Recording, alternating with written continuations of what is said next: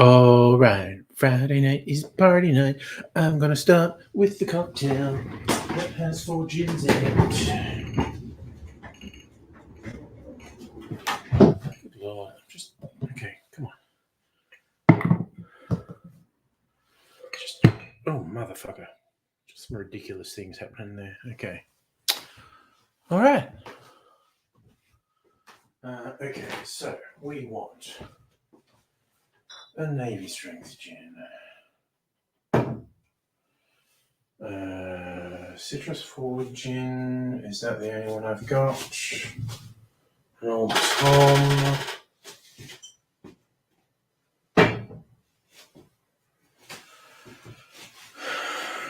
What's evening light?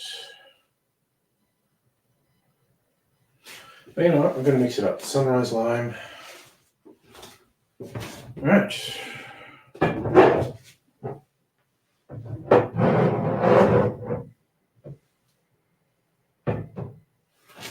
Okie dokie. Let's get the ingredients ready. Oh, motherfucker. Oh! Okay. Got my Trello doing. It's the double barrel Winchester, which we moved to doing, so I don't get confused. Elderflower. Oh, I've got to go get ginger syrup. God damn it, I should have checked this before I came in. Lime, grapefruit, grenadine, ginger, elderflower. Damn it, I got to go get it. There's no one here to tell. Is there? Maybe, maybe not. Okay. Just gotta go and get my ginger syrup.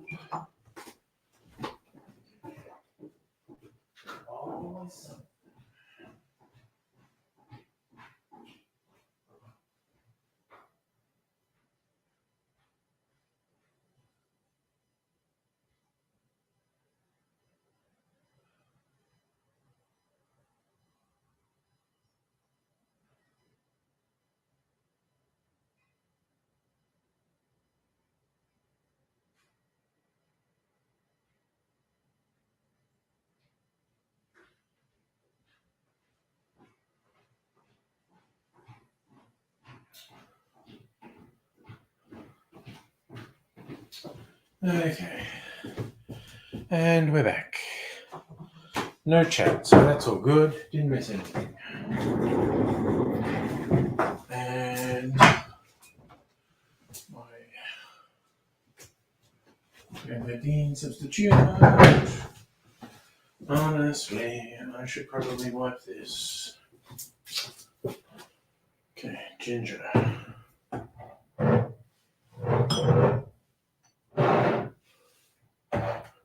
Yeah, I'm getting a cloth and I'm wiping that. Whoa, wait. Hey, Strictly Sega, how are you doing? I'm just getting a cloth to clean something. I'll be back.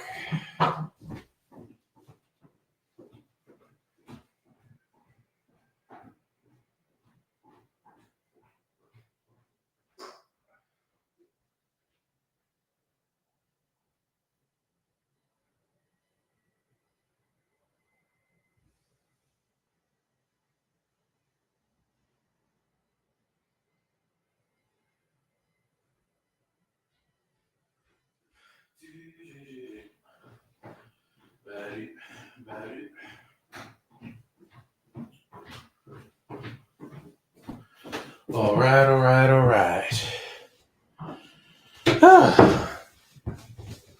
Okay. Now I'm just about ready. This weird 70s decanter supposedly a mandarin liqueur, but I pretend is grenadine because it does not taste like alcohol at all. So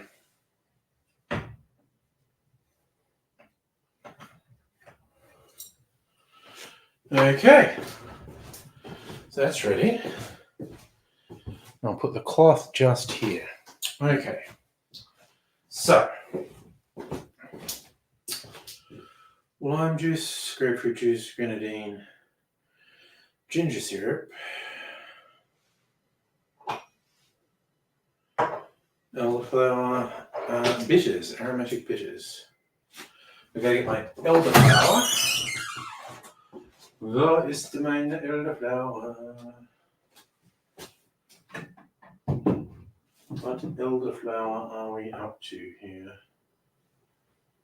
I have that one, but did I finish the other one? I did not.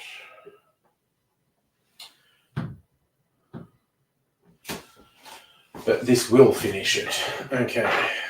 That will be the end of that.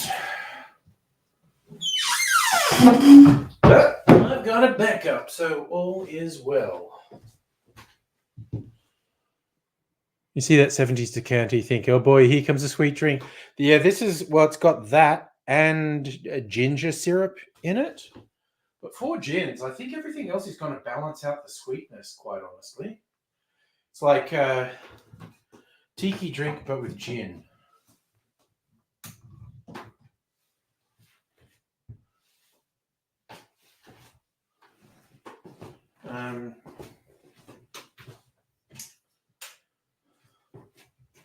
Okay.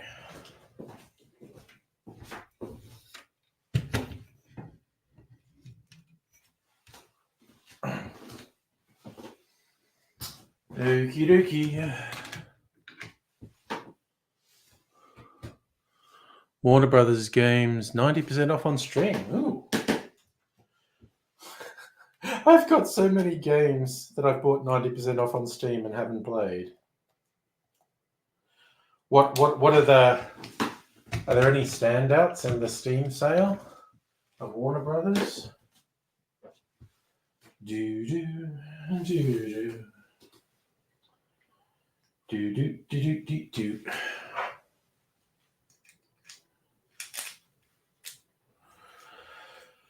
All right, we're getting there. We're getting there.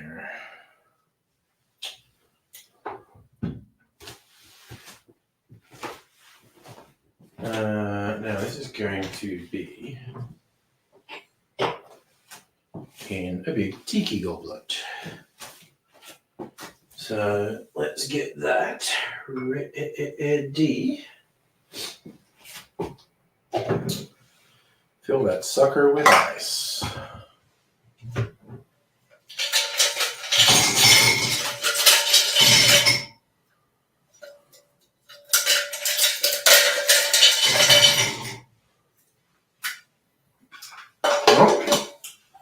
That seems pretty good. Is that ready? Okay. Just about ready. Just about ready. Going to put that there. Okay. So, Navy strength.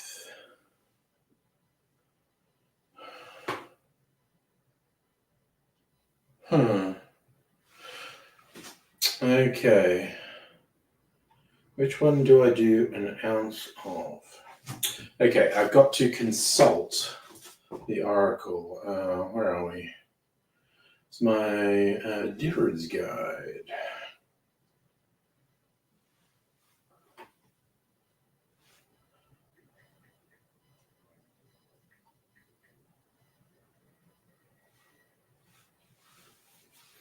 Difference guide. Okay, well past a day. Nice. So, we want double barrel Winchester.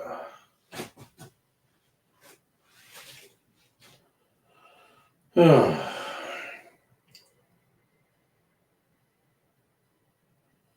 Okay. Brian Miller. Okay, citrus forward. That's what we want.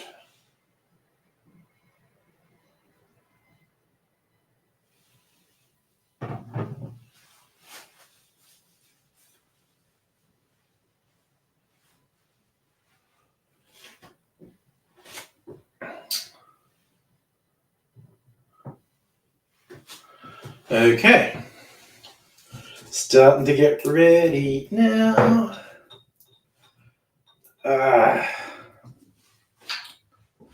Okay, who is that? Just out of... Oh, EOR, hello.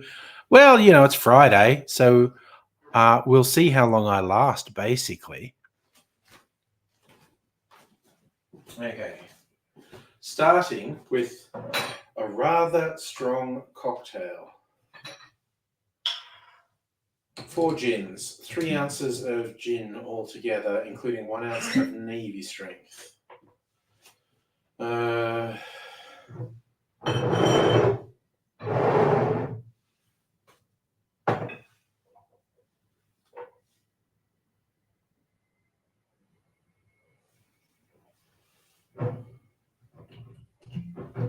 Okay. Navy strength, Navy strength. And I've got my citrus juices. Alright.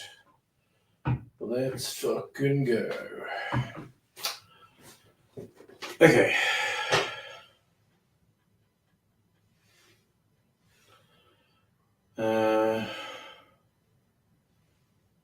Okay, RSIP. So we're going to start with 1 ounce of Navy strength. What's the first 3/4 ounce? That's just the juices. Okay.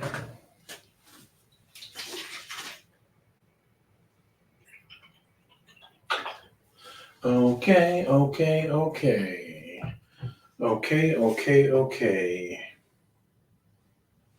Oh, and bitters. Just get my bitters ready as well. I got so many Fargon ingredients.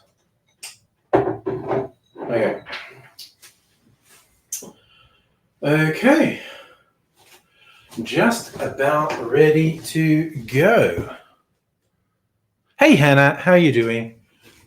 This is going to take a little while, 10 or maybe 15 minutes to make this cocktail video.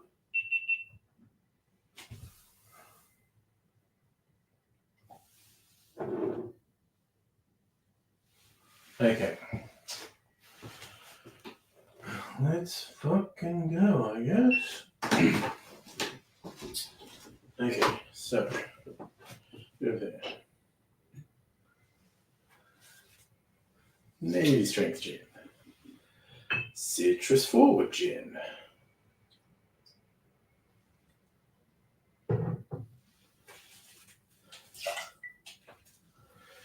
Okay, 1/2 ounce of our sweet gin.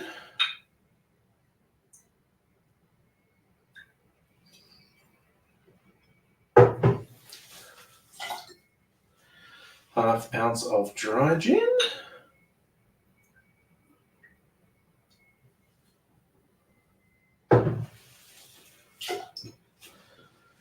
Okay, 1/2 ounce of dry gin, 1/2 ounce of elderflower.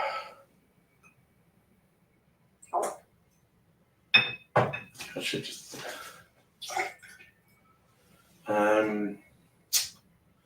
Okay, 1/2 ounce of ginger syrup.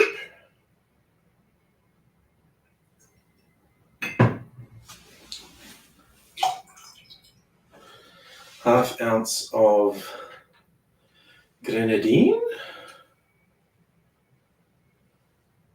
This is such a ridiculous decanter, honestly.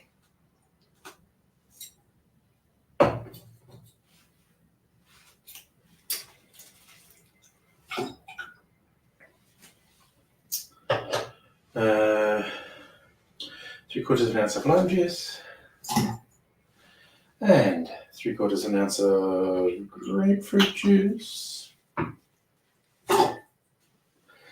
and what do we get? 1 dash of aromatic bitters.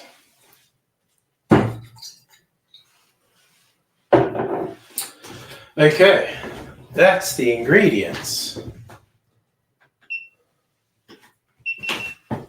Okay, now we got to shake our booty right down to the ground.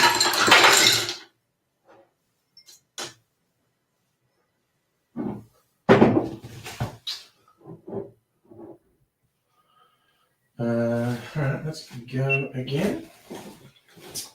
Good Lord. It's a very orange drink.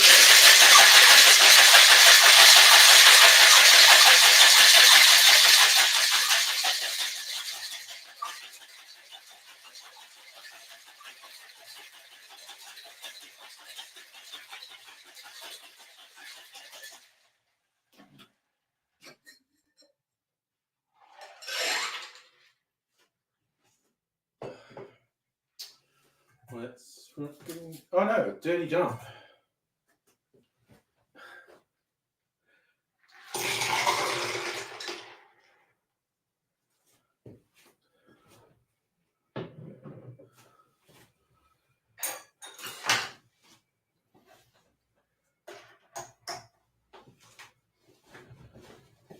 Okay, cocktail made.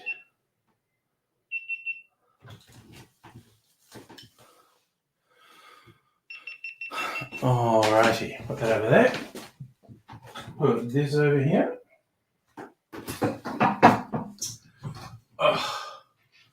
Crank up the light. Oh. You gassy, Marge? Is it gassy? Alright.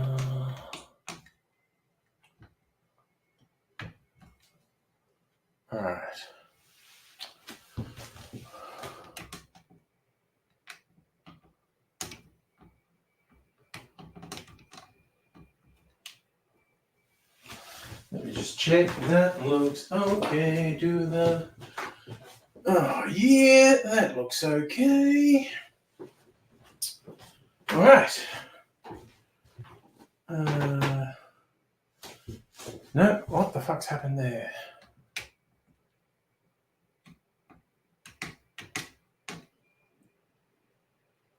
Okay. That'll do. Alright, we're ready. Ready, steady.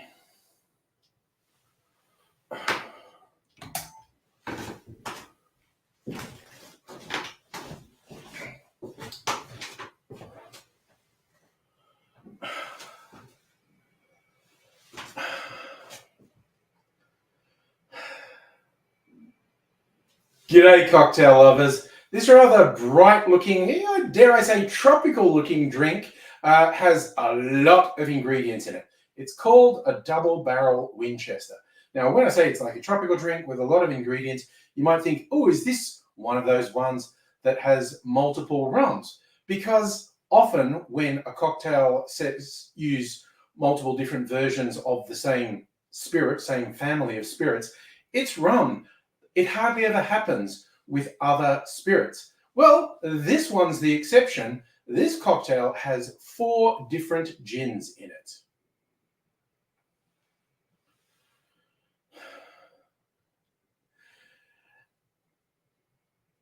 And whenever one of these cocktails has that sort of mix of spirits in it, I was going, can you really tell? I mean, in the names of science, you'd want to have multiple different ones, make it just with the individual gins and then with a mix and see what happens. This is strong enough as it is. I'm not doing the science, which would put me in the emergency room, but I am going to taste this.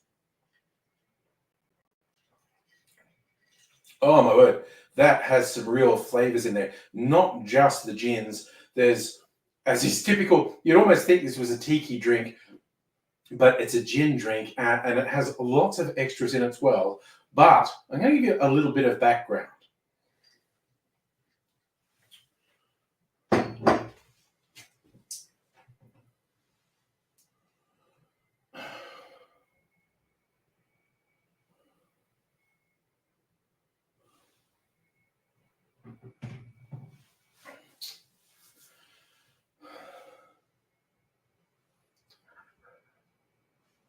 Oh, now there's a car coming just as I'm ready.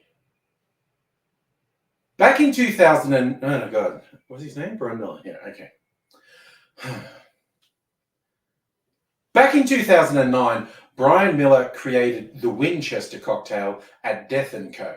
That had 3 gins in it, and it was called the Winchester, named after the rep for Tanqueray gin. One of the gins was Tanqueray, and that seemed to go well. And then he moved on past Death & Co.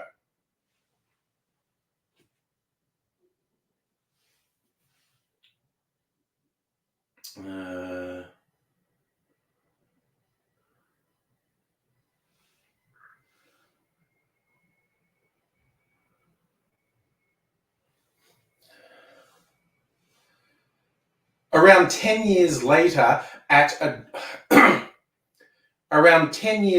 another cocktail bar called the Polynesian, Brian created the Double Winchester, which has 4 gins.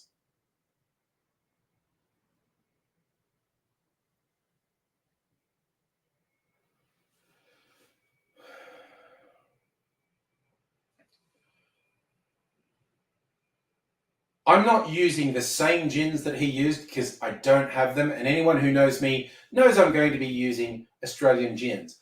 But I'm going to use the styles of gin he did. And first up, this has Navy Strength gin, not surprisingly. This Heathcote gin is made not far away from where I live.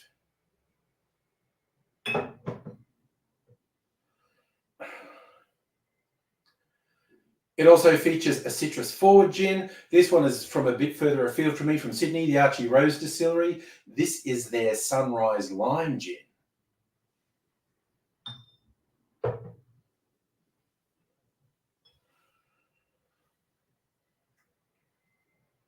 The original has an Old Tom gin, which is a sweeter style gin. I have a few sweeter gins. They're not technically Old Tom, but I think they fit the bill because they're sweeter. And I'm continuing traveling, this time to Adelaide. This is from Steve the Bartender's Threefold Distilling. This is their coconut gin.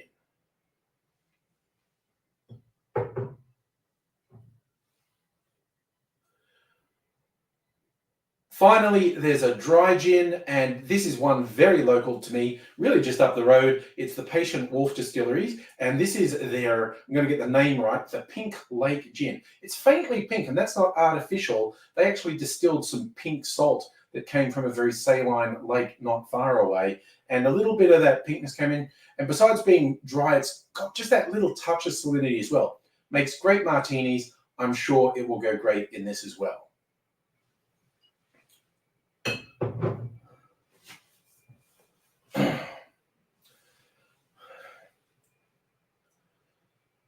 That's all the gins, but it also has elderflower liqueur, ginger syrup, lime juice, and fuck shit. That's all the gins. It also has elderflower liqueur, grenadine. Oh, fuck. Jesus. My car went past anyway. Okay. That's all the gins, but it also has elderflower liqueur, grenadine, ginger syrup. Why can't I say syrup? I haven't even been drinking. Fuck me. This will be fun to edit. That's all the gins, but it also has elderflower liqueur, ginger syrup, grenadine, lime juice, grapefruit juice, and a dash of bitters. Very complicated drink, about double the number of ingredients or even triple the number of ingredients I'd normally use, but I'll show you how to make it. Okay, back to the recipe. Thank you very much. In a shaker, put 1 ounce or 30 mils of Navy Strength gin, then 1 ounce or 30 mils of a citrus forward gin, then half an ounce or 15 mils of a sweeter style gin like an Old Tom, half an ounce or 15 mils of a dry gin. Then we're doing half an ounce or 15 mils of elderflower.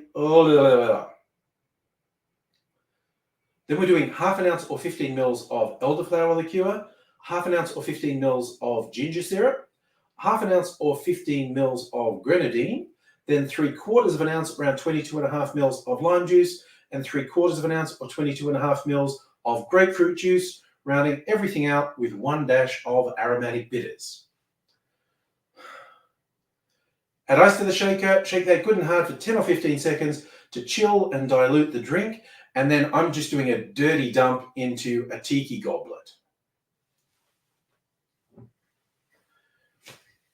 With my handy straw, you could do whatever glassware you wanted for this that would fit it, and you could really go to town with garnishes if you wanted to. Like, it's in the spirit of a lot of tiki drinks that always have outlandish garnishes. I just wanted to quickly taste it. I do love the color of this, and that's a combo of the ginger syrup I used and the grenadine has made it this really wonderful orange color. And it's really tasty. Even just with all those ingredients, you can still taste like the ginger. This could easily be a rum drink, quite honestly. The fruit juices and whatnot. I don't drink this going, this is a gin drink. It is really tasty, and I really did it just as a bit of fun. I didn't expect this to be an all-time classic. It's just, how often do you get a recipe that has 4 different gins in it? So I had to try it, and it is quite a nice drink. So if you're looking for something a little different, I recommend you give this one a go. The Double Barrel Winchester, and I recommend you subscribe if you haven't already. And yeah, just let me know what's happening in your world, and come back and see me soon, because I'll be back with more cocktail recipes. Until such time as I see you again, I will say cheers. And I didn't take a picture. All right. Switch these things if. Yeah, well, sorry, you're saying all that stuff. I'm going to sit down and see what's happening in the chat really soon. Oh, God, I'm getting so confused with my way of life. Ooh.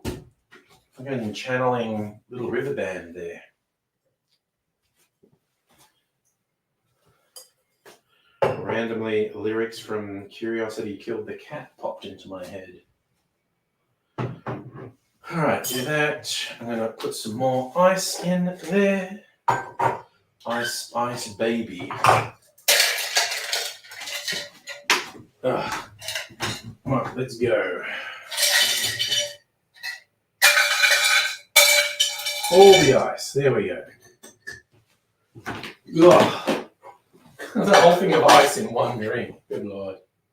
That doesn't usually happen. Okay, should put the lids on everything before I knock something over. Actually, you know what I'm going to friggin' do? For no real reason, it's just a tiny bit of elderflower. I'm just emptying the bottle. All right. Put the lids back on before I knock something over. Because that's a thing I do, because I'm a clumsy motherfucker. All right. And this little stopperoonie. Okay. All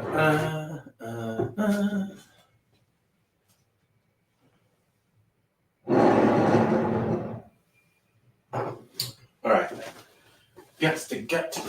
Let's get a bit more light on the subject. Okay, let's take a photo for a thumbnail.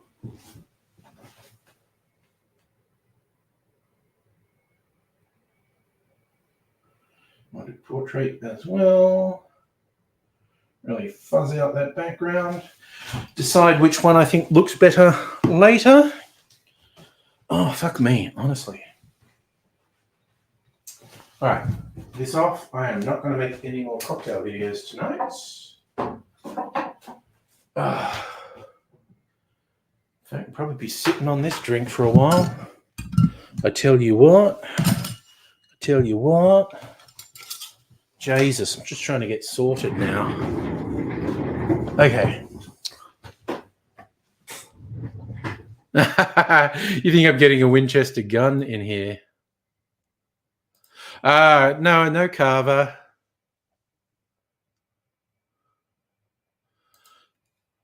Lost someone yesterday, looked up musician met in high school. Oh.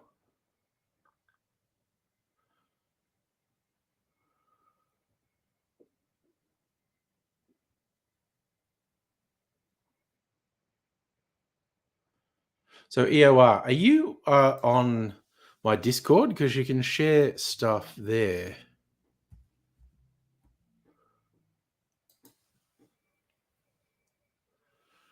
Can't really play music videos on the stream because of the rather harsh copyright stuff.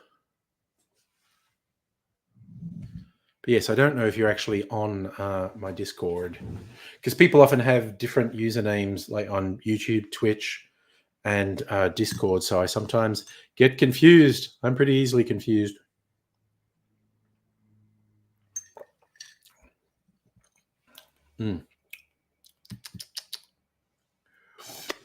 Okay, I'll put the invite to the Discord in the chat.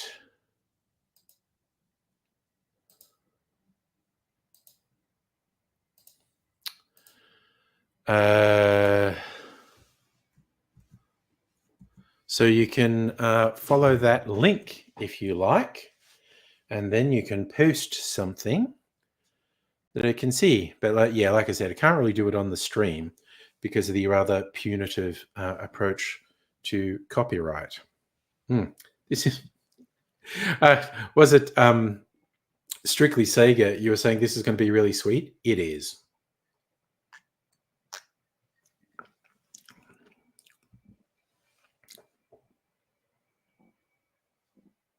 It's got decent contrast in the flavors, though. It's not sugary sweet. It's fruity sweet, which is interesting because it was lemon juice and lime juice. So it's got a little bite from that. It's got the gingery. Wish you could pay him and me to play the song. Yeah. It is that problem of le copyright. And the first thing that goes if I upset YouTube with copyright stuff is the ability to live stream, which is all I really do on this channel on YouTube.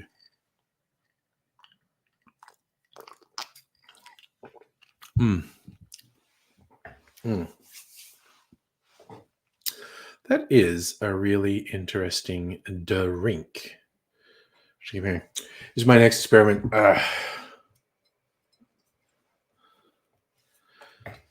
New batch of spiced brandy and spiced whiskey. Give them a little taste tonight to see if they've flavored enough. Hey, Hannah, by the way, enjoying a dinner, lightly tempura battered chicken on a bed of lettuce sprinkled with cured pork, aged parmesan, toasted cubes of bread, drizzled with Caesar salad, aka dino chicken nuggets thrown on top of woolly Caesar. Dinner of champions. I was going to say breakfast of champions, but that sounds good. This, the one I made, this has got both lemon and lime juice in it. Probably the strongest flavors are the citrus and the ginger syrup. I'm getting a little ginger bite, which is quite nice. You know, I go to like an all-natural ginger cordial to be my ginger syrup. And even with all the other ingredients, there really is that little bit of ginger bite when I drink it, which is nice. But it's definitely the lime juice. It's got that thing where lime juice gives the illusion that it's drying your mouth out. Yeah, it's well, because it has different acids to lemon juice. Lemon juice just has citric acid in it. Lime juice has citric acid and malic acid, and it's the malic acid that has that mouth drying effect. Citric acid makes them both sour. And the malic acid is what sets the lime apart. Dream you will never have his Game of Thrones, but the houses of lime and lemon get usurped by the house of grapefruit. I mean, in an alternate dimension, I think instead of people, it's all fruit fighting. Fruit people rather than human people. You know, if multiverse theory, multiverse hypothesis would be a better word. It definitely does not meet or even come close to meeting the scientific definition of a theory. It's more like religion or philosophy than scientific theory. Yeah, well, you like your limbs? Well, I mean, good.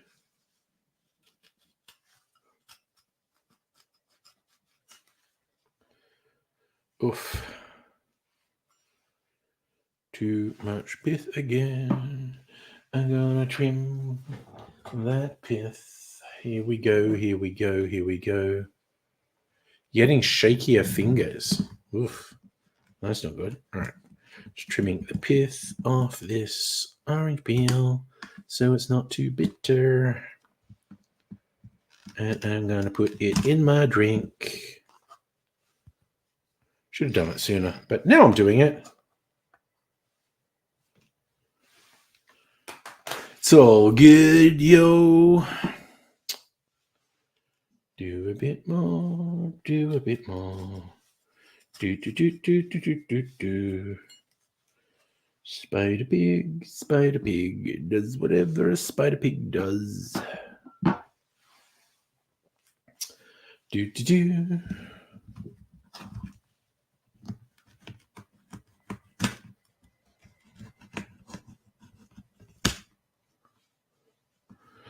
Trim the pith, trim the pith. Pith's too bitter, so trim it off. You know what? Forget, I'm going to do some more orange peel. Putting a lot of orange peel in there. Because I can't save it to the next stream on Tuesday. That's too far away. It'll just dry out. Is that the one I'm going to do the song now? Spider Stash. Spiders. Oh my God, now I'm just imagining someone where their mustache is spiders. And if anyone touches their mustache, it just explodes into hundreds of little spiders.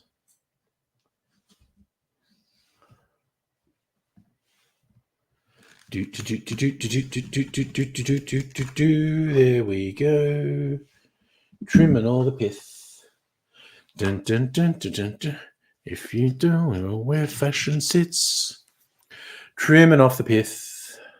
Hey, Dr. Abigail. How did we get onto DC suing Marvel? This is, well, I mean, it's all over the shop. All right, and one more bit of orange peel, because why not? Okay, well, that's friggin' enough now. I'm going to stop figging around. Lots of orange peel in there. What the fuck? And you know what? I'm going to get a cherry too, because I'm a special boy who deserves cherries. Let's go and stab. Oh, I got a double. Oh, the gods favor me with 2 cherries. The gods have spoken. I must keep the 2 cherries, not put one back. No siree. Ooh, that one's only just barely skewed. Oh, motherfucker. Oh, I thought I was going to drop it. I'd be so into 5-second rule if I did. There's no way I'm wasted. Actually, I skewered them both pretty weakly, so yeah, now they're properly skewered. Linkin Park dropped a 3rd single with Emily Armstrong as lead singer, and it's a banger. Oh yeah, it's annoying when someone who's very questionable is actually talented. Yes, that is it. Spider Dash Man. The cherry gods giveth cherry gods taketh away. Thankfully, they didn't quite take it away. They're just keeping me on my toes. But anyway, now it's like fruit salad. Is that a Wiggle song? Yummy, yummy fruit salad.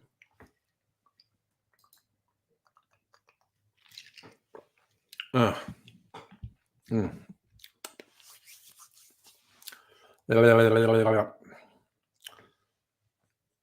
Mm. Mm. Actually, I am really enjoying this drink. Don't talk about cherries from your tree are smaller than that. Well, not from my tree, sad to say. From somewhere in Italy, I think. Yes. These Luxardo Maraschino cherries come to us all the way from Italy. Oh, okay, yeah. Spider-Man Sony did buy the rights, but like Marvel cut a deal to bring Spider-Man into the Marvel universe? Or did they buy the rights back? I don't know. Hannah, you saw Wicked, got to be best casting for any musical. Stupid. So, Hannah, were you seeing an actual live version? I'm glad you're enjoying the conversation. Here we are. Let's keep it going. You want to see Wicked so bad. Missed it in Melbourne. Damn. Well, I don't know if they literally are. EOR was jumping on some tangents, so I'm not sure. Strictly Sega learned an interesting factoid. Your friend sent you second verse of SOS by Rihanna. Put out something you ever noticed? It's just a list of 80s hit songs. So Hannah's seen Wicked in Brizzy. Good for you, Safa. Going outside. I went outside, had a well, EOR, as again, my knowledge of this may be completely wrong. But Sony literally bought the rights. Marvel couldn't have Spider-Man in their movies for ages, but they either bought the rights back or cut a deal. Safa, I have not seen Rays yet. You've seen it twice, but this was the best cast. Nice. Nice seeing really talented people. Yeah, let's talk about everything, anything. We can leave Spider-Man behind. So the Rihanna goes, take on me. You know, inside you feel all right, take on me. Died in your arms tonight, melt with you, head over heels. Boy, you keep me hanging on the way you make me feel. Okay, that's actually pretty funny. You poor Freddo's cousin and Caramello Koala. For stuff to hand out to kids, I've got Caramello Koalas in glow in the dark thingies, packets. Different bar, adventurous. Hannah, today. Oh, the ancient Egypt exhibit. Oh, nice.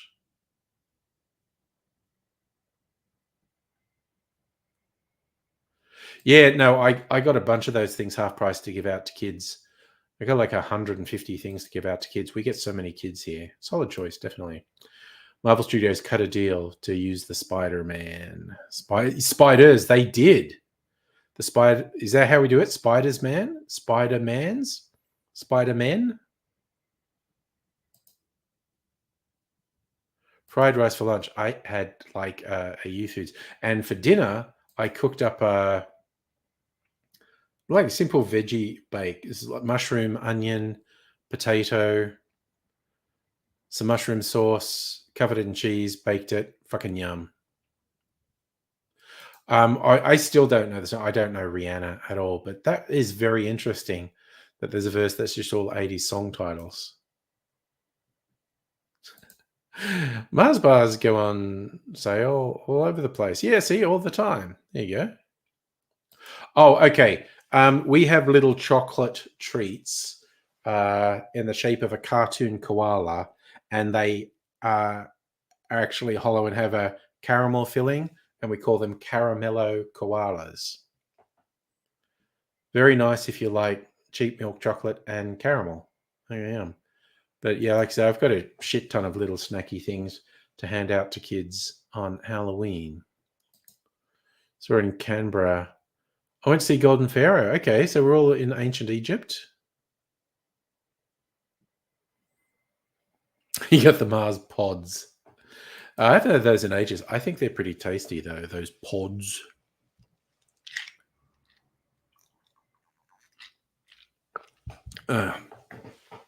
Trying to cut down on the snacks. Not particularly successfully, I will say, but we go. Oh, yes, they did love their bin chickens. The ibis was real big in ancient Egypt. I still really liked the ancient Egypt lectures I listened to on Audible. I'll probably re-listen to them one day. It was very informative and entertaining. Bought Danish biscuits that time of year. Oh, you know what I did? Well, we were talking about this last night, but I did it as an experiment. I've put the Biscoff spread in my Archie Rose coffee infused whiskey. And that used up all I had, and I used that a bit. So I ordered another bottle, and Archie Rose have a special. You get 10 free cans of their pre-mixed cocktails. So, woo, I'm getting a delivery of a bottle of booze, and no, it's 12 cans of pre-mixed cocktails.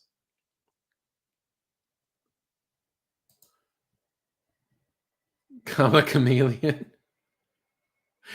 Speaking of 80s songs, fan of hedgehogs. Well, it was a very interesting. Well, it was actually multiple cultures over a very long period. How many drinks? Oh, Safa, did you miss? This is my first drink. It has 4 different gins in it. Actually has 3 ounces of gin, including an ounce of Navy String. So this is basically a double cocktail. I just said what I had for dinner. I described in loving detail my veggie bake. I know, the 12 Days of Christmas. And I mean, that's actually really expensive. Like the 4 packs go for $20. It's like they end up with an excess and they're convincing you to buy a bottle. We'll give you free cans. Oh, there's a few I've listened to on, what do you call it? Audible. First one was Ancient Egypt.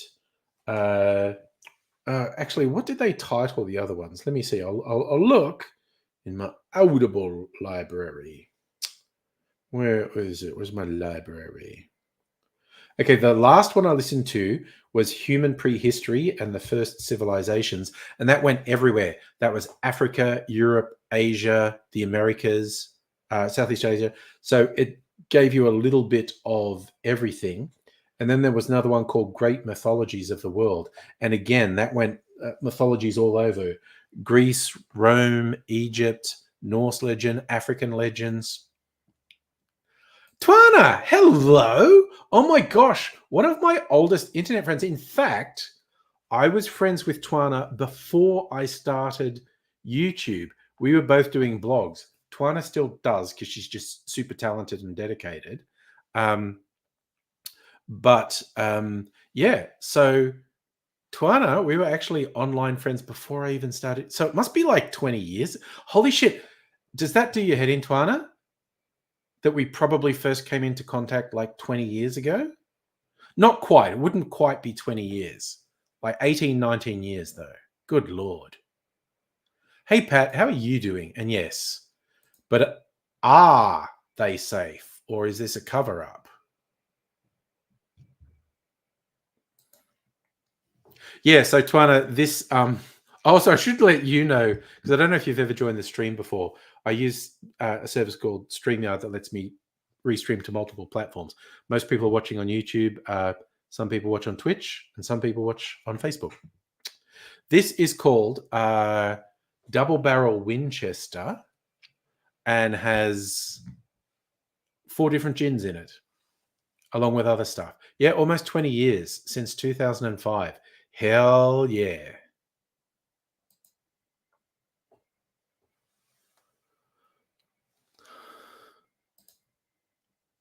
I thought that was a Lord I Goldwyn. Is that Frankenstein? I thought that was a Tolkien thing. Apple cider. Yeah. There you go. You were just starting, Safa. You were just starting high school when Twana and I were getting to know each other. And Tuano is an American living in Portugal now. I'm keeping up with your journeys.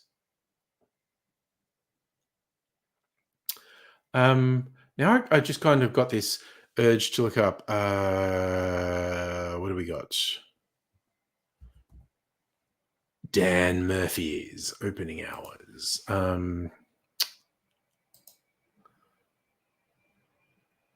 See if they sell the Archie Rose premix.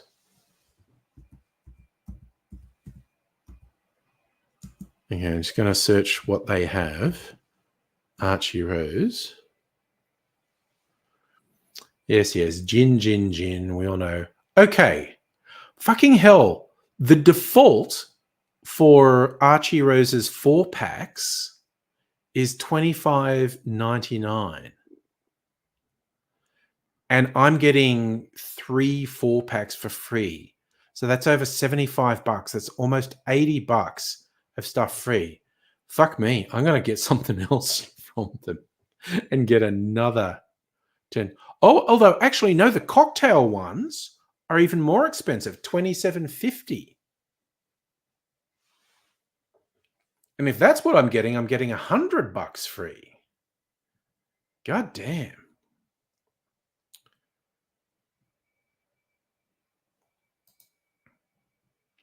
Lisbon, Portugal. Nice. Yes, I know that's part of Dr. Abigail's handle. It's just Hannah said there's a Dr. Frankenstein reference. I thought it was a Tolkien reference, so I don't know. You know, a Russian who lives in Portugal.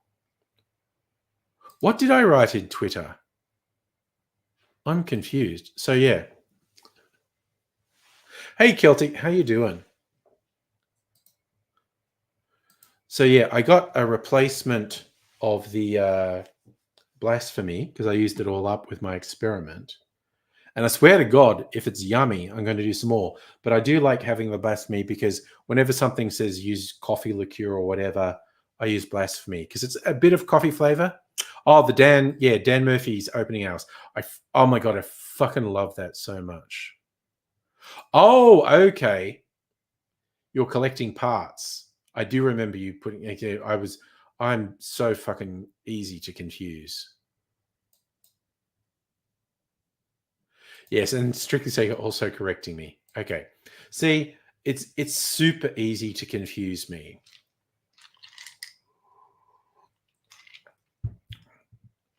That's a real tangy drink, that one. Where did I put the it's a blasphemy. I'll show you. It's only a bit, but it's kind of like it's a sample.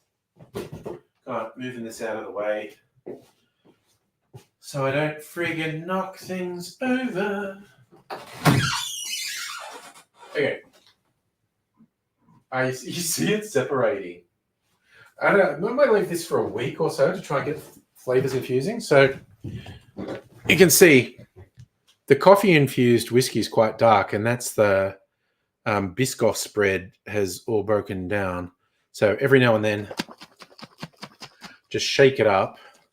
Really want those flavors. So I guess the end of the week, I'm going to try filtering it because I'd like it to be clear. But you see, there's not that much of this because there wasn't that much of the blasphemy left.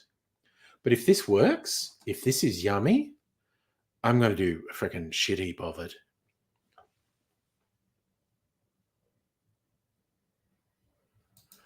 Safa, no, it isn't. If you put no junk mail on your letterbox, anyone who puts anything in there apart from a stamped, addressed envelope or postage paid envelope is committing an offense.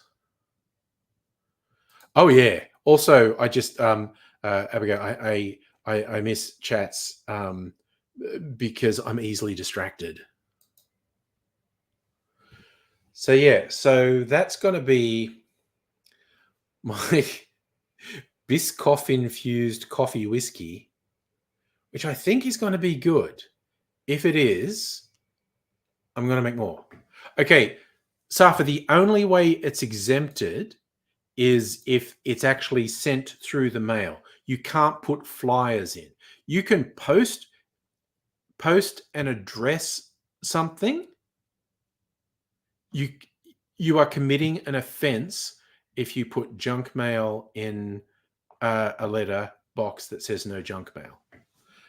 I imagine it's almost never prosecuted, but them's the rules. Look at these little bottles of things and things I made before I got a labeler. Chili, no, don't fall off labels. There's two things in here.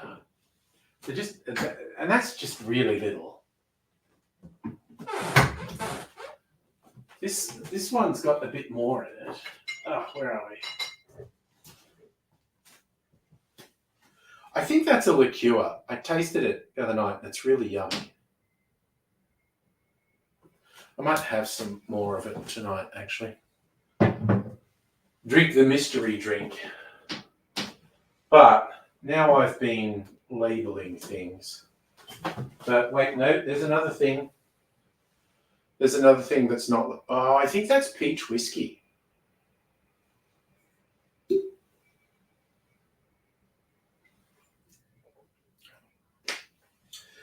Yeah, I think that's peach whiskey.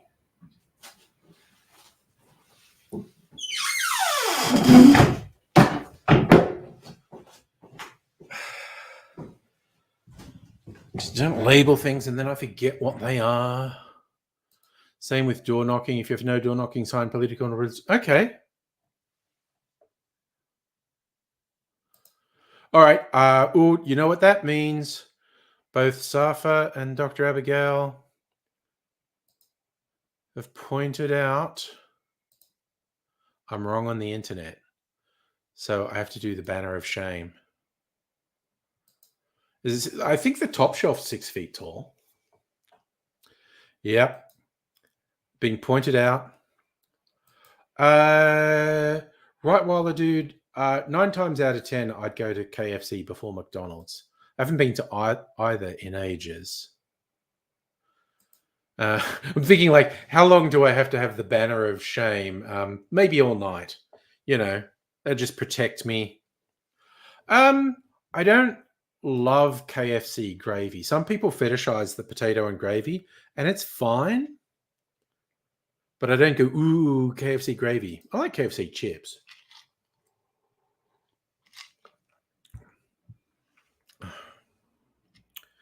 Man, that was actually pretty good, that cocktail. My favorite fast food. I tend to, with takeaway, I tend to favor sort of independent local places. But burger generally, independent burger places are like, went to Macca's, got sausage McMuffin. Yeah, shit's expensive, yo. We love the Maggi gravy. No. Oh, and what do we get this December? Sorry, now we're talking gravy. We get the How to Make Gravy movie this December. I don't know if that's going into cinemas or if it's just going to be on streaming.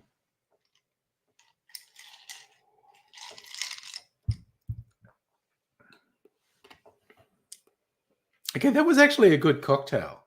I like that. Probably pretty drunk at this point. What are we, 1 hour in?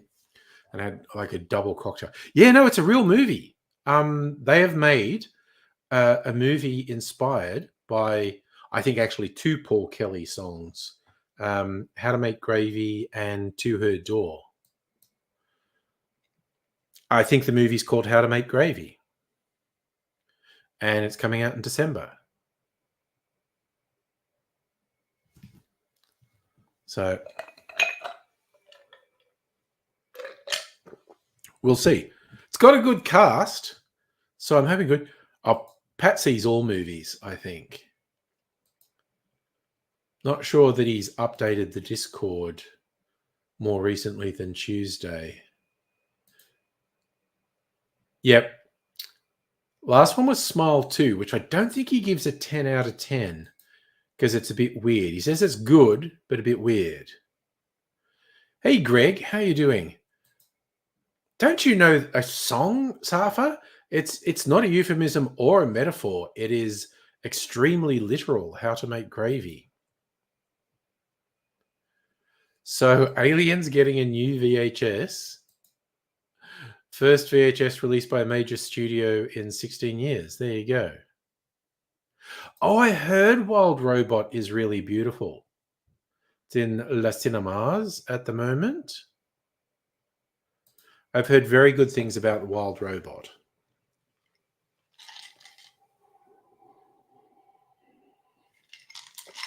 Oh, okay, that's pretty tasty.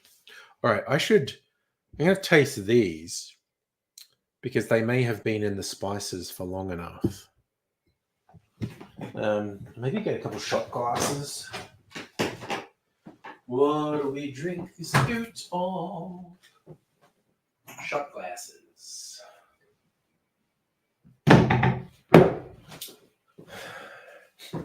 Do do do.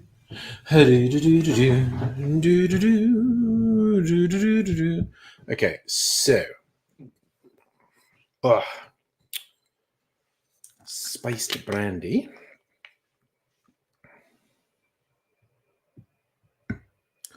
Just a little taste. Yep, okay, it's dripping everywhere. Fun label, stay on. Celtic, my favorite bit of Christian mail. Don't know that I've paid enough attention to any of it to have a favorite.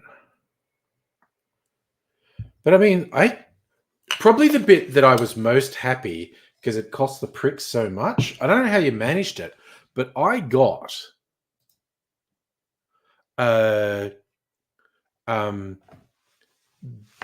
big fucking box of books. It was super heavy and had been sent from the States. Would have cost a fortune. Okay, The Mysterious Cupboard of Mystery. All right. That means I'm putting the link in here. All right. See if I can do that just for you, Safa. For everyone. No, wait. Where's YouTube? No. Angry Aussie. Let's go.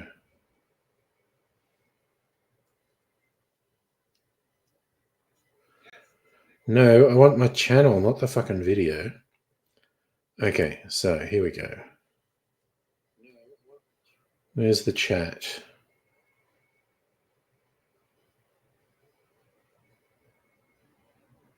Graham. Okay, what the fuck is going on here? Yes, accepting. It's saying I have to do it in Safari. Okay. Safari. Entering the studio. Loading. Allow. I'm going to mute this though.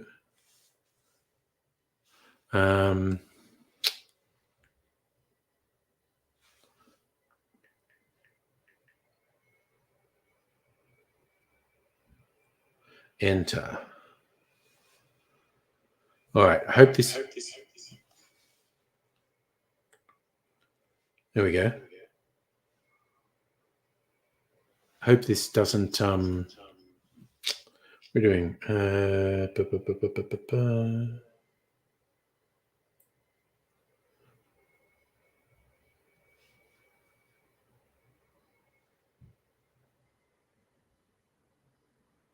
Oh, no, I sorry, I'm screwing it up. Here we go.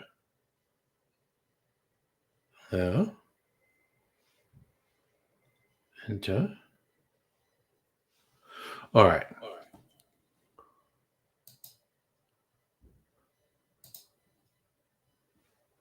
Let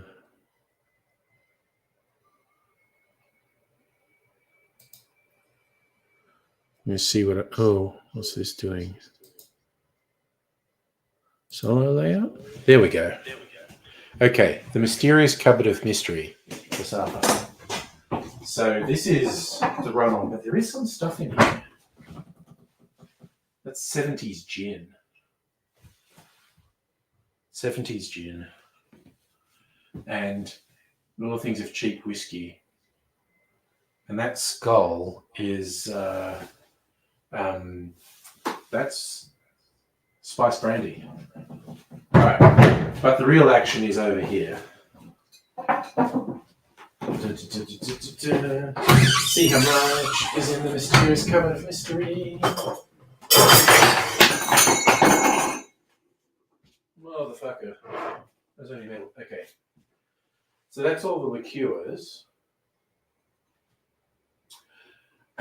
And that's spirits that wouldn't fit on the shelves. Extra bottles and whatnot. And you can see there's glassware as well. Whole bunch of glassware. So, and there's all sorts of weird stuff. Actually, mainly stuff my son left behind in those drawers. The sex hats are right up the back there. I put them out of the way so I could put some more bottles there. But that's what's in the mysterious cupboard of mystery. And look, even down here, you don't normally see down here. Look, there's extra bottles down there. Brandies, other stuff, rums, agave, tequila, etc. Gins, whiskies. And then we get a bit of recursion. And remove. There we go.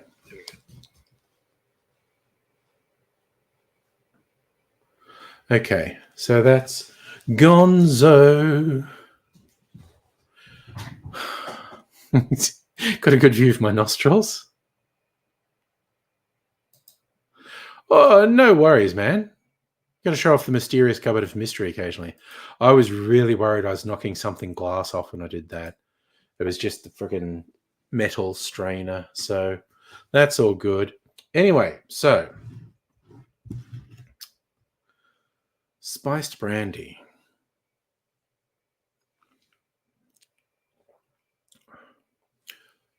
Oh my God, that's so fucking yummy. Mm.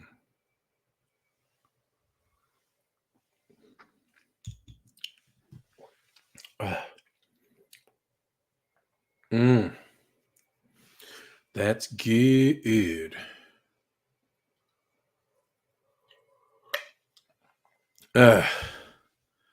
Well, there's no one really to worry about. Although, mind you, Mrs. Angry's lad is having a birthday party in November, and so having some friends over. I have promised to be bartender for the party. Maybe do a cocktail menu for them. Anyway, so this is the spiced whiskey.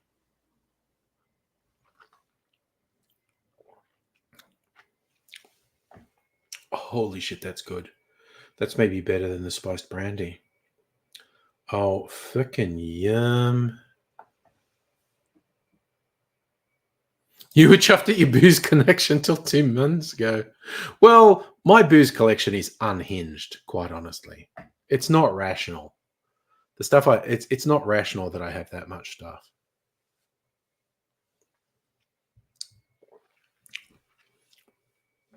Oh, all right. Yeah, I've tomorrow. I can't be bothered doing it now. I will decant those 2 spiced spirits. Fuck, I'm going to do that every time I make the spiced sugar syrup from now on. Make some spiced spirits. I did spiced rum before, and now I've got freaking Another batch of spiced brandy and spiced whiskey. It's yum as fuck. Oh, my dad would be so fucking into it. He really would. Be extremely surprised that I did it because I didn't drink alcohol at all when I was young. I didn't drink alcohol at all until about 10 years, 10 to 15 years ago. YouTube, YouTube turned me into a drinker, basically.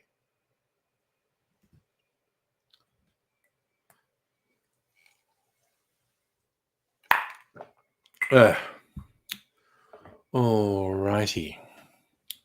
Well, that's good.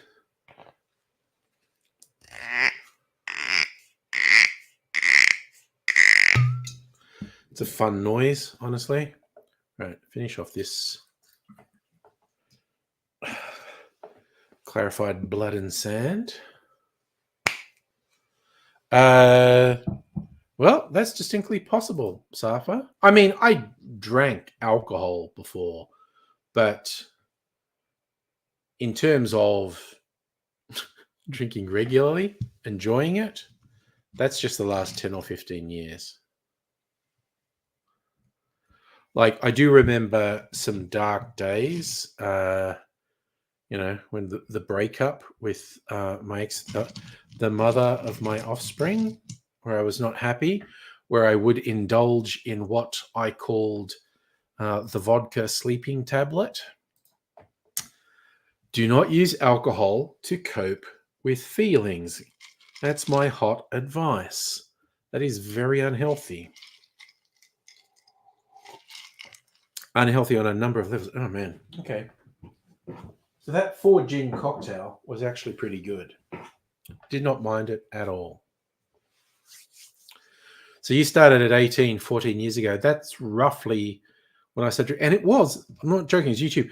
On YouTube meetups, I used to get really fruity cocktails that didn't taste like alcohol. But about 14 years ago, when I was in England with Mrs. Angry, I went on a road trip with a guy I knew through YouTube, and he got me into drinking cider. Yeah, you do look baby-faced. I bet you looked at baby-faced at 18. You need ID that says what you are. But yeah, honestly, if this one guy hadn't got me drinking cider, I probably never would have gotten into alcohol again. So it's all your fault, Steve, if you're out there.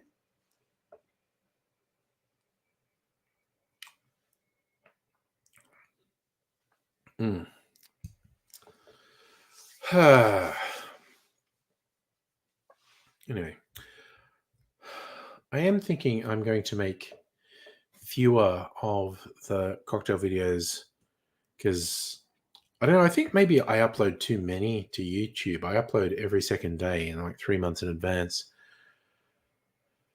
Maybe I should scale that back because getting fuck all views on them, and I don't know if the YouTube algorithm doesn't like me uploading that much. I don't know. I really don't know. About 90% legal. Sorry, I just got confused about the thing. About 90% likely, without this adventure with Steve, I wouldn't be doing cocktails now.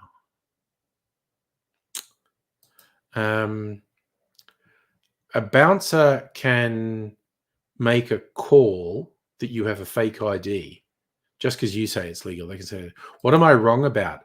It was about religious and political mailings can be put in mailboxes that say no junk mail. I didn't believe it was the case, but Safa and Abigail both assure me I was wrong. So it's just a fair cop that the banner of shame has to stay up for at least a while, maybe the whole stream. Maybe that's what I deserve. To just remind anyone and everyone who wanders through that I was wrong on the internet. The worst place to be wrong. No one's ever wrong on the internet. People are hardly ever wrong on the internet. So in the extremely rare cases where someone is wrong on the internet, you need to admit it.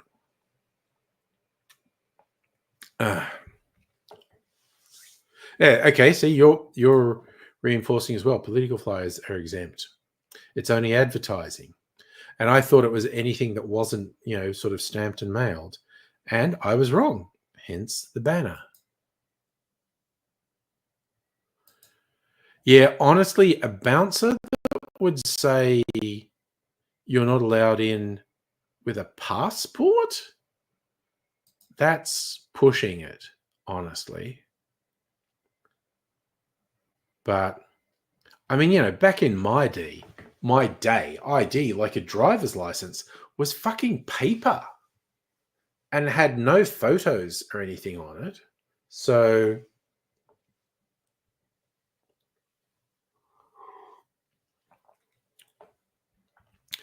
but yeah, refusing a passport's a bit weird. Ooh, political flyer story. Okay, definitely need to hear the story. Excellent question. I have no idea. And it's impossible to find out. There is no mechanism that would allow you to look up things like that. Like, when did this first happen? This is Celtic. Please note, material deemed to be political, educational, religious, charitable is exempt. There you go. Fourth person to tell me I'm wrong. Okay, I get it. I'm wrong.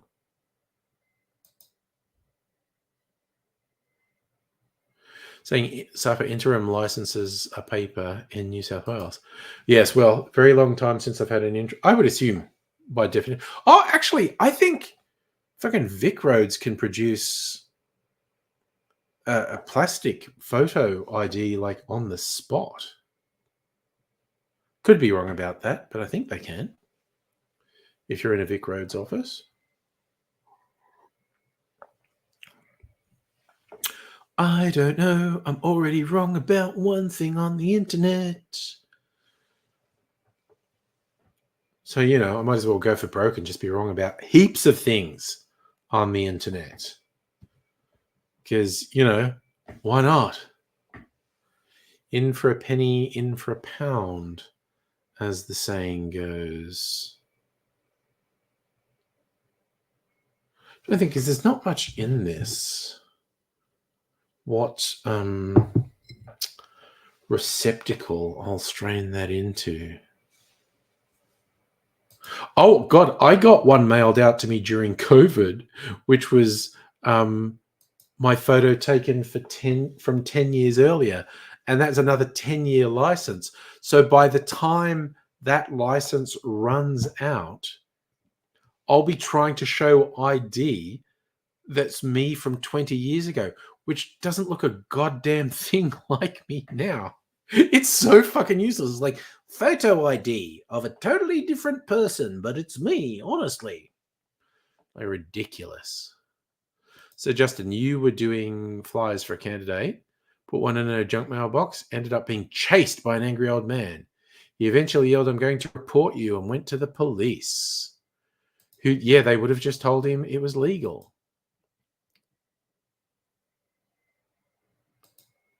Oh, well, that's nice. Vic Roads gave you a refund when you moved states. And the real twist, Justin, is I was that angry old man. So I should have already known.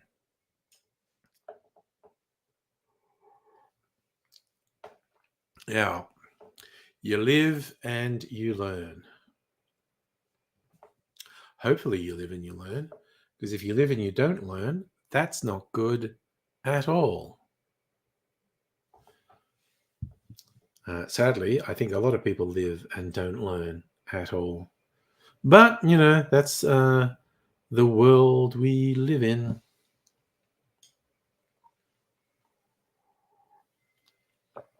But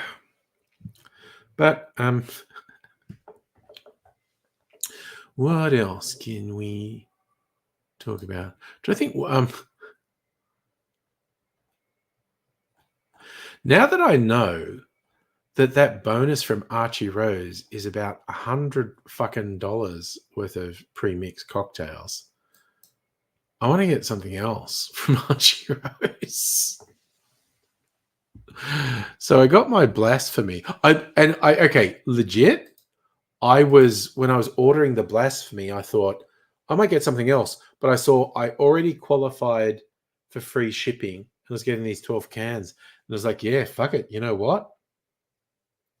I might make a separate order next week and get another 12 cans. That's a pretty good story, being chased down the street by an old man. Celtic, you've had a shave. Don't look a little different? All right, all right.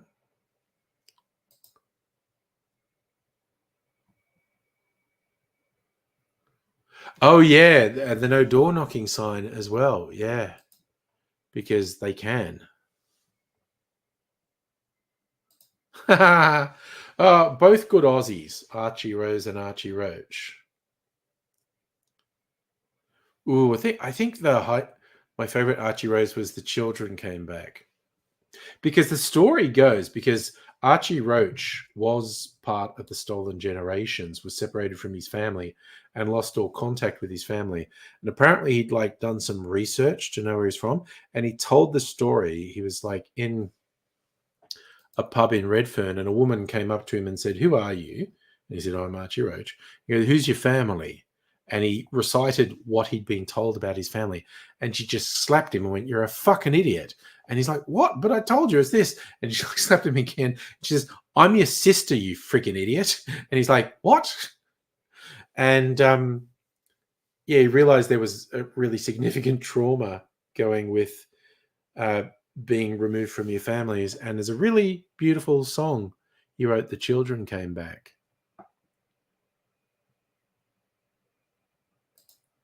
A wild koala, and they see for the first time in 4 years. And there you go. Justin, we live in a democracy. Voting's compulsory. Politicians need to campaign. We need to hear from them. That's so noble. Dr. Abigail, your dad sleeps naked, had a religious door knocker once, a couple of Mormons. They end up chasing him down the street with a machete in his birthday suit. That is a very good story. Strictly Sega, you just order something off the Archie Rose website and they automatically give you the cans. Limited offer.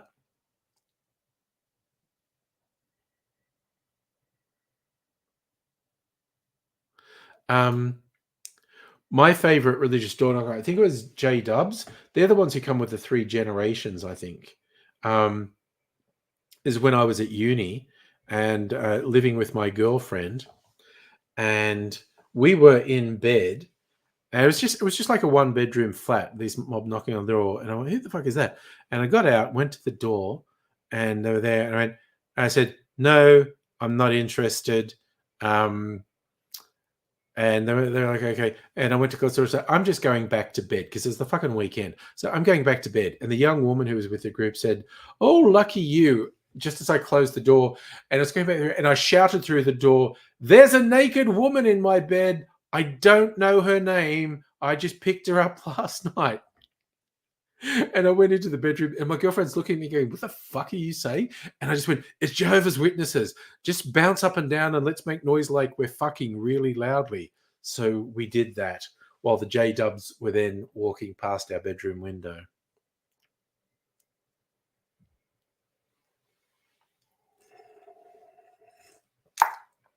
I haven't had J-Dubs for years. I don't know why it is that I get particularly annoyed for my Jewish community, but having lived in Jewish-dominated areas for 15, 20 years, I get particularly pissed off at Christian evangelicals doing door knocking. It's like, fuck you, you rude fuck. You know this is the most Jewish part of Australia, and it's super fucking offensive. No, Jewish religious people don't knock at the door, but as I walk around the suburbs, I will occasionally be asked by random strangers if I'm Jewish. Also, because I wear this black hat that's not completely dissimilar to what more Orthodox Jewish guys wear. I get asked if I'm Jewish, and my friend Dave Blumenstein, who gave me all the 70s booze, he says, "Oh yeah, they want to invite you to Shabbat, the Sabbath dinner, and because it's a mitzvah, it's seen as a good thing to invite someone that you don't know to share the Sabbath meal with you." And I think he thinks it's a bit of a dorky thing, but yeah. So it hasn't happened for a little while, but it does happen that random guys in the street ask me if I'm Jewish. I mean, honestly, I could say yes and get free food, but you never know. So, Justin, Green candidate defeated corrupt Labor politician. So, candidate replaced the MP who's caught having sex. Oh, God. What a creep. Ooh, what did you buy to get the 12 cans? Because I'm planning, I think, to get my cask strength whiskey rum thing. Dr. Abiy went to girlfriend's parents' Shabbat a couple of times. Fish was excellent. Yeah, I'm not that big on fish. I'm not that big on traditional. Some Jewish food is good, but I just always tell them I tell them the truth that I'm not Jewish. But it hasn't happened for a little while, but it does happen, and it's more likely to happen around the major religious festivals, things like Hanukkah and oh God, what's the other big one? There are so many significant sort of religious days in Judaism. Oh, dude, birds of a feather. That's what I'm planning on getting. Rum cask single malt cask strength. Passover. Yep, that's the other one I'm thinking of. So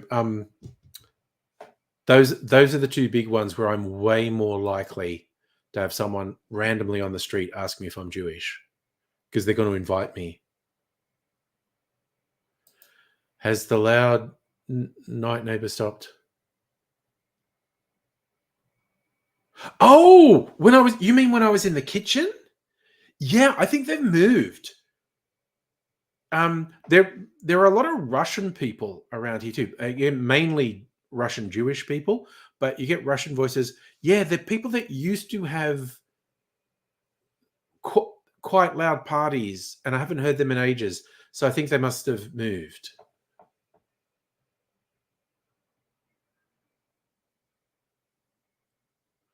Yeah, Justin, that sounds like an excellent outcome, honestly. Sounds like a great outcome. It was really funny. I was looking at stuff on election night on Twitter, and someone had a picture on there.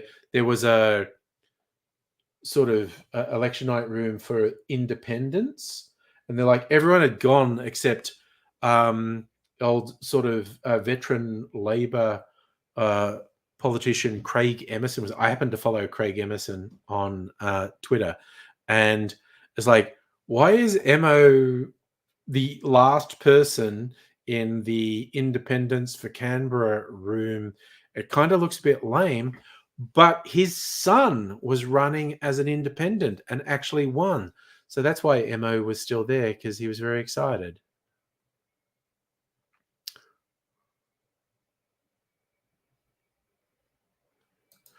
Okay, Justin, I don't think Labor will win tomorrow, but apparently last minute polling is people think maybe Labor's not going to get absolutely pasted. No, Celtic, no one's invited me upon finding out I'm not Jewish, because it's a very Jewish thing. Yeah, Emo was super proud of his son getting elected to the ACT. But yeah, initially I just saw this thing as like, oh, last person in the Independence for Canberra, Craig Emerson. I was like, what the fuck is he doing there? That seems a bit sad. What's he doing? But it's like, oh, his son actually was running and got elected. So proud dad moment for Emo. Oh, Pat wants to say hi, and we've got to give him an alibi, I guess. As Yeah, there. how you doing? You got your blanket? Good. Oh, it's Did you? cold. Yeah. I mean, what is it with being cold the last couple of days? Because it was warm and then cold.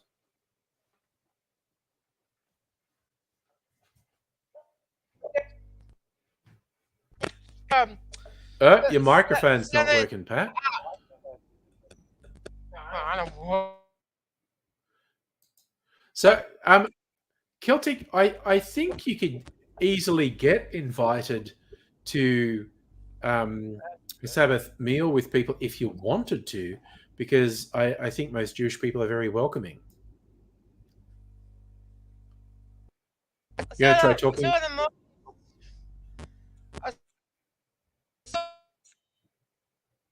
No, it's really not working. It's really not working.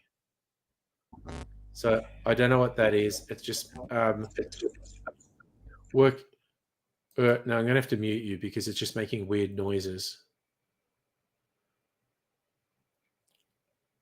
So I don't know what that's about. Oh, I think I should drink something non-alcoholic. Got my non-alcoholic drinking glass here. The ice melted a bit, but I get one of my mineral water. I was thinking I could add one of my shrubs to this as well, but yeah, I'm just going to drink the mineral water, see what that tastes like.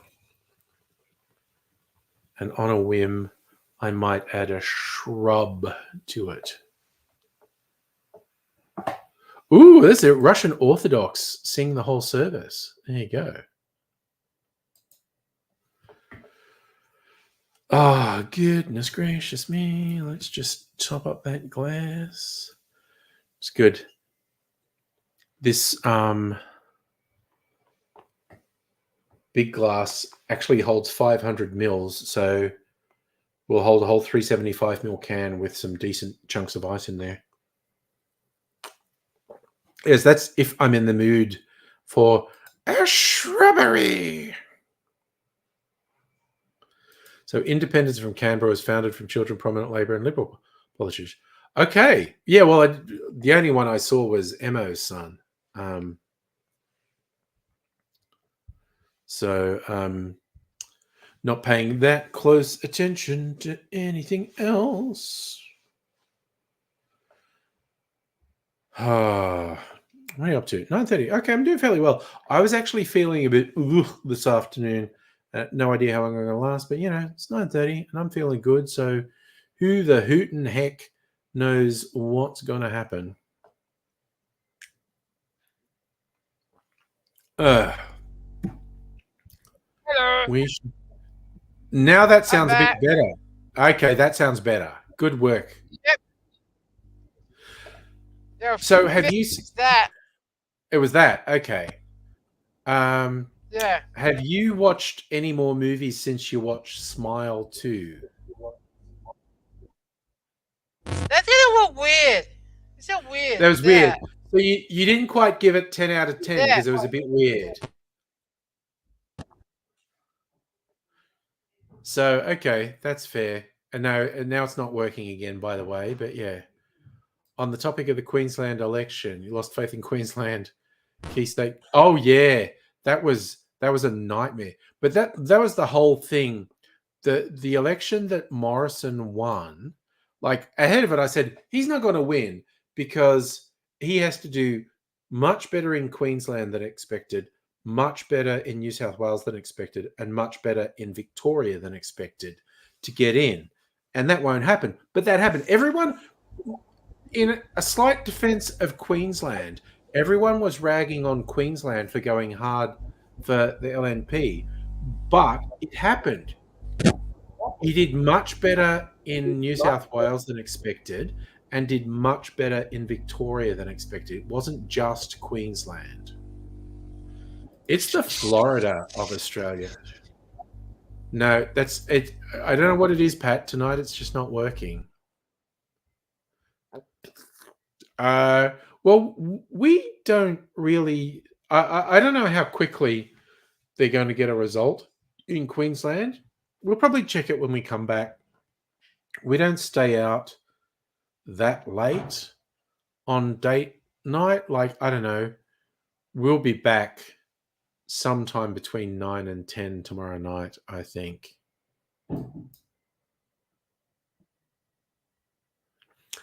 Last Liberal Chief Minister at ACT ran from a booze bus. The police had to chase her while she was in office. Oh my God.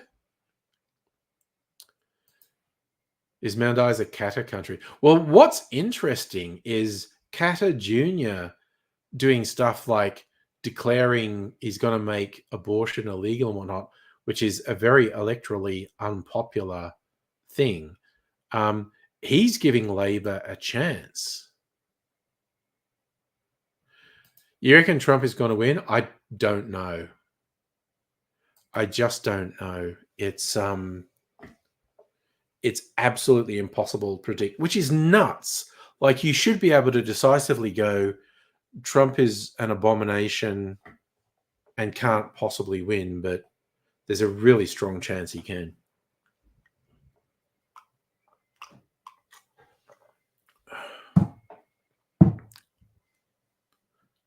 Well, okay, see, you know what our solution is, Tricky saying? We have a whole thing. We have found places to go out to that we can get to on public transport.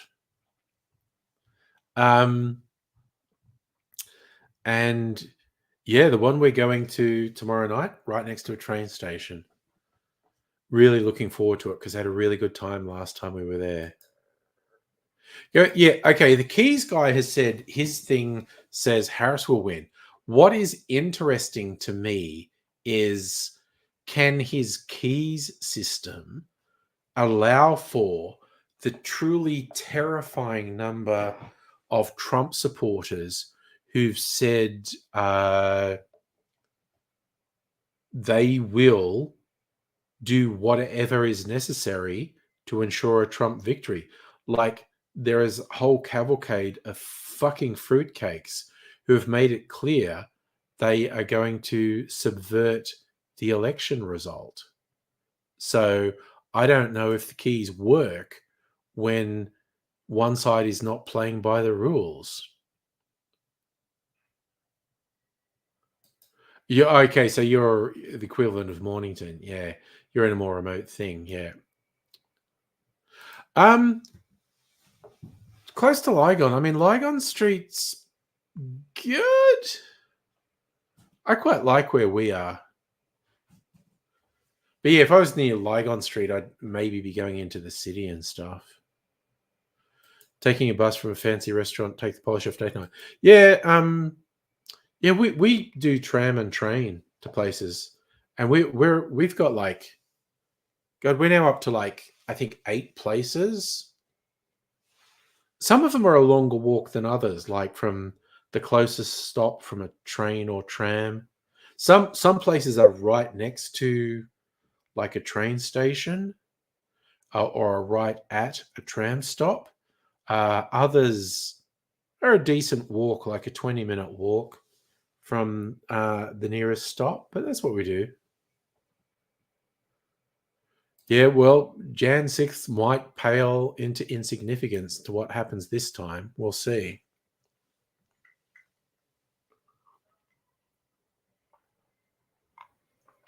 But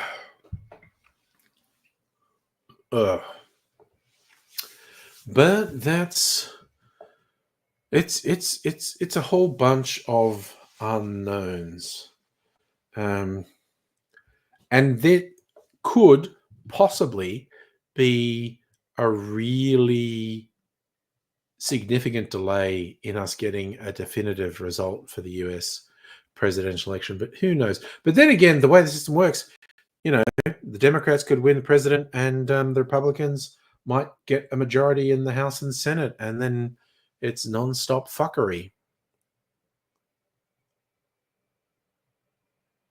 Oh, ChatGPT can write political speeches. Yes, so long as you don't want the truth, as we found out the other night when it made some really basic factual errors. Oh, I do love our public transport. I really do. Like I said, the fact that we can plan all our date nights, the places we can reach by public transport, super good.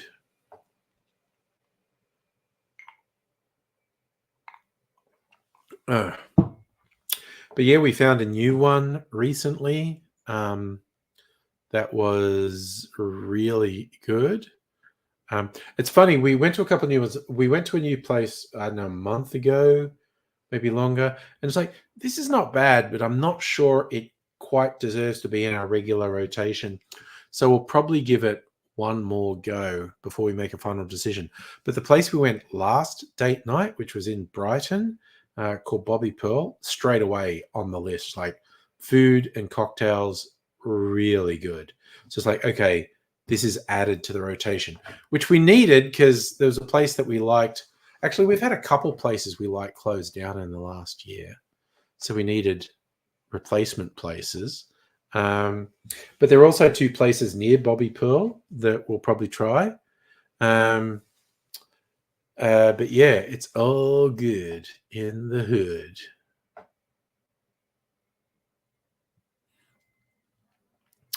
And there's also, we were talking about Victorian Labor making a policy statement in Brighton about putting high rises in and winding up the Liberal Party NIMBYs.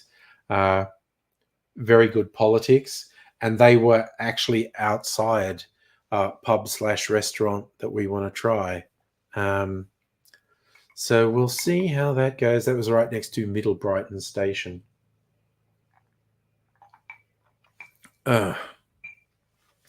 So we'll see. We shall indeed see.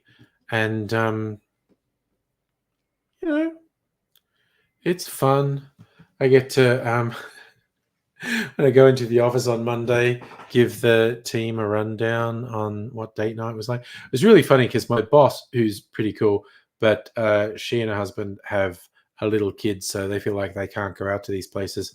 So she says she's always living vicariously through me, wanting to know what's the latest place where we went out. So I don't want to overhype it, but I am expecting tomorrow night's date night to be quite good. So I'll have a think. I see any suburb with a middle variant. Well, I think like the first station, there's North Brighton, which we get there. There is a place right there called Mr. and Mrs. P, which is fucking awesome. And then one more station along is Middle Brighton. That's where Bobby Pearl is. Ooh, what did you put in the Discord, Justin? In general.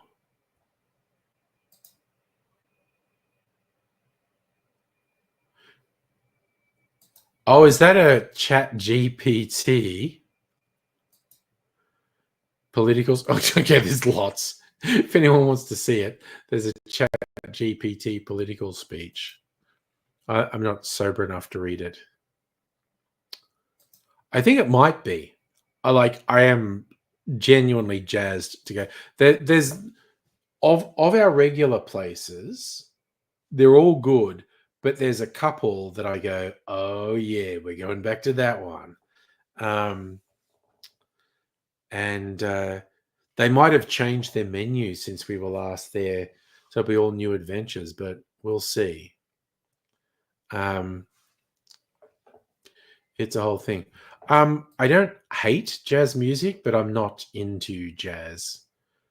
So good jazz music is fine. Come onto the stream if you want to.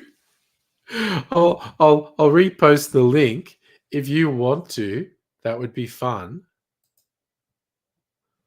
I don't feel up to it. But if you wanted to, there's the link. And that also goes for anyone who wants to join.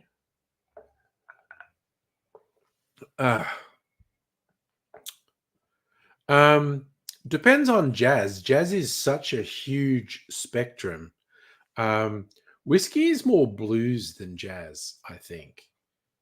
But good jazz with some whiskey, definitely.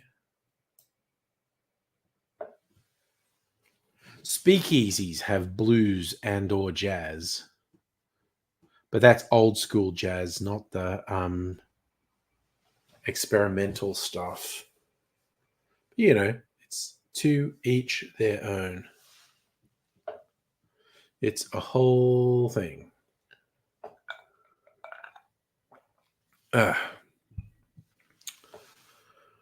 Whew. It's a funny old world. Yeah, I love the old school jazz, and it's kind of like saying rock. Do you like rock music? It's like, I know the spectrum of what gets called rock music is it goes from stuff I love to stuff I'm okay with to stuff that I think sucks.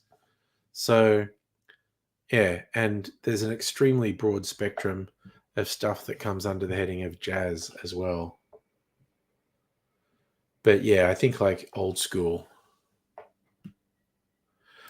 jazz and a fire. Yeah, open fireplace. All right, Dr. Abigail's trying to join and it's not working. Why are we having technical problems? I don't know. I think I've been wrong for long enough. I think, okay, I'm going to wait till Dr. Abigail joins. And then I think I've maybe atoned for my wrongness. Oh, God, Pat's disappeared? But Strictly Sega's joined. How you doing? Hello. Nice Can to you hear see me okay? you. I can hear you. It's all hunky-dory. I'd just like to do a sound check at the start. Yeah, no, it's sounding good to me.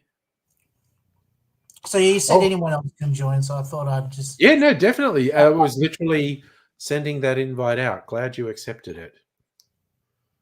Yeah. Because What quite a was the weird hit thing. song Johnny Hates Jazz had? Yeah, there was what was the band? It wasn't called Johnny Hates Jazz, was it? Yes, it Or was, it? wasn't it? Was it? Johnny Hates Jazz? With the dude from Visage. Oh, was it? Okay. Okay, we're on the internet. We need to look this up. No, come on. Shattered Dreams. Johnny Hates Jazz. British musical group.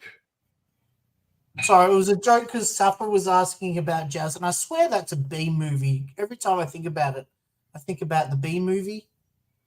So like jazz. They had a big hit with Shattered Dreams. Yep. Feel I should run away, run away. Clark Datchler and Mike Nochito.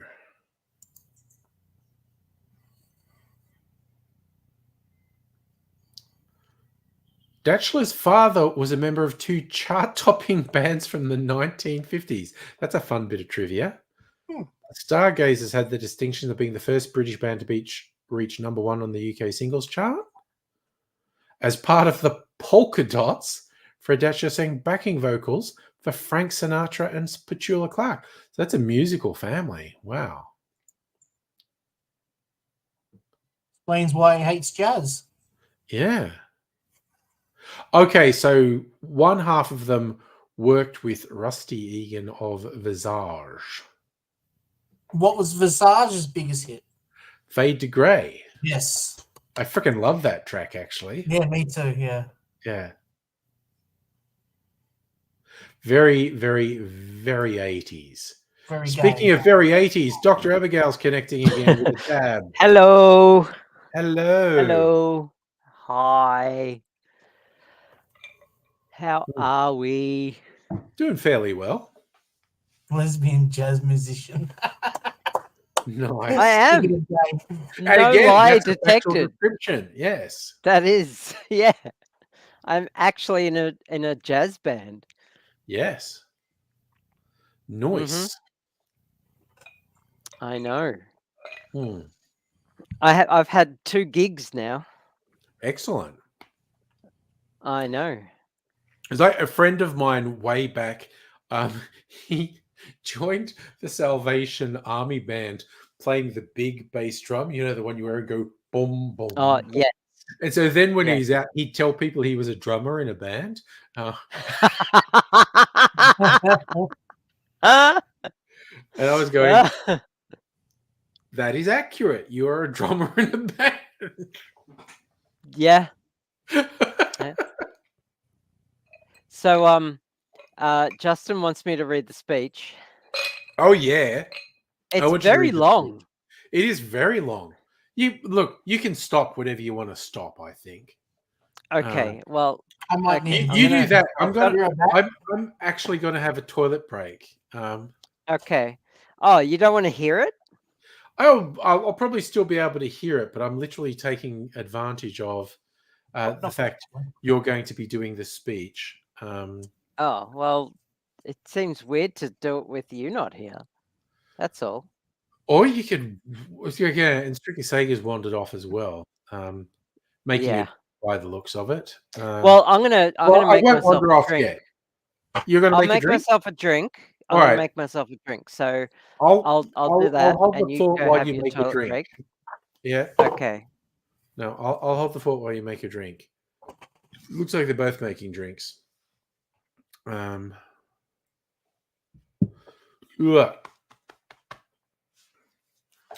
I'm thinking. I'm going to go and see how much of the Archieros rum cast strength I have, because I don't think I've got much left. Because holy cow! Sorry, suddenly there's this. Where is this? Look at this. There's this a real close up of Pat on the screen, but there you go. He's back. King Movie. I like that. There we go.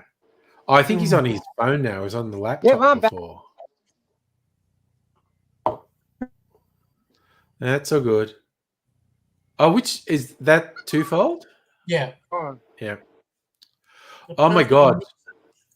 Yeah, no, you sold me. Well, you remember from the other night. I'm going, I'm not going to get the new Star Wars limited edition because I've got 3 of them this year. But it's like, oh, it's made from twofold, so it's probably cheaper. And then I hadn't bothered to look it up, and you'd looked up. It is actually less than $100 it's going to sell for. Yeah, because So when it's like- Star Wars does something, I'm just like, I'm on it, you know. Yeah.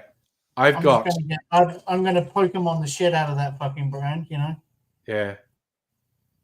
And I swear to God, I've even jumped on eBay and started buying them from eBay as well. Well, like I was saying to you, there are some whiskey clubs. Like you should look at on Facebook, Friends of Starwood. Because what? Yeah, There's a Facebook group called Friends of Star. Yeah, because people post these super rare bottles they've got, and like someone said, "Oh, look!" And I looked at label, and I was just like, "Where did that come from?" And it was like from such and such whiskey club. So they do like barrel releases for really limited things. So it's the whole thing. It's only yeah. So now I've just kind of got the impulse to do and another Starwood tasting of the various limited ones I have. But yes, let's do that. I'll join in. I'll show you what I've got as well. Yeah, do a tasting. I am drinking. I'm comparing Canadian Club. Yes, which is a fine to drop. 8-year-old Canadian Club. Oh, that would be actually an interesting comparison. Yeah, so I'm mixing it with brown water. With brown water. Caffeine-free, sugar-free Coke. Okay. It's basically brown water. Carbonated brown water. And I'm going to take my shoes off. Just remembering I knocked things off the bar, my strainer and my jigger. Bloody hell. That ridiculous noise I made when I did that. Okay, so how much? No, that's not it.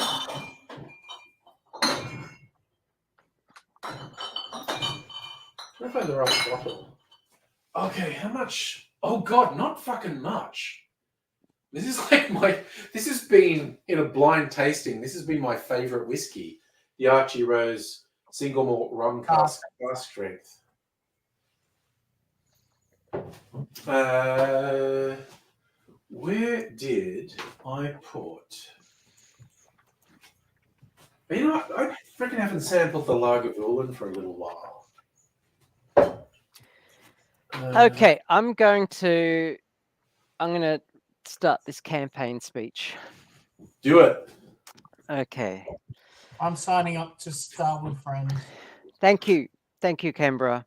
Tonight, we reflect on a journey that began more than 20 years ago when ACT Labor Party first came to power. In that election, Canberra made a choice for a government that believed in fairness, inclusion, and the promise of a brighter, more progressive future. Since that time, together, we have transformed Canberra into one of the most forward-thinking, inclusive, and sustainable cities in Australia. Back then, we had a vision of a city that leads the way in renewable energy, in creating a more equitable society, and in embracing the diversity that makes our community so strong. And tonight, you, the people of Canberra, have reaffirmed your belief in that vision. You've chosen to keep moving forward, to continue building on the legacy of the last 2 decades, and to pursue even greater progress in the years to come. Over the years, we've faced challenges from the bushfires that devastated... Oh, hang on. There's a full stop there. I'm reading on a tiny monitor. This is so... Tiny monitors, do you? This is so generic. I was hoping I'm that... bored already. Yeah, I know. Me too. You don't have a tiny monitor, though. I thought you had a big monitor. No, I've got this. No, it's not a tiny monitor. I've got it. Yeah, show us.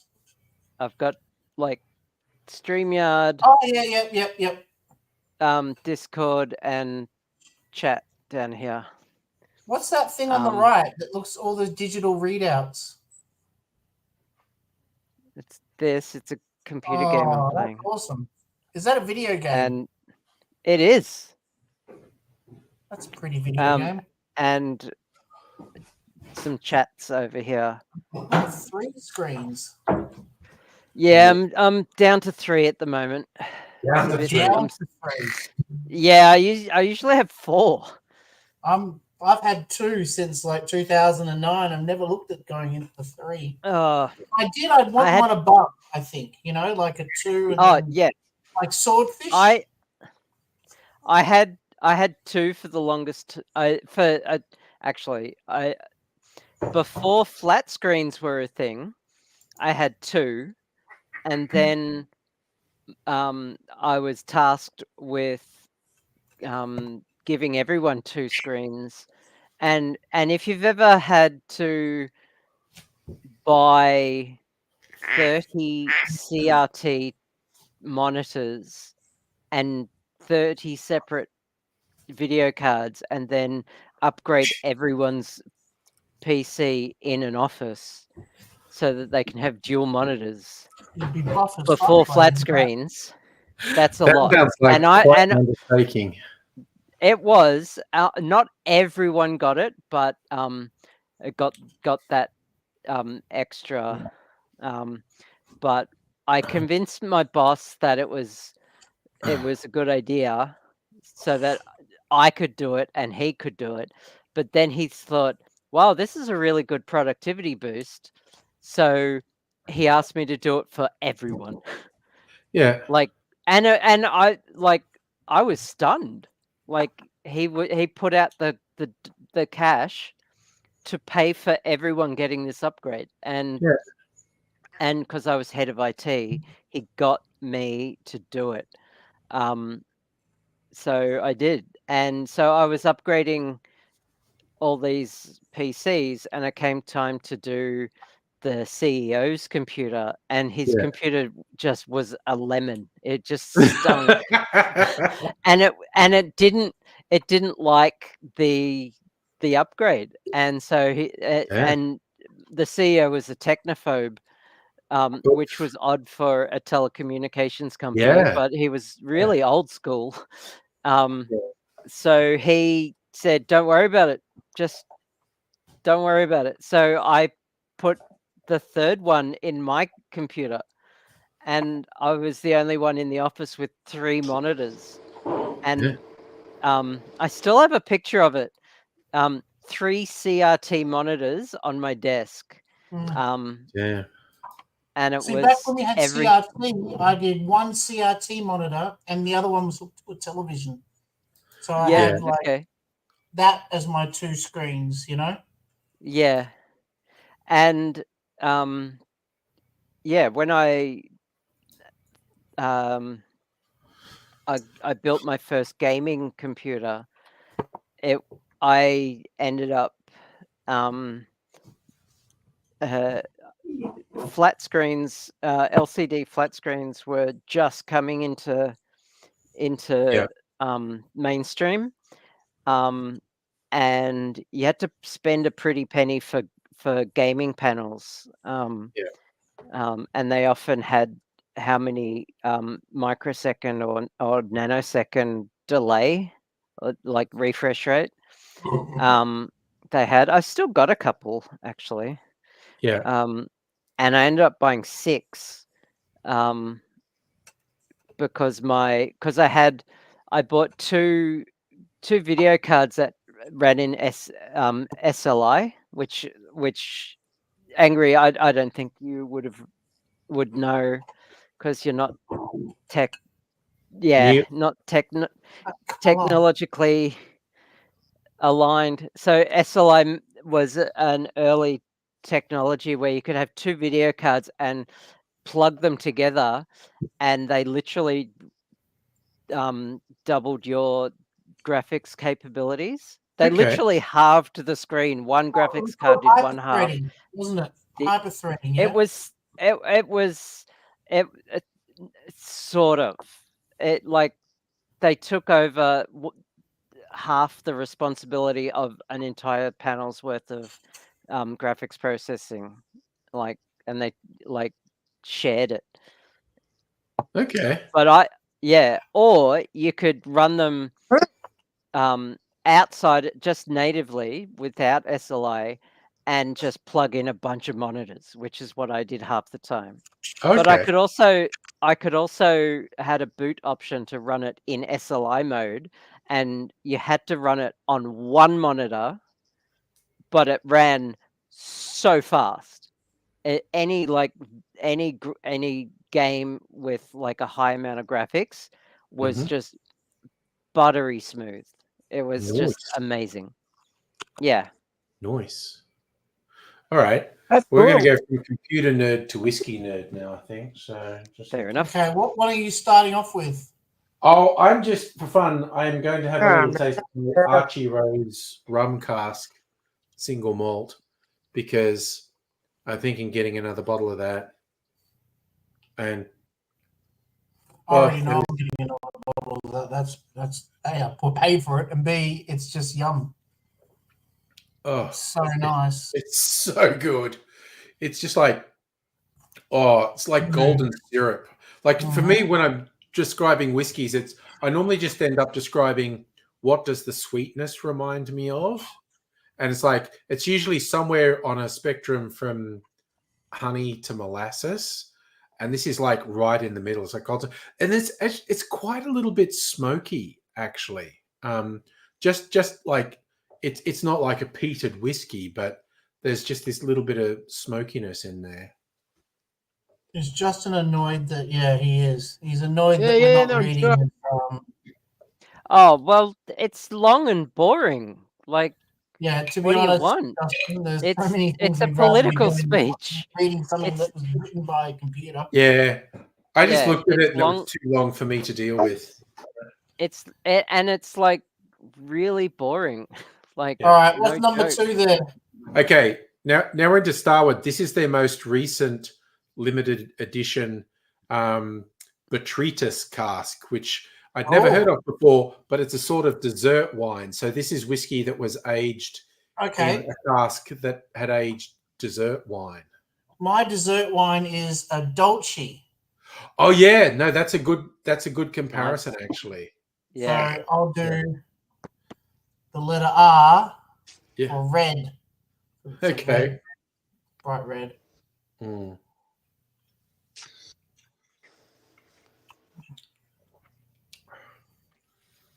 Oh, yeah. Oh, and this is really raisiny. The sweetness on this is See, she's Um, right. You sip it, and then you push your tongue up to the roof of the mouth, and the flavor spreads out mm, over the palate. mm. Yeah, the sweetness on this one is like raisins. Really, really that dark sweetness of really good raisins. Mm. Yum. It was so funny. Like I recently went to a thing where I saw the Starwood founder David Vitale talk, and he's talking about like they made this bold choice. They were going to age, like he trained in Tasmania at Lark Whiskey, which was the guy who restarted distilling in Australia, basically. And then when he's setting up his own, he's got this bold plan. He's going to age the whiskey in ex-red wine barrels, which people weren't really doing. And he said, I think it was somewhere like at the 18-month to 2-year mark, they tasted something out of a barrel and they went, oh, I don't really like what this is doing. Have I made a terrible, like, multi-million-dollar mistake here? And they were freaking out a bit. But he had a mentor. I think of someone who's actually a Scottish distiller, and he's saying to them like, "I think I fucked up," and he's going like, "How long has it been there?" And he's like, 18 months, 2 years. He goes, "Are you going to release a whiskey at that stage?" No, it's going to be at least 3 years. So maybe calm the fuck down and wait to see what it's like at 3 years. And he's going, "Oh, should I not panic?" He goes, "No, don't panic. You're not finished." Oh, Pat's gone back inside. Oh, it looks like he's got much faster internet inside. It's looking Yeah, it's very not smooth dripping all anymore, eh? Yeah. It's looking very smooth. Now he's inside rather than in the shed. Cold. But yeah, it was quite good fun because David Vitale, like most Australian distillers, because I've been to a whole bunch of distilleries where they talk you through the stuff. They're so into it. They are so passionate about. It's not like, oh yeah, I thought maybe I'd make some money if I went off and made some gins or some rums or some whiskey. It's like they're so into it. Mm. Oh, marketing is brilliant too. I mean, that picture that's in Christmas I put it in Christmas cocktails. I meant to put it in normal cocktails. Sorry. There we go. Where are we? Let me have a look. In normal cocktails in Discord. Tell me that doesn't make you want to buy it, Oh yeah, no, they are. I think they are very good at marketing. Oh, hello, Pat's dad. Hey, we're hanging out. Hello, Pat's dad.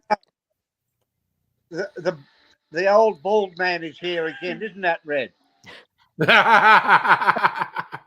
us oldies have got to stick together, mate. Us oldies have got to stick together. How old are you, Red? I am 58. Well, I'm nearly 78. Holy cow! You look good. You look good, man. Yeah. Yep. Yep. And you're a handsome man, Red. You really are. Thank you. I think we're two handsome, silver-bearded men here. That's what's going on. You still got some hair on your head, though. That's the thing. I do. I still have a bit up top. But Well, Red's not losing hair. He's getting more head. yeah, I think my forehead's just getting bigger. I don't think my hairline's actually receded at all. I think my forehead just keeps growing. Yeah, fair enough. All right. It's nice talking to you. Good to see you, mate. By the way, what were you drinking just then? Some very fine Australian whiskey Oh, okay. Ah, from a Melbourne distillery called Starwood. okay. Oh, I'm not into whiskey. I'm into wines, beer and wines. Oh, good for you. This one was actually a whiskey that was aged in a barrel that had previously been used to age wine. So it actually had some of the character of the wine in it. Oh, okay. Yeah. Beautiful. It really is so yum. All right. Anyway, all right. Good to see you, man. All right. No worries. Keep going. We'll keep going. Yeah. Okay. Look, Cheerio, Pat's dad. I'll catch Bye. you too. All right. I'm going to do another Starwood now. This is What one's that one now? This is the Lagavulin one. This is the one that was finished in a barrel that had a heavily peated whiskey in it. I was going to get that one. I was looking at that on eBay just recently. But you can just from Dan's, you can get their peated finish. It's No, not my Dan's has 2 bottles. Be like me, man. Get it all online. Yeah, yeah. The peated finish doesn't name the whiskey, but they finally, after years of cajoling, they got an agreement from Lagavulin. Lagavulin gave them some barrels and said, yes, you can actually release this and tell people it was finished in Lagavulin barrels. And the Starwood website only has 4 types of whiskey available most times. The Nova, the Twofold, single malt, and the Solera. honeycomb. Oh, the honey, yeah. Ooh, Which is my next one. honey. Oh, the honey is good. That was just apparently smell of it. that was a team up with a bar in Melbourne called Her. Yeah, which- her honeycomb. Yeah. Yeah, I've never been to that bar, but apparently they teamed up and they did the blending of the honey flavor with the whiskey together. But anyway, oh my God. Again, this Lagavulin one is so different to the honey one.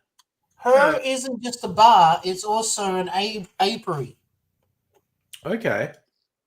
which means, they keep bees.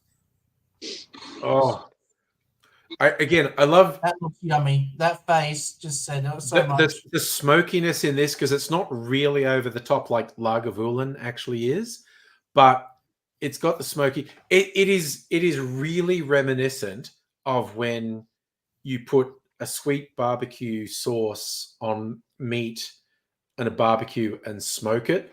It's got that little bit of smokiness and it's got the sweetness and it's just damn. How's your Canadian club, mate? Man, I don't know. Yeah, I'm talking to you, Doc. It's good. It's That's it. becoming my favorite good- drink at it's, the moment. Yep. Yeah, it's Yeah, good. yeah. It's a good whiskey. No, I've definitely Mm. switched completely to whiskey since the last year or so. Yeah. It is a good whiskey. I Yeah. used to be really into apple cider, like Bulmers. You ever heard of Bulmers before? Bulmers make a good cider. I used to buy Bulmers every week, and obscure beers. Like what's it called when they make small batches of beer? Yeah, just small batch beers. Yeah. Yeah. Is it like Oh, yeah. microbrewery beer? That's the word. Yeah, microbreweries. Dr. Abigail, thank you. I tell you what, I'm going to. Oh, They don't give this shite. job to monkeys, That was so yummy. What I'm going to do for Christmas, because this is the apple and cooking spices from my syrup. I'm going to do a mulled cider for Christmas because I did that before, and all I'm this coming stuff- over for Christmas. yeah, and because it's impregnated with the sugar as well because I made the sugar, so it sweetens it as well. It's absolutely killer, the mulled cider. So What alcohol are you going to be doing your shoey with? Excellent question. A New Year's Eve chewy. Probably cider. And- I think it's got to be. I like being able to pop something. So nothing expensive, I hope. Not too expensive. And it's No. got to be an older shoe. You can't be doing it with the new shoe. Well, I did It it with the doesn't boots matter. last. It's Like still a last time. shoe. It's still disgusting no matter what. It's great to watch. Yeah, I did it with an old boot. One I hadn't worn for a while. Yeah. But, yeah. Okay, and I'm finishing off with the classic. Which one? Nova. Fucking classic one. Okay, Can't go wrong with the Nova. I'm finishing with another of their limited ones. This is Muscat. So Muscat is another fortified wine. Oh, it's got a musk flavor, does it? Well, it's like really dark. It takes 5 minutes to pour, and you have to like cram it with a rod, and then put like wick over it and get it So this is- Muscat. Wait. Isn't musk the pink little lollies? Oh my god! It's a firearm joke. I know. A musket. MUSKAT Dr. Abigail's versus American now. MUSCAT. Muskets this is- weren't specifically US. The Europe No. used them too. So this is 48%. The barrels were filled in 2019. It was bottled in 2023. And they say tasting notes 48. toasted almond, raisin, and cinnamon. So let's see what I think. Oh my god, it smells so nice. It's definitely raisiny on the nose, as they say. But that's all right. I'll get the raisin one. in a couple of minutes. He's had Paddy. Keep in mind, he's also had a cocktail that had 4 gins in one drink. Including I saw that. including a full ounce of Navy strength gin. So that was basically a double cocktail at that point. Yeah, I saw Ooh. that. It does have a very cinnamony finish. Oh my god, it's nice. It does look good.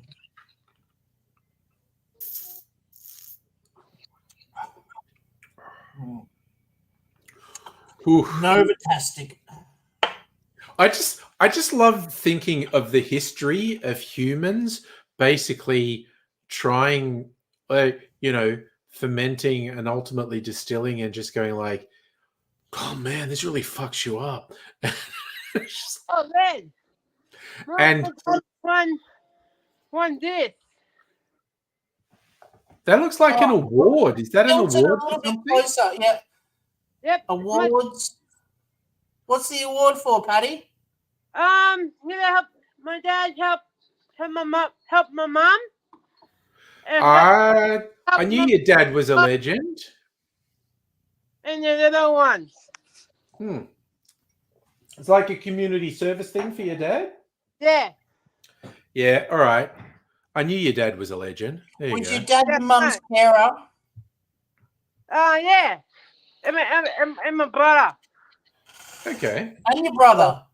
that's Yep. nice stuff. God, that's very determined, Dad. Good And on my him. dad on FM. He's got a big heart, your dad.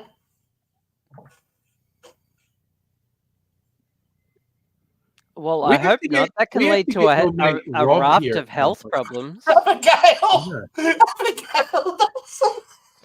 That can lead to heaps of problems, No, health I mean a problems, big having heart an oversized theoretically, heart. You know, like Yeah.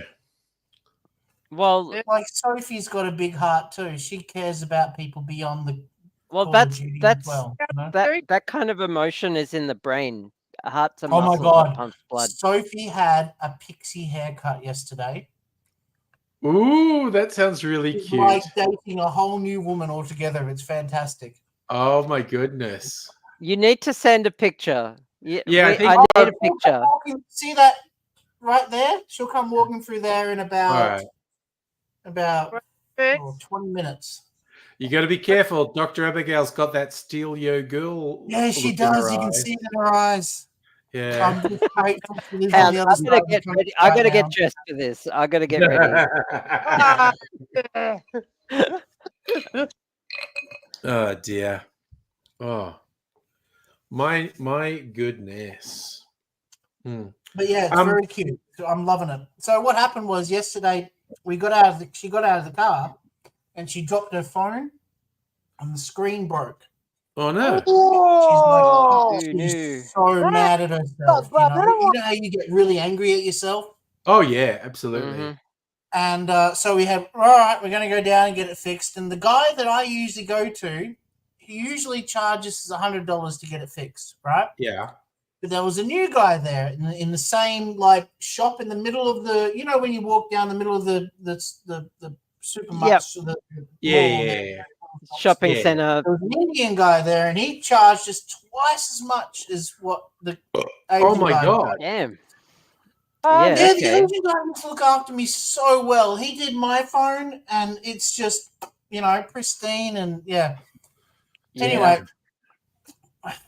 we're too late. By the time we got our phone fixed and he's told us the price, it's like, well, I'm not going to make him put the old screen back on. So, you know, we paid it $190. I always get a quote. Beforehand. Yeah, he caught you by surprise by the sounds Yeah, of it. I didn't expect it, honestly, Doc, because I was expecting $100 like last time, you know? It was the same place. Yep. Yeah. So it is what it is, and I paid for it because I didn't want to make Sophie pay for that double price thing, you know? Yeah. But on the bright side, I got Yeah, some new fair enough. T-shirts, you know? They had a whole new bunch of T-shirts, a Big W. Oh, Okay. Hey, it's good because they always run out of my size. Yeah. Sorry. Extra- You know what extra- randomly popped into my head was a web comic from the relatively early days of the internet. So like, I don't know, at least 15 years ago, if not 20 years ago. And it's, a workplace nerd web comic. And there's like this woman running the IT department trying to keep them in line. And all the guys have been off to a convention and they're comparing how many T-shirts they got at the convention from all the vendors. And like, I got 15, I got 20, I got 30. And she's like, and she goes, do you guys just go to the conventions so you don't have to shop for clothes? And one of them goes, I go to conventions so I don't have to do laundry. That was the best line. It just because there was this period in the late 90s and the noughties where the amount of advertising swag would just get fucking thrown at you at these things. And like you try and stop people from giving you free stuff because you're like, no, I've got enough free stuff. I've got enough. To put Yeah, brands yeah. on it. But just that line packs, about the first packs with so much free stuff, it was amazing. And particularly some of the stories I read about San Francisco, like in the 90s, Silicon Valley stuff, and it was just like you would be walking down the street and people would just be forcing you to take free stuff as you walk down the street. And it was like, I was just going to get some lunch and now I can't hold my lunch because I have 2 arms full of so much swag. Corporate branded material. Oh, holy shit. It's just, Covering their advertising budget.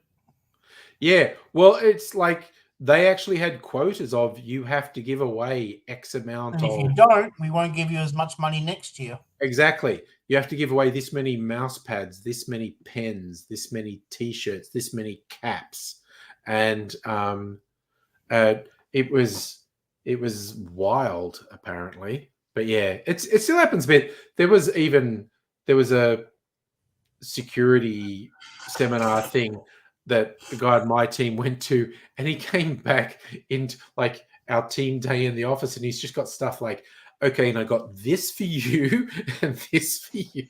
You can have a hat, you can have a water bottle, you can have. Yeah. Oh, look, and I got all these mouse. And apparently, he was just I going to everyone, just saying, "Yeah, I'll take it back to my team." He was just. I used to go to I used to get a bunch of swag from developer Yeah. conferences, Yeah. and it was just nuts. Yeah. Mouse pads, mugs, just so many mugs. Yeah. But they were Caps, the wrong baseball size. caps. They were these tiny mugs that you couldn't make big coffees in, you know? Uh, I'm yeah, No, not that- I'm the we only used one who likes the coffee the- nice, you know, like this is my coffee cup. yeah, This that's is a proper you know, proper size I coffee like cup. big There you go. coffee. we used to get there was this big trend of color change. Oh, sorry, the phase change coffee mugs that when you pour a hot liquid in it, it Changed changes. what was on there. Yeah. Yeah. So we ended up with a bunch of those. Yeah. Safa wants Okay, to buy the a last mouse time pad. I I don't bought a know, mouse dude. Office pad- works. Was about 3 years ago. It's you don't buy new mouse pads often because once you get one, you kind of just use it to your horse. I'm sorry, I'm Yeah. replying to Safa. Safa, yeah, I don't use mouse pads very often. It's like the modern laser mice don't really need them. But I Yeah, you use can them. use one on I your use them hand, you all know? the time. I use them all the time. I use entire desk mats though, yeah, and my Well, I've got a keyboard desk sits mat on my here. mouse, Well, and it's like the size of the desk. Except when you spill your drink, then you got to clean up the whole mouse pad. Oh, yeah, but they're like the ones I get them from like Jay's 2 Cents, Yeah. or Gamers Nexus. They're actually designed the same, designed the same way they designed for that. bar mats. So Yes. they're designed to have like, if you spill drinks on them, you can actually just chuck them in the washing machine. yeah, yep. No, groovy. That's cool. Yeah. Yeah. I did that to mine, and now mine has all these doggy ears. Oh, okay. Yeah. Don't put them in the Oh, washing this- machine. It's Oh not good. no, these ones have a stitching around the outside. There's my kids, It's by the way. This dad. Oh, that's nice. Cool. You know what? Yeah, so these ones have a stitching around the outside, so they don't even dog ear. Oh, that's Red. nice. Actually, That's I'll really show good. you. Hello again, Pat's dad. Yep. So I think Patrick. if you oh, can see, Hang on, Chip, Doug. can I you see want the to hear what stitching? Pat's dad's saying. Sorry. oh, okay, yep. Patrick was showing my Carers Award. Yeah. I thought it was a Carers Award. Yeah. Yeah, well, I mean, I looked after my wife, my son, and Patrick for like 10 years. I had to give up work early to look after them, and they I went to Footscray, and they ordered, out of 100 people, I won the award. And Hell yeah. So, you know, if you put your That's whole life impressive. aside and to help out your family like that, that deserves an award, 100%. yeah, and then they what happened was then they that was the Victorian Award. They Yeah. sent to Queensland, and they had a big national award. Mhm. I stayed at a plush hotel. Everything was paid, Oh, nice. and yeah, I didn't win that one though. But That's you got okay. the plush You know, hotel. You won by looking after your family, you know? Yeah, it was hard. You know, I had to do everything. Oh, hell yeah. Were you supported by the NDIS? No, it wasn't there. It wasn't going at that time. Oh, really? Yeah, Okay. Patrick in the NDIS now, so I've got a guy that comes around and takes Patrick out now. So Nice. A CS, a CA. yeah, Yeah, so but you know, it's all good. You know, Yeah. I'm still not red. I just sold me Harley Davidson. Oh, damn. Okay. I've been riding all my life. Yeah. The family said I'm getting too old for two wheels. So I went and bought four wheels. I There you go. got myself a Mustang. I like that you didn't slow down. You got a Mustang. My toy. Did you Hell get one yeah. of those new ones with all the computers in it? Yeah, it's got everything. Yeah, Yeah. Nice. They're really Nice. there's so many computers in that thing. It's amazing.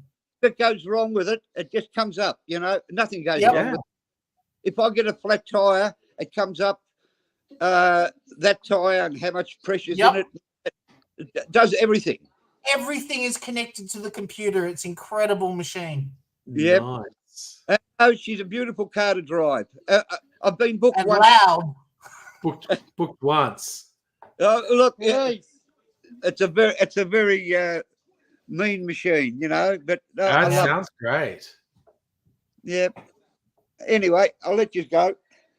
All right. You, Fantastic. you, Look after that like Love car. hearing from you. It's going to be a collector's item one day. In the news. oh yeah, no, I was in the news, local news when I won the Carer Award. I was in all the Nice. stuff and all that sort of stuff. Excellent. Anyway, My Good stuff, wife man. is an NDIS worker. sorry. My wife is an NDIS worker. Okay, yeah. Looks Yeah, after two ladies. One of them has no eyes, was born with no eyes at all, oh God. and one of them is schizophrenic and keeps on screaming all the Oh, time. right. Yeah. Look, my son had passed away. He was a Down syndrome, and so I know all about everything. It would have been a challenge for sure. Yeah. And I'm still with Patrick. He's a good man too. Well, Yeah, Patty's and- great. We love Patty here. I hope that we're seeing a plastic surgeon next month, and I hope yeah. that his apron here, he gets surgery on it and gets rid of it. He was 'Cause he- telling us, yeah. Yeah, because it's very hard for him to get around. Yeah. It's a damn nuisance, and it's it's hard. Yeah. So well, hopefully there's some improvement there. Yeah. What was that? A plastic surgeon for what? He's got an apron that goes right down to past his knees. Oh, because he's lost weight. No. Not a one. No, it's Brilliant. not that. Okay. I've got a district nurse coming around twice a week to do his wounds and that because Yeah. Oh, okay. Yeah. Okay. but All right. hope everything goes all right. Yeah. Yeah, absolutely. Yeah. And hopefully the plastic surgeon accepts his case too. Well, Yeah. had a few issues with his liver. He had a bit of cancer there. They got rid of that. Oh, God. And I go to Melbourne once every 3 months to get a scan. He gets on my and has a scan to make sure it's all good. So Yeah, we've 'cause had he needs to go around, that's for sure. Yeah. anyway. Catch you later. All righty. Cheers.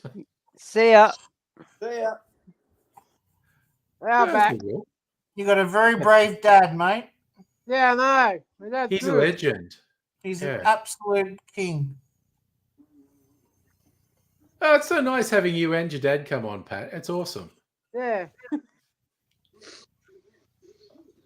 That's the good stuff. Good stuff. Yeah, because Sophie couldn't pick what was wrong with you. You seem fine, you know.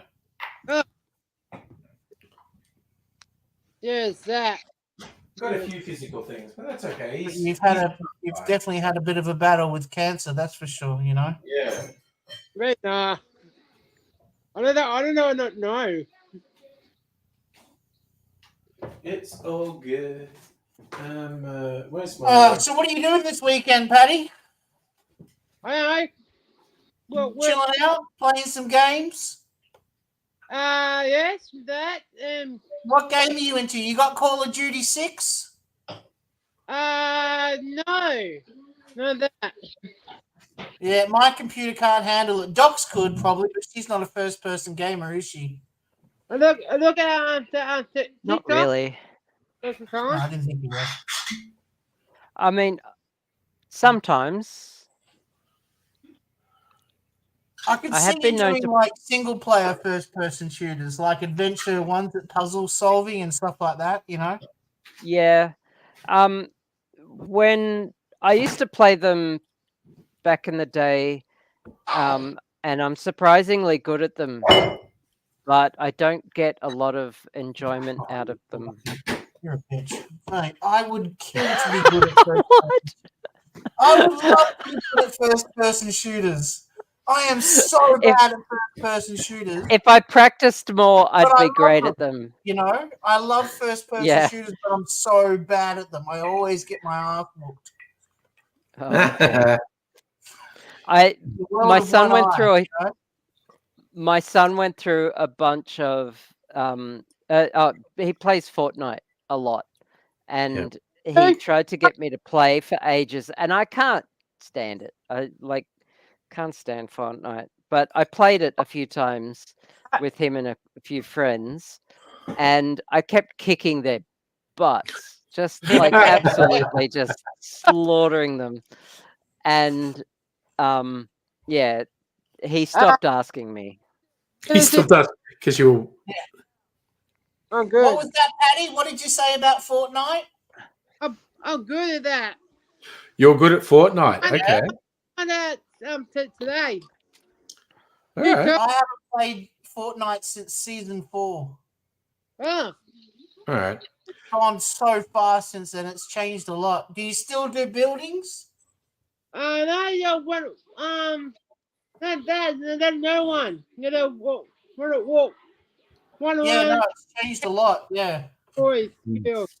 So you're good at it, are you? Yeah. Mm. Why you dance today?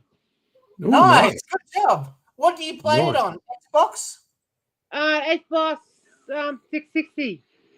Oh, nice. Yep. Nice. Xbox Mrs. Angry's working her way through the BioShock game. She's on BioShock 3 now.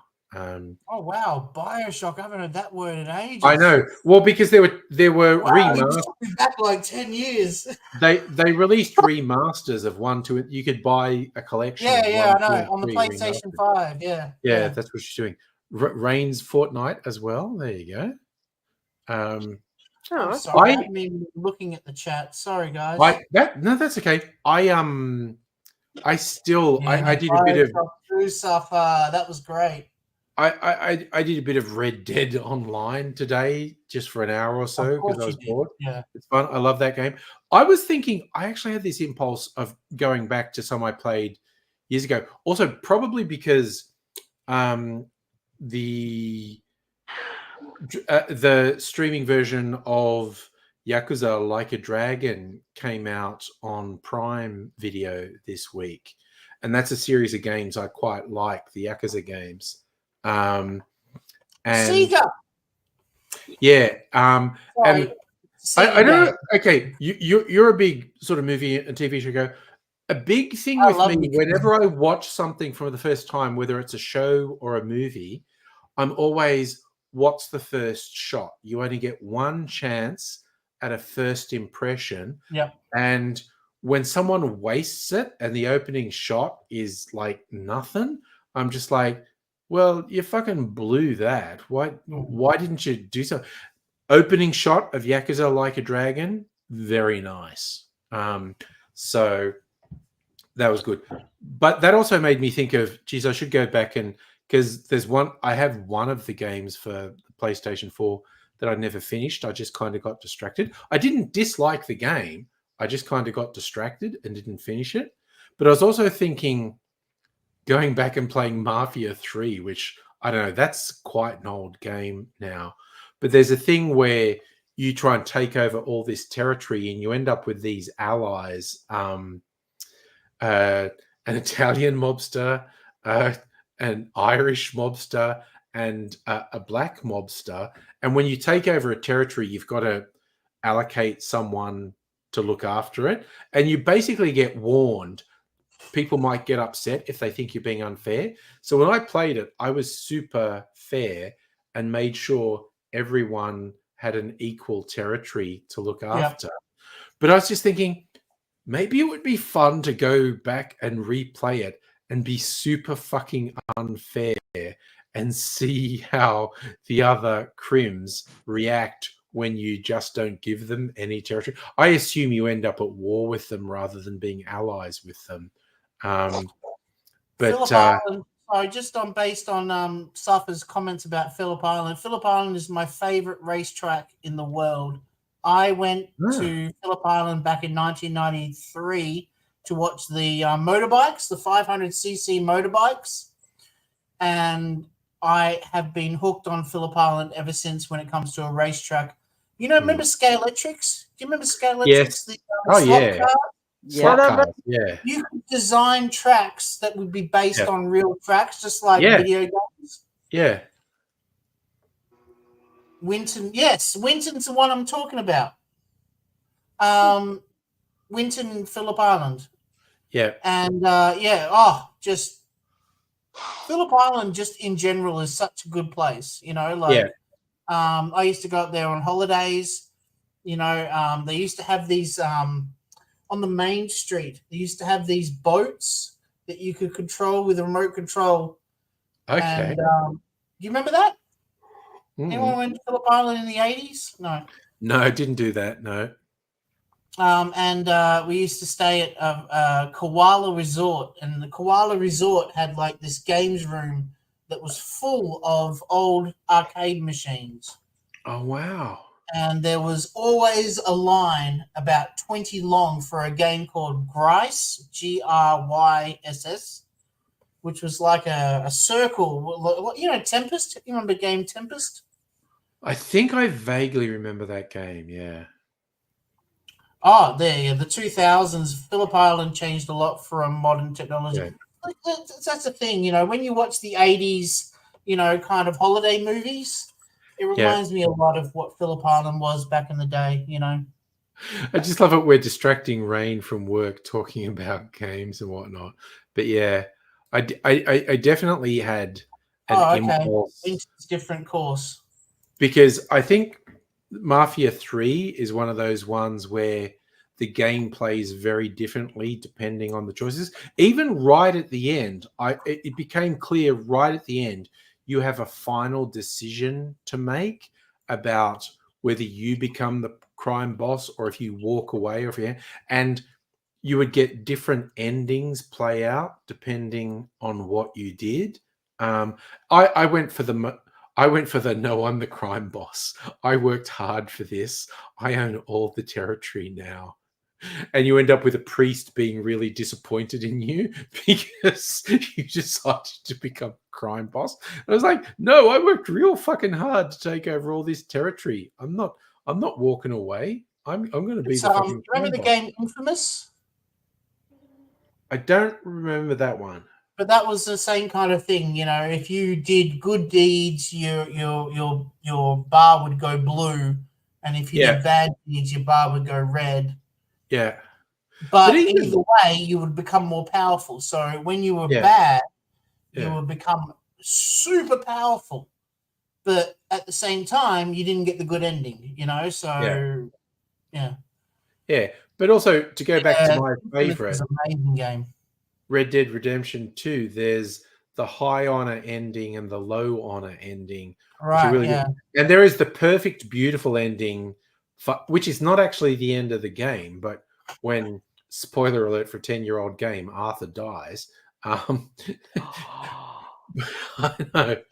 But I'm never playing that game now.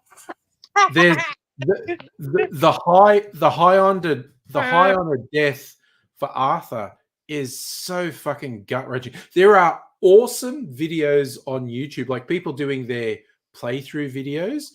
So people have done compilations of people seeing Arthur's high honor death for the first time, and they all just burst into tears. There's just this cavalcade of gamers going, no!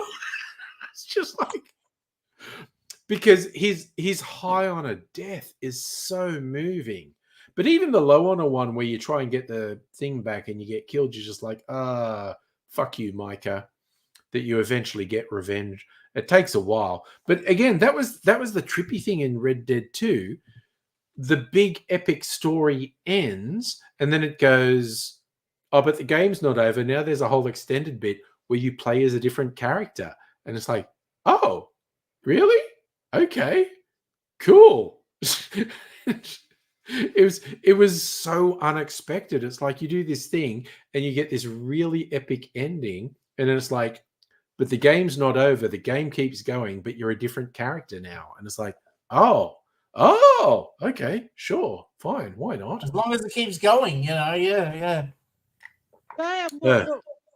Walking Dead. The Walking Walking Dead, the one that won Game of the Year. Yeah, I'm playing Walking Dead. C2, C1. That you're talking about the Telltale ones, the role play ones where you have to make decisions. I haven't played them, but I played and I never finished it. But the Telltale Borderlands game, and I was kind of into. But there's all these games that I started playing, and I don't dislike the game. I enjoyed the game, but I just kind of got distracted and never finished. And the thing that Telltale things do, which I like, and it's kind of when it's a critical decision and you make a decision and they go like, oh, yeah, that NPC will remember you did that. And if you did something that NPC thing thinks is good, it's like they'll remember you did a good thing. If you did something the NPC thinks is bad, they're going to remember you did that. And you go, Like Mass Effect. That's going to come back at me.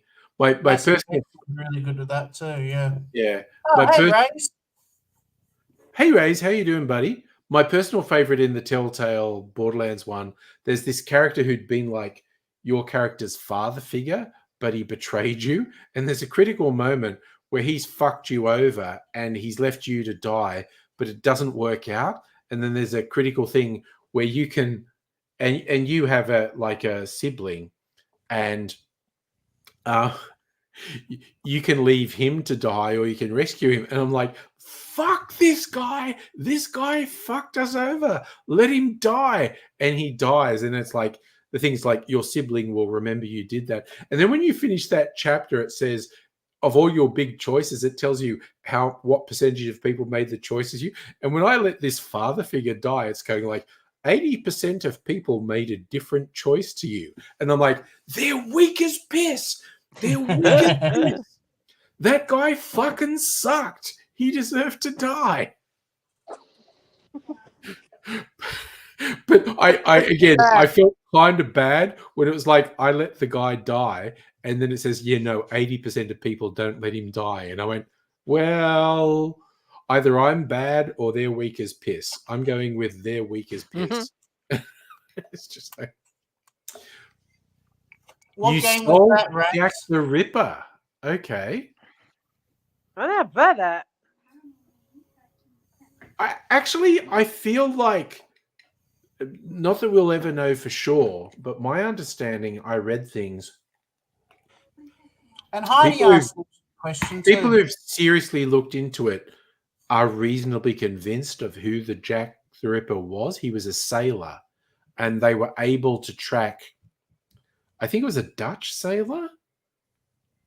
All the murders happened when this Dutch sailor was in port, and there were reasons for singling him out. Jack the Ripper's real? I thought he was just a character in Sherlock Holmes. No. Are you joking or not? I can't tell. I'm not joking. I honestly No, thought it was a real person. The the murder bad really guy in happened. Sherlock Holmes is Jack the Ripper. Oh, Jack Ray's the just Ripper thinks was Pat real. is Jack the Ripper. Pat's immortal. And he's Jack the Ripper. Jack the Ripper. That's No. red. The Ripper murders were real. That's Happened around You're not Whitechapel. wrong. It's red. So it's a real And- person. Yeah, it was a real thing that really happened. How many people did he kill? Actually, not that many, I don't think. Okay, It just was a the little- nature of the murders. They were They were quite horrific. very brutal murders, and also because the victims were cut up. There was this idea for a long time that the killer was maybe a surgeon because of the way the thing. And Yeah. but as modern investigators who've dealt with modern predators said, like, no, the willingness to cut someone up has got nothing to do with being trained as a surgeon. It's just got to do with being an awful and ruthless person. But my understanding is people who are really seriously into it have put together enough evidence that they're quite convinced that it was this sailor who was doing the murders. So, yeah. But there's a whole thing that people thought it was the royal Assassin's Creed surgeon. Black Flag, Sulfur. Sorry, we're talking about Assassin's Creed in the chat. Yeah, Assassin's Creed are documentaries as well. So, you know. I thought it was interesting they had a trans person in Black Flag. Well, there was a whole thing of there were a number of famous women pirates, some of whom were openly women, but some who Were pretending dressed to be men, and yeah. behaved and presented as men. So the history of pirates is fucking fascinating. I want to try that other one, Suffer, the one that Rays has. Rays? What's that pirate game that you've been playing lately? No, Mrs. Angry's played a couple Assassin's Creed games. She's the gamer in this household. I've hardly been gaming for the last 5 years, and like often when Sea of Thieves. Sea of Thieves. Skull and Bones. Okay, I thought it was called Sea of Thieves. Hang on, now I've got to look it up. No, Razor said it's Sea of Thieves. Safa's just randomly saying Skull and Bones. Yeah, but which one's the one that's like Black Flag? Is it Sea of Thieves or Skull and Bones? Raze is saying Sea of Thieves. Yeah, I've hardly done any new gaming in 5 years. Mrs. Angry keeps like when Skull I'm and streaming. Bones is more like, and it's also Ubisoft. So yeah, definitely Skull and Yep, you're right, Suffer. It's Skull and Bones. Yep, it is a different game, but it's the one that's more like Assassin's Creed. Sorry, I'll shut up. Sorry. That's okay. No. I'm trying to think because Mrs. Angry's played at least 3 Assassin's Creed games, I think. There's the one that was set in ancient Greece. There was the Viking one, and there's one of the Middle Eastern ones she's played as well. I've only done Assassin's Creed 2 and 4, and I didn't do the Civil War one. I did no interest in American I haven't history. played any of them. Donut, we've been all over the shop. Video games at the moment, Donut. Currently talking about video games. Safa, you've done Origins and Valhalla. Valhalla's the Viking one. I forget what the. Are you saying the ancient Greece one is Origins? Because Mrs. Angry has traveled to Greece and she loved the one that was set in Greece because she said they actually have captured the landscape really well. This really looks like Greece. What was Unity? Which one was that one, Safa? I don't know. Oh, okay. Don't know. I had Doom Eternal for the PlayStation, and I had this shock thing. In the sales, I bought Doom and fucking Wolfenstein game, and I suddenly realized I've lost my interest in this style of game. Like in the late 90s, early 2000s, that was the sort of game I played, the really non-stop action first-person shooter. But when I play them now, it's just like they can't hold my attention. I need played open Doom world 3 on the PS3, and that was really fun. But Sorry, what was that? Kind of where my Doom 3 on the PS3. Right, yeah. But that was the last one I played. Like you, the whole idea of it just got a bit boring. Okay, so Assassin's Creed Unity was the French Revolution one. Okay. Yeah, that was a good one. Yeah. I like And they that had one. an I American really Revolutionary liked War one as well. Good on you, Safa. Well done. I forgot about that one, what one it was. Yeah. But I have to go back and do some of the stuff I've started and never finished. Honestly, it's just like, damn. Saboteur. I've never played that game. Like Assassin's Creed before Assassin's Creed. Okay. Doesn't that sound interesting, eh? Yeah. Yeah, I reckon the next major one I'll play, and it will convince me to get a new PlayStation, will be when Grand Theft Auto 6 comes out, which is not going to be till You and half the planet, I think. yeah, won't be till next year. In fact, and I never buy stuff straight away, so it'll probably be second half of next year. I don't know. Because I'm not going to, and again, that all just makes me want to replay GTA 5 because I really, really enjoyed GTA 5. So after saying the PS5 is a ripoff, it's expensive, certainly. It's an absolute ripoff because there's nothing that's coming out that's exclusive for it. Yeah. If a game comes out, Does it have to be exclusive for it? It's an amazing game, then I'll rush out to grab it. But there hasn't been Does it have like PS4. There were so many great games that came out that were just on the PS4. Yeah, but does it have to be exclusive for it, or does it have to be an otherwise upgrade I'll just on the PC. hardware? I'm happy playing it on the PC if it's just if it's not exclusive. Yeah, I mean that's a given. I mean, why would you buy a console if you've got a PC? Yeah. because But like the games aren't available on PC because they're exclusive to the console. Okay, yeah, fair enough. Like the classic was Uncharted 4 was amazing. What's that one with the everyone gets sick and like turns into zombies? They made a TV show that you absolutely The loved. Last of Us. Thank you. That one. That was amazing. Yeah, Mrs. Angry just played Last of Us Part 2. Yeah. Yep. And that was a PlayStation 4 exclusive. Donut, I've seen people play Black Myth That's coming on Wukong. PC. Yeah, but you know what I mean? Like that was 10. I'm not going to play it now. I played that game 10 years ago. Safa, what are you talking about with 1200? Because I just looked up because I don't know anything about PS5. No. PS5 But I just looked up, it's like $700. $600. Yeah, for the $600 if you find the right place. Yeah.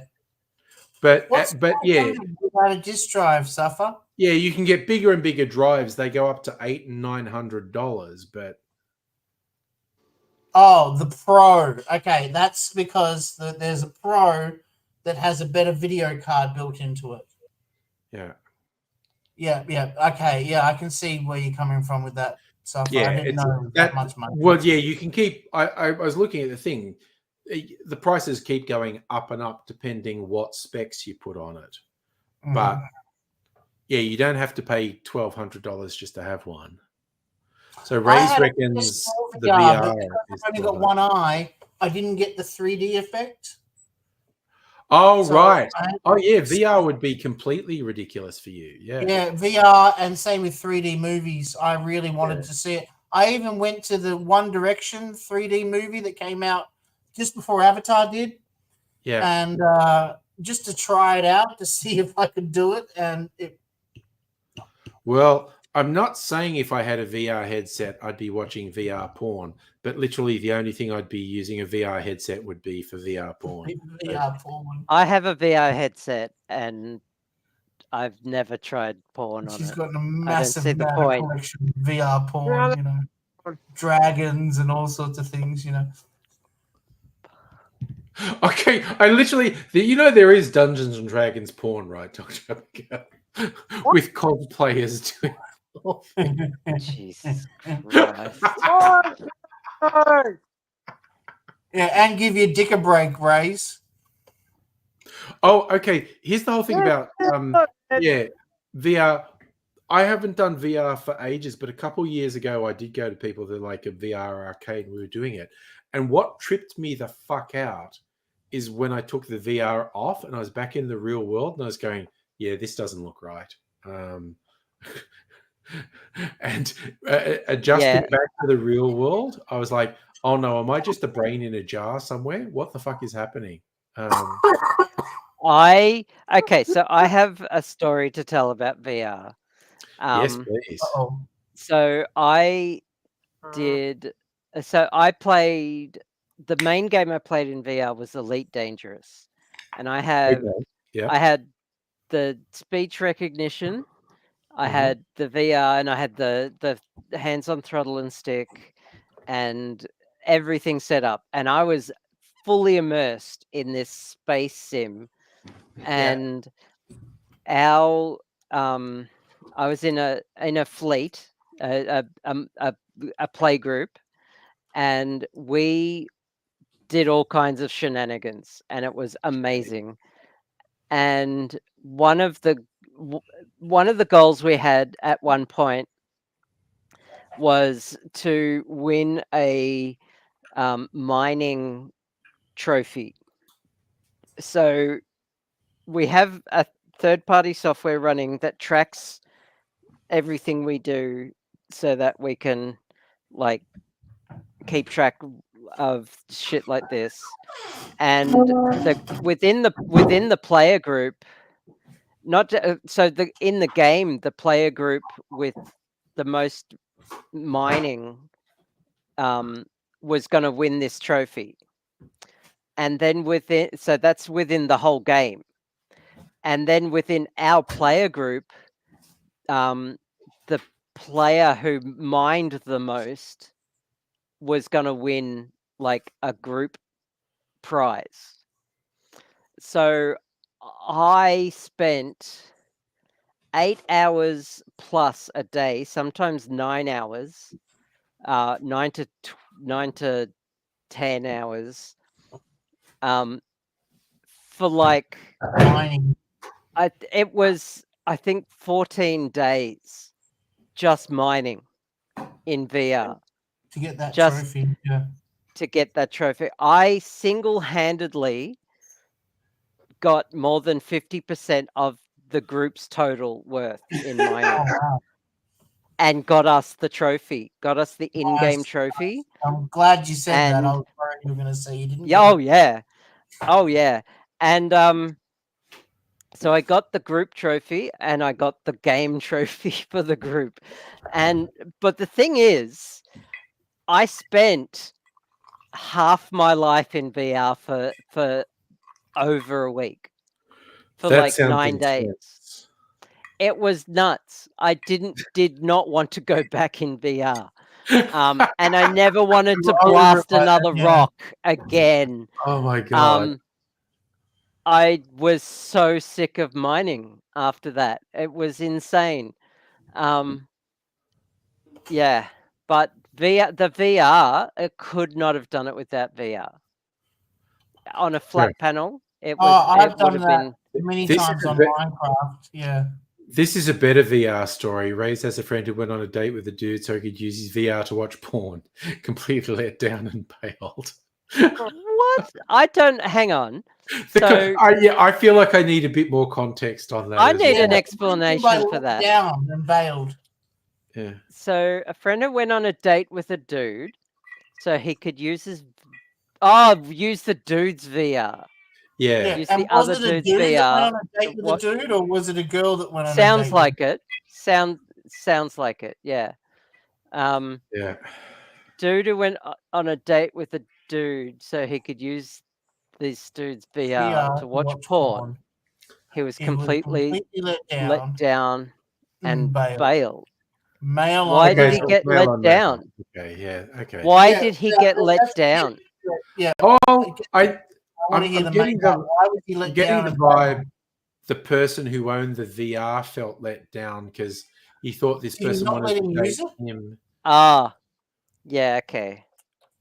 Well, But I anyway. have a VR headset and I've never tried porn on it. I imagine Yeah. it would be unsatisfying.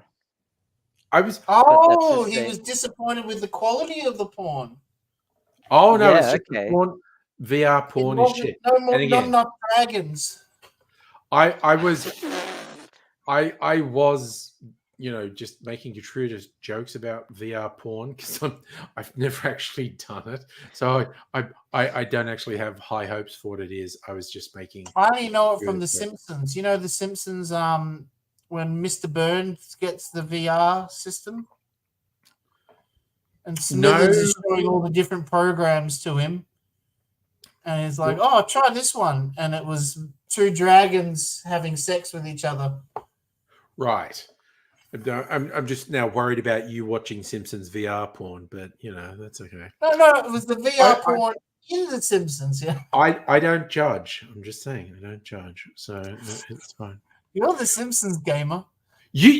Oh my God, it's so wild because they're sunsetting this Simpsons game Yeah. after 12 years, and they're just doing a thing where if you've been playing it for as long as I have, they're basically saying like you now have unlimited prestige stuff, like premium currency that you normally have to pay for, and we're just like they're just doing all the stuff you missed because it would have cost you money before. They're just like, fuck it, we're going to give it to you in the last couple months so you can build out your Springfield, and then they've put a function in so you'll be able to take an image of your Springfield as well. And I swear to God, I am jamming years worth of this thing into days, and it's just like repeatedly going accelerate. With those mobile games where make things happen. Yeah, you usually got to pay coins to get that accelerate. Yeah. But they've given you all the premium currency, so it's like, yep, just accelerate. Instead of waiting 4 to 12 hours for something, you just go, no, do it now, do it now, do it now. And Okay, I'm trying the 8-year now.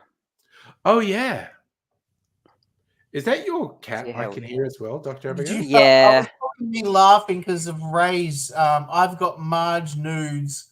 You can judge me. Oh my God, there is God. so much. What I love is there is This actually cracks me up so Simpsons much. I just love it. video porn. People who are so into it that they just use No, graphic I'm not and looking. animation programs. No, I'm not make falling Sim- for Now that. I'm going to look. It's like, oof. The fact that someone had to do that, someone had to do the animation, and Oh my So- god. Oh, Jesus Christ, Rays. you put something in Discord. Oh, for fuck's sake.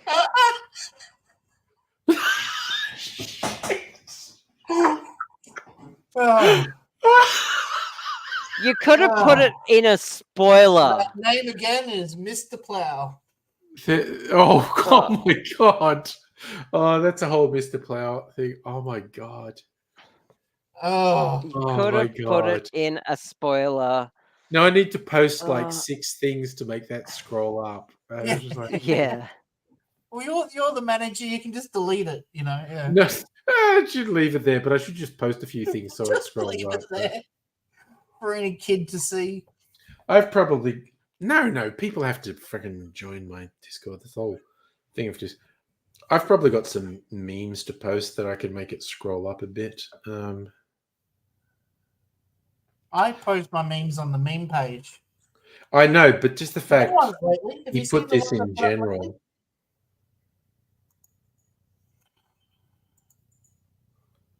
What is this? What? Just got pictures of friggin'. Who are you a fan of, Heine? If you're not a Marge fan,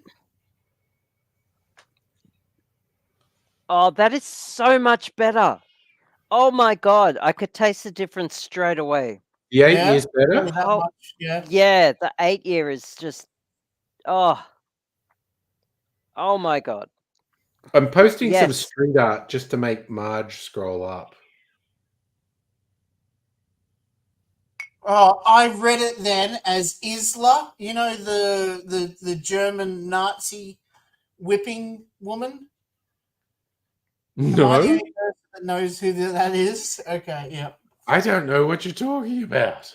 Yes, you do. You're just pretending you don't. I don't.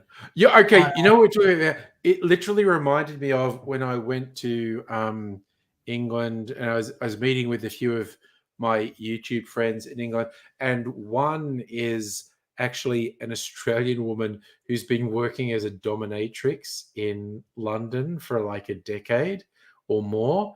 And I went and had dinner with her, and she's very cool and stuff. And then she just started showing me all the stuff because she does the dominatrix stuff in a flat, and it was like there's actually the St Andrew's cross, the X that she ties guys up to, and then she's go like she specializes in pegging guys, and she goes, "Oh, but there's a whole thing, for beginners." And there was a really little strap on that she do, and they go the sizes through to one she calls Cockzilla, which was like the size of my fucking forearm, and she's just showing me, oh yeah, there's the cross that I strap people, there's this, and I was like, yeah, I am not going to say I want to try this. Just in case you were wondering, am I going to say that looks interesting, I want to try that? I am not going to say that, just so you know. Because she was just showing me everything, and I'm like, cool. Not doing it. England copied the Georgian flag. Fair enough. Oh God, you're working again tonight, Rays. Okay. That's right. I think you were telling us you the night was free, but then someone offered you a lot of money. Oh, Heine, there's definitely Patty and Selma porn. No two ways about it. Oh God. Heine will maybe go for Heine will go for Jean Grey in the X-Men for cartoon porn. Oh dear. Sorry, I just remember she's not Jean Grey, it's Storm. But one of my all-time favorite lines, Halle Berry as Storm in the X-Men movies, when the nemesis, the bad guy, is Toad, and when they're fighting, and she finally gets the upper hand and says to Toad, "You want to know what happens to a toad that gets hit by lightning?" And he goes, "What?" And she goes, "Same as everything else." And just bam, hits him. That line makes, it's such a stupid line. I really like it. It makes no sense. It's not a cool line. No, it's a cool line. It's like not. It's like she shapes him up like it's something very specific to a frog or a toad, and it was such a letdown. Nah, it could have been way cooler. Like I disagree. It was such a. Chick? I'm trying to think of the girls of animated shit women I've always had a crush on ever since. Okay, Hunchback of Notre Dame. There was Demi Moore played this kind of gypsy chick. Yeah.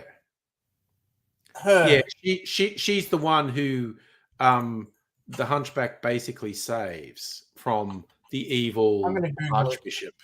I was trying to remember. No, I'm going to go. You know what? This might be slightly obscure for people. I'm going to go for Miss Bellows in the Powerpuff Girls, who you never see her face. She's the mayor of. Well, you like it, eh? You can't see their face, eh? The mayor of the city of Townsville, his secretary, Miss Bellows, and there is a shit ton of innuendo in the Powerpuff Girls, which is hilarious. Oh, far out! Tom Hulse, the guy we were talking about. Yeah. He's Amadeus in Hunchback of Notre Dame. Does he do? I did not know he did the voice of Quasimodo. Wow! There you go. When was the last time he was in something? I've got him. I'm gonna look him up. So I can just pull him up. Movies. Yeah. There's Parenthood, Hunchback of Notre Dame. Oh, big surprise! He looks old. Yeah, well, he's been around for a while now. Here we go. He was in Stranger Than Fiction with Will Ferrell. But that was like 10, 15 years ago. Yeah, that was 2006, yeah. That was a good movie, though. I like that one. That was actually a standout one for Will Ferrell. Holy shit. He's done next to nothing since Stranger Than Fiction. Yeah, that was it. There's a movie called Jumper that I don't know. Once Upon a Studio in 2023. Yeah, but that's just reference material that they used for Hunchback of Notre Dame. God, so he's done almost nothing in the last 20 years. The Heidi Chronicles looks interesting with Jamie Lee Curtis. Yeah, TV movie. Okay. Sorry, when I see, I just latch onto it, Yeah, I think he's done almost nothing in the last 20 years. I hope he's just had enough money from the other Hollywood stuff he's done, and he's just gone like, yeah, fuck it, man. I'm just moving out of the public limelight, and I'm just going to lead a chill life. I'm hoping that's why he hasn't done anything for 20 years, because he's basically he works just as a producer now instead of as an actor. but that's what I'm hoping. He's won 8 Tony Awards in 2007 for the Broadway hit "Spring Awakening." so he's Who doing is theatre. Tony? Okay, that's Who's theatre. Tony? He's also the lead producer for the stage adaptation of the Green Day album "American Idiot." Who is Tony? Good question. Who are Who's Tony and what? the Tony The Awards? Tony Who Awards. are Oh, Tony The- Bennett, wasn't it? no? Who are the Tony Antoinette Awards Perry. named Antoinette after? Perry for the excellence in Broadway theatre. She was an Antoinette actress, Perry? director, producer, and wartime leader of the American Theatre Wing. So there you go. Antoinette Perry is an actress, producer, and theatre director who was co-founder and secretary of the American Theatre Wing. The trophy consists of a spinnable medallion with faces portraying an adaptation of comedy and tragedy. You know, the happy and sad. Okay, yeah, yeah. but why is it named a Um, Tony Award? Antoinette, Tony. Well, Antoinette is the short version of Tony. Is Tony is the short version of Antoinette Perry. Since when? Tony is a shortened version of Antoinette. Normally T-O-N-I. No, seriously, you're always correcting me on English. I had no idea. Tony go. is a shortened version of Antoinette. The rules for the Tony The more you Awards are know. set forth in the official document, which applies that season only. It's a New York theatre industry equivalent to the Emmy Awards for television or the Grammy Awards for music. Yeah, that's what's the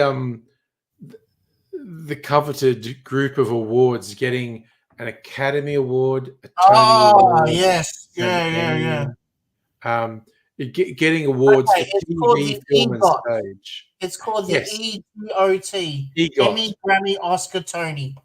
Yeah, and also Grammys fucking suck. Grammys don't count for shit. Yeah, Because nowadays they don't. absolute- They did but before the year 2001, when CDs actually sold and made Yeah. money, that was actually a coveted award. Nah, Grammys were given out for shit. That's one of my favorite jokes from the early seasons of The Simpsons when the barbershop Oh, a quartet Grammy? limousine wins a Yeah. Grammy, and he's so upset and he throws it off the balcony, and you hear the spotty teenager go, "Oh, an award!"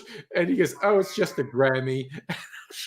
Grammys are a shit award because absolute garbage acts got Grammys at various stages. Well, it was Grammy? often quite racist because it took Yeah. years after rap music came out for a single artist, a black artist, to win an award.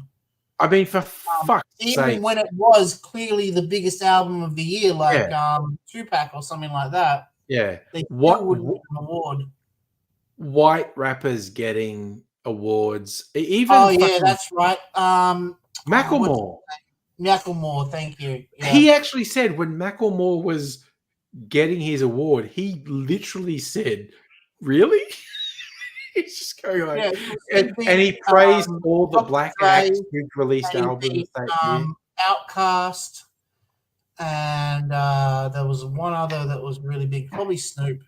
Yeah, it's like he wasn't going to turn down the award, but he literally just called out all the black acts who'd released albums, rap albums that year, and he's just like, "Really, really?" But yeah, during the 80s and 90s, the Grammy was actually quite a coveted award. I remember the Grammy shows were massive. Same with the MTV Music Awards. Do you remember them? Yeah, Oh, I do. Yes. Pretty Yeah. big Yeah. thing back then too. Yeah. Okay, but you know what is a steaming pile of shit? The fucking What? Emmys. It's the Foreign Press Association. It sounds really, but it was literally just rich people made that up for their wives because they were all jealous. They thought the Academy Awards was really cool and they wanted their own thing. And it was literally just rich people paid for the Emmys to exist. Oh, shit. The Foreign Press Association is bullshit. It's literally just rich people having an event where they could hobnob with celebrities. Okay, can you name 3 people that have won the EGOT?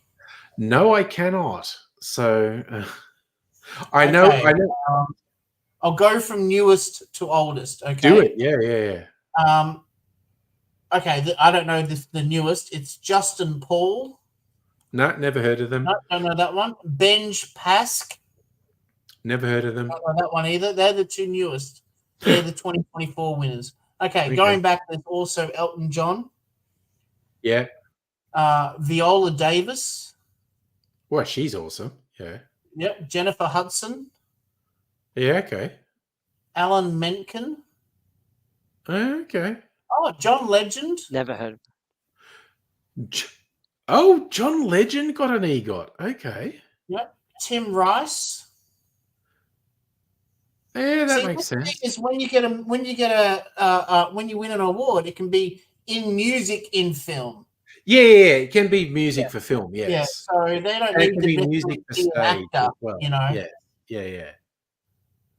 All right. So when you got actors, you've got stuff like Barbara Streisand, Liza Minnelli, James Earl Jones, Harry Belafonte. Quincy Jones was an actor? Damn. Well, there you go. I never knew he acted. But both Harry Belafonte and Quincy Jones blow my mind a little bit. Whoopi Goldberg. Mike Nichols. Oh, he does some great movies. I love Mike Nichols. He does do good movies, yeah. Safa, actually, I thought there is more than one porn awards. It's not just the Adult Video News who's Award. that Aussie actor who plays Wolverine? Hugh Jackman. I thought he was an EGOT. I don't think so. I don't think he's got a Grammy. That's a crying shame. He should have been, hey. He would definitely have a Tony Award. He would definitely have an Academy Award. But again, Hugh Jackman, the fact that Hugh Jackman made Wolverine credible, because Wolverine's a very silly character. But Hugh Jackman made Wolverine credible. And at the same time, he's doing Peter Allen on stage and winning all the awards. The fact that he can do them at basically the same time, make Wolverine credible and be Peter Allen. Yeah, I don't see Hugh Jackman winning a Grammy for music either. You know, that's I don't fucking see incredible. Although Peter Allen, I guess, would have been something on its own. Although that's also reminded me, there's a bunch of movies I'm just waiting for them to be free on streaming. And it's Deadpool and Wolverine. I've got that on my Plex server. I'm sure you do. I have the 4K version on my Plex server. And look, maybe I'll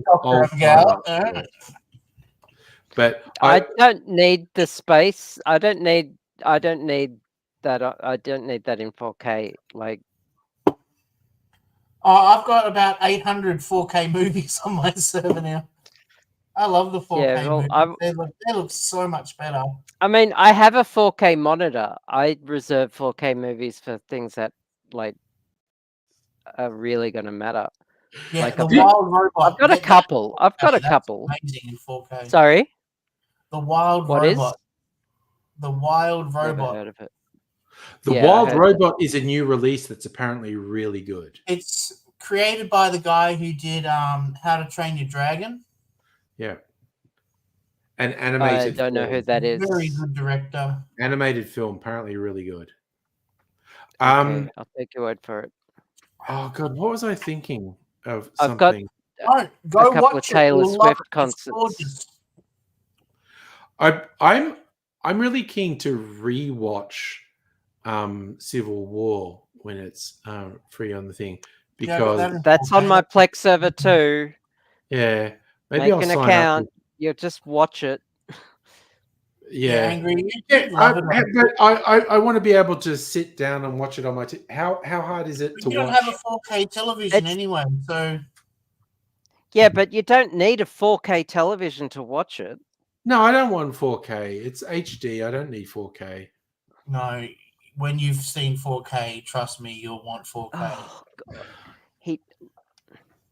You can watch it on a PS4. Yes, my son does that. Okay, so I you can do it through a PS4. Okay, Yeah, maybe you I'll can- get Plex on my PS4. It's like Starwood, you know. Once you've had Starwood, you realize, wow, you know. That's a very good analogy. I like that. That is very good. 4K. It is pretty cool, especially on a big screen.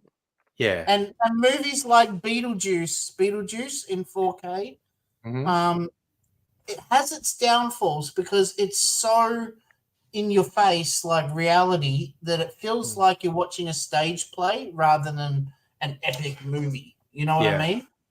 Oh God, have you what's that function on the 4K TVs and HD TVs that's actually really bad? Interpolation or whatever they call it. Picture smoothing. I hate picture. I've got that turned off. That's, It makes movies look terrible. It makes it look like they were shot on a video camera. I was in a JB Hi-Fi once, and it was one of their ridiculously huge TVs showing one of the Marvel movies in Ultra HD, and it looked like fucking shit because they had the smoothing thing on.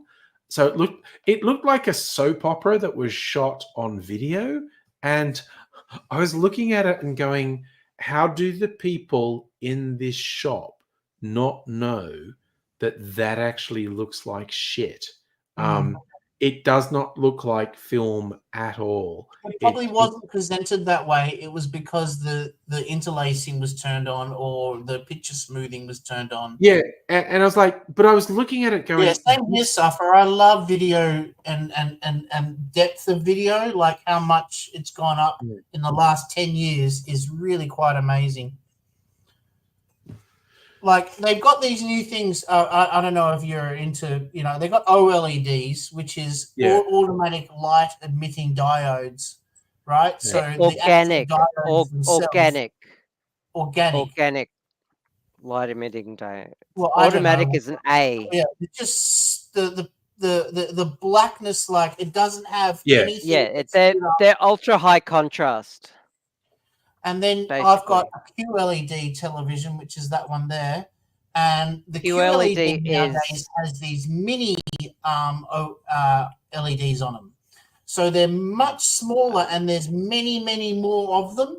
So although it still is backlit, it's not like big chunks at a time. It's like very fine-tuned and it looks amazing.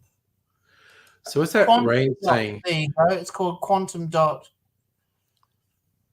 Okay. So again, I think this works in your favor, Rain, as a European. You get exposed to so many accents, you don't have trouble understanding them. But yeah, I mean, I'm sure you can get TVs twice as large as my TVs. I've had my TV for quite a while. And you get one that's twice as large and it's 4K. There's no doubt I would go, oh, this is fucking wild. But I don't know. I'm just like, this is good enough. This is good enough to watch things on. And yeah, same with me being a bartender, Rain. We had a lot of Indians that would come in who were working in the cleaning department and stuff like that. So you had to have a good communication with them. When we worked at Telstra Dome or what's it called nowadays? Marvel Stadium. I think it's Marvel now. It's changed the name. Still called Marvel, is it? There you go. I It think changed so. names every 10 years or so. Yeah, it was Yeah. called. When I joined, it was Colonial Stadium, and then it got Yes. changed to Telstra Dome in the time I was there. Yeah. And then after I left, it got named Marvel Stadium. But I thought that contract would have ended because Marvel's kind of gone down the shit off. I'm not sure. Last time I sort of went past it, I think it was still all Marvel, but I Yeah, wouldn't it's swear still to it. Marvel. Yeah. But But Yeah. yeah, sorry. Come back to 4K. It really does make a massive difference. oh yeah, I bet it does. It's definitely worth the investment. You don't even need a giant screen. Mine's only 55 inch, and because I've got one eye, if I get a 65 or a 75 inch television, I'm sitting there doing this. Yeah. I feel like I'm watching a tennis match. Yeah. It's like the first time I saw IMAX, I was literally sitting there going, I can't actually sit still. I have to move my head around. Grab to the see whole everything screen. that's happening. Yeah, it's too much. So Yeah. I chose the screen specifically so I could see the whole thing in one eyeball. Yeah, that makes sense. I got an That makes eyeful, sense. so to speak. Yeah. Yeah. So Yes, you do. You're right, Suffer. You have to sit back further when you're watching a larger screen. But it also shows off the quality of 4K a lot more.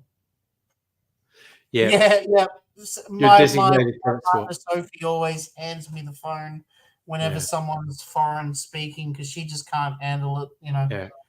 But I work in IT, so a really significant number of people who work in IT in Australia are Indian or from the subcontinent anyway. Oh yeah. It's really widespread. So You must it's- be very good with accents too, yeah? yeah, we've got a fair spectrum of people across the way. So but yeah, just working in IT for 20, 25 years. Asian, I'm still a little bit, I'll be honest with you, I'm a bit tricky with some of the Asian. It varies, and I mean I've had Russian people as well. Yeah. I still remember thinking from it's like 10 or 15 years ago, this guy, one of the tech guys who was Russian, and he was older, and he's really hardcore engineer, technical. And I never said it, but inside I'm going, yeah, you were on the USSR's nuclear program, weren't you? It's like you were targeting all the nuclear weapons on the West, weren't you? I was engaged to a Russian woman for 6 years before she passed away. And I got very good at picking up Russian and Russian language as well because she would constantly speak Russian to her family and stuff like that. So, you end up picking up, As I mentioned earlier in the stream, like for the last, not quite 20 years, but most of 20 years, I've been in either East St Kilda or Caulfield. And that whole, it's not just the most Jewish area of Australia, but there is a lot of Russian Jewish people from East St Kilda.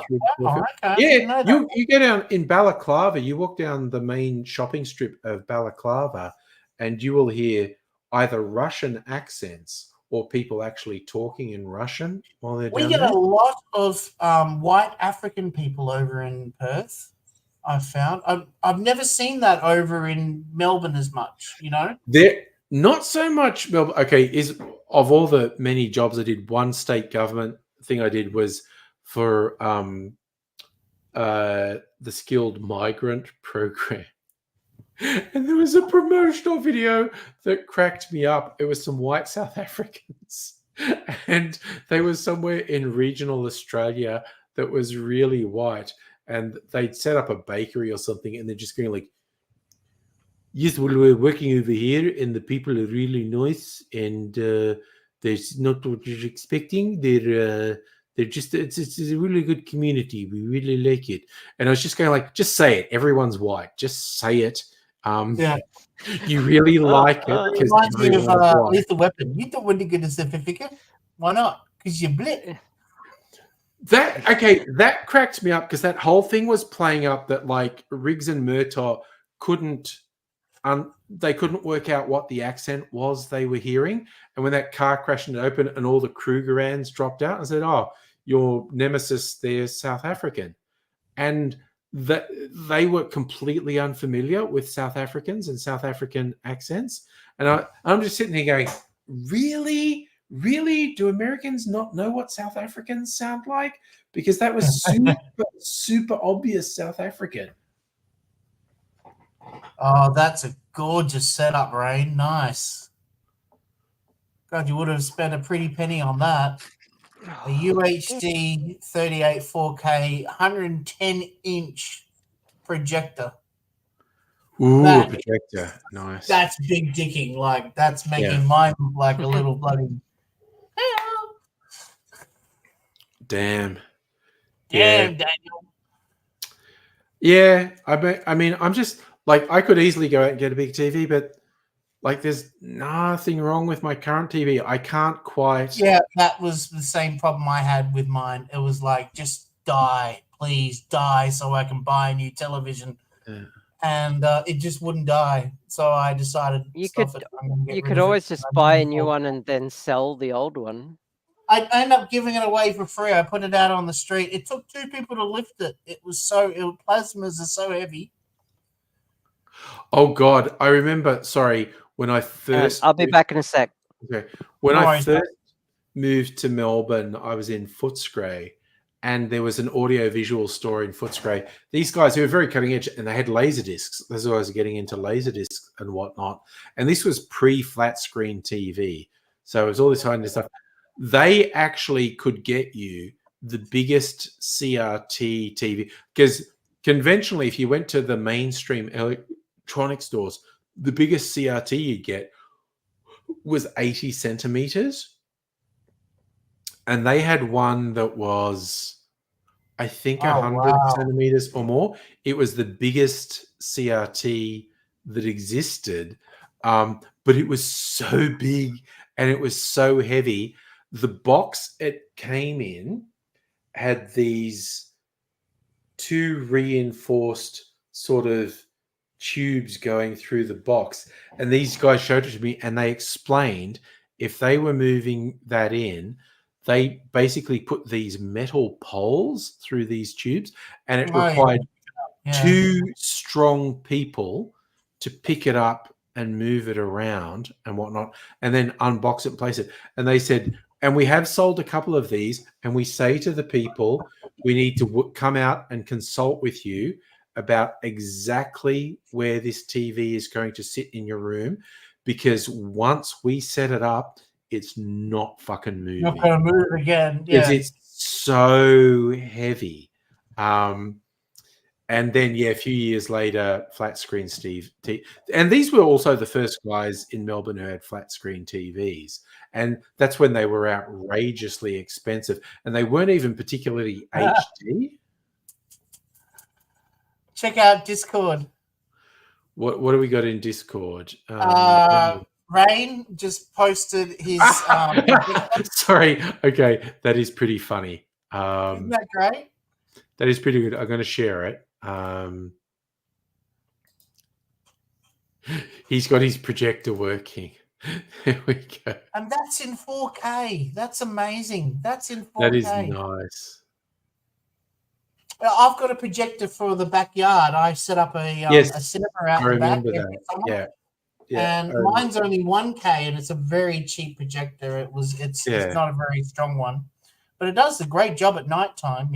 Yeah, it'd be good in the backyard at nighttime, definitely. Oh, it's perfect for you. When you start, it's usually coming on dusk, and the sun goes down. So the first hour, I can't really see you on the screen, but the last hour, the picture starts coming up. Do you remember those projector TVs for home? They're around in like the 90s. And rear view projector. Yeah, the rear view projectors. Yeah. Were they amazing? Yeah. They were wild because they were like 4 times bigger than the biggest. Yeah, they were a rich man's CRT. television. Yeah, they were amazing. So if you had a flat screen plasma 1080i in 2005. Oh, yes, you're right. Yes, I forgot. He's only in 1080p mode. Yeah. Yeah. You're only streaming 1080p. Yeah. But that's Yeah. still great because it used to be 720 only like a couple months ago. Exactly. I got this new YouTube downloading program that Oh, can yeah? download clips, music videos in 4K. Yep, that's nice. And oh man, just just amazing, really. You know where 4K stands out the most to me is when I grew up watching them on VHS or something like that. Like Yeah. Yeah. you know, like Aladdin, for example, is a great example. You know, I used to watch that on Aladdin, you know, on VHS constantly as a kid, and you know that's 240p. Yeah. You know, and nowadays, you know, 4K is 2,160. I think, is that right, Safa? And it's just. It's so amazing the difference because it's something I grew up with watching, and my memory sees it as one thing, and then it shows you how clear it can be. Yeah. Mm. Yeah.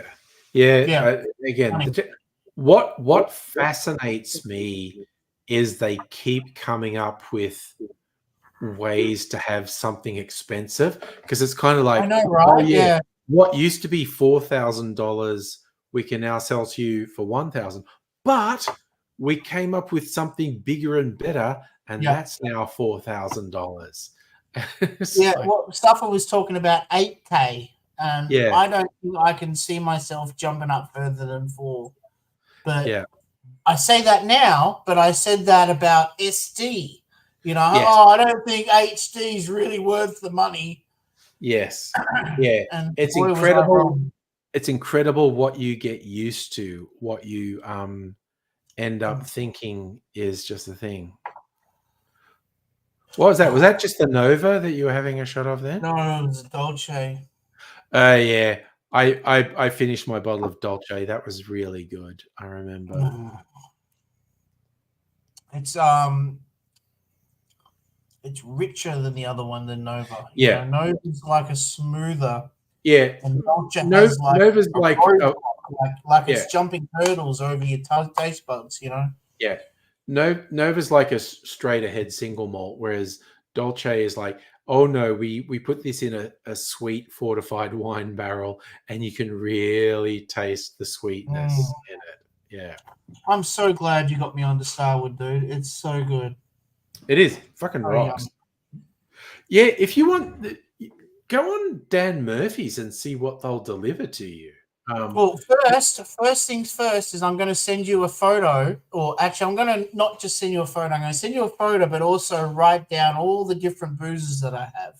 Yeah. And then you can tell me what other mixes I need, like liqueurs and stuff like that. That's where I'm at the roadblock at, because so many and of that is your the videos that I get inspiration from with your cocktail videos. I'm like, I've got that. Oh, I need that, you know. the modifiers, that's the interesting And thing. that's where it's at, and that's where you really get the fine, you know. Yeah, because that's where it gets creative. It's like, okay, that's where the fun is. Yeah, I've got all the big spirits, but I'm definitely whiskey number one. But you know, I've got rum, I've got gin, I've got brandy, I've got agave spirits. But where it comes down to is, but what modifiers can you put with that? And that's where it gets really creative. 110%. You're gonna hate that I'm gonna say this, but I was a big vodka fan, and I still am.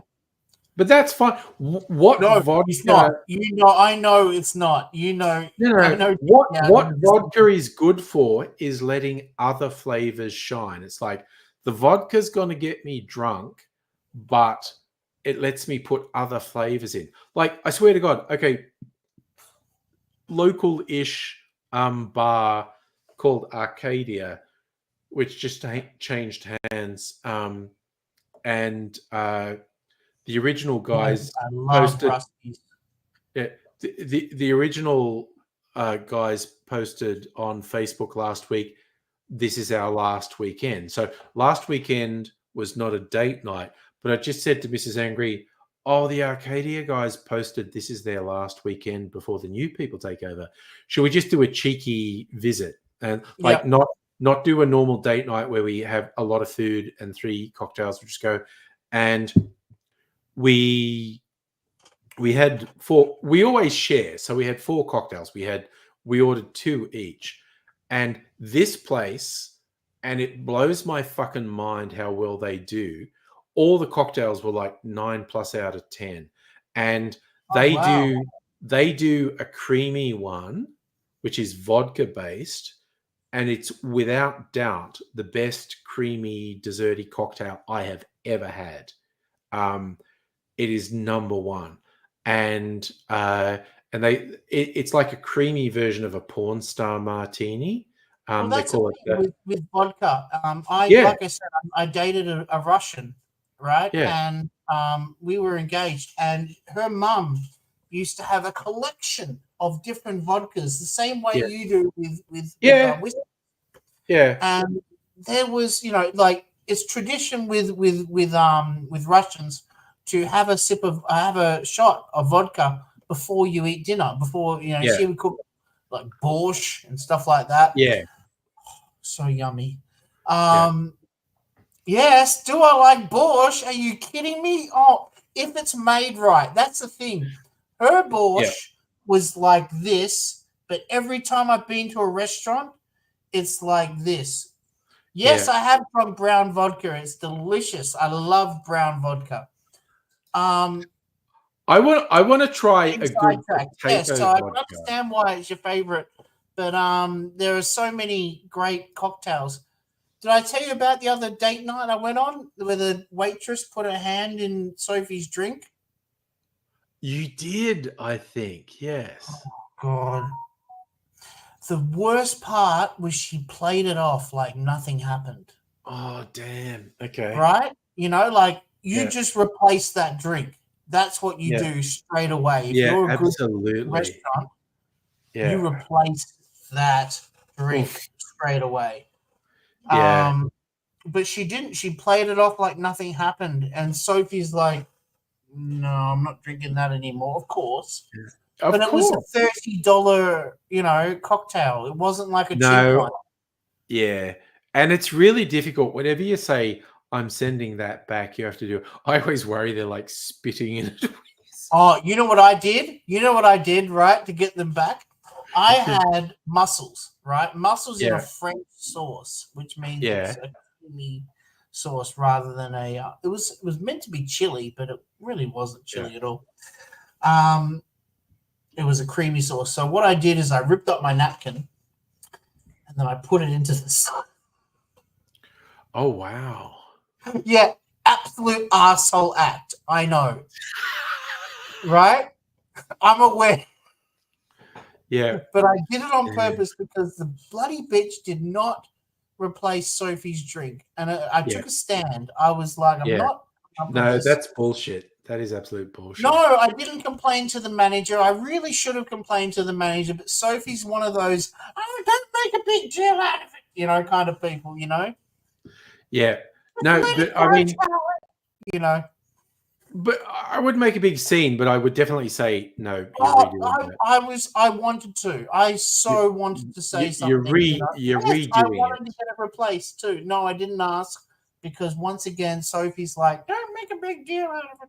But like we had a recent thing, like when I was off with Mrs. Angry, and we had our first round of cocktails with the first part of the meal, and then we ordered some different ones. And I was like, oh, this is pretty nice. And I went, wait, I think someone mixed up the order and they've remade the first round rather than the thing we wanted for the second round. And so I just went up to the bar and with the thing, and I'd already had a couple sips before I worked out they'd made the same thing rather than the new thing I'd ordered. And I just went, oh, I think you gave us another one of this one rather than the one we ordered. And I was like, I was giving it back. And they just went, and they were really good. They just went, oh, God, you're right. Just keep that. Just keep that. Drink that. Oh, that's so much better than I thought that direction was going. We'll make you another one. And so I thought they were going to do the whole, oh, sorry, you've had a sip out of that now. You know, you Yeah. obviously like No, it. I'd had several sips, but it took me a while to realize. Sophie has a very big heart. She's such a caring person and cares about the world around her, Suffer. She And does seem like a lovely person. it Yeah. sucks sometimes, you know, because sometimes I just want to be a bit of an asshole, you know, just a little bit of an A asshole. little bit. Yeah. You know? It's like my personal revenge on my lad. He works in hospitality. He's worked in a few different bars. He's in like a So gaming right, bar. and that's why I feel like we can Yeah. do that, you know, because we Yeah. know what it's like to work on the other side of the fence, you know. Yeah. But he had a job at one point at this really high end place that had opened. It was on top of a tall building, had these big city views and whatnot. He didn't really like working there, but it's like Mrs. Angry and I organized a date night there, and it was actually for her birthday. That's really sweet, or supporting your boy, yeah. But they cancelled our booking like the day before. Oh. And we were like, what the fuck? And we went somewhere else.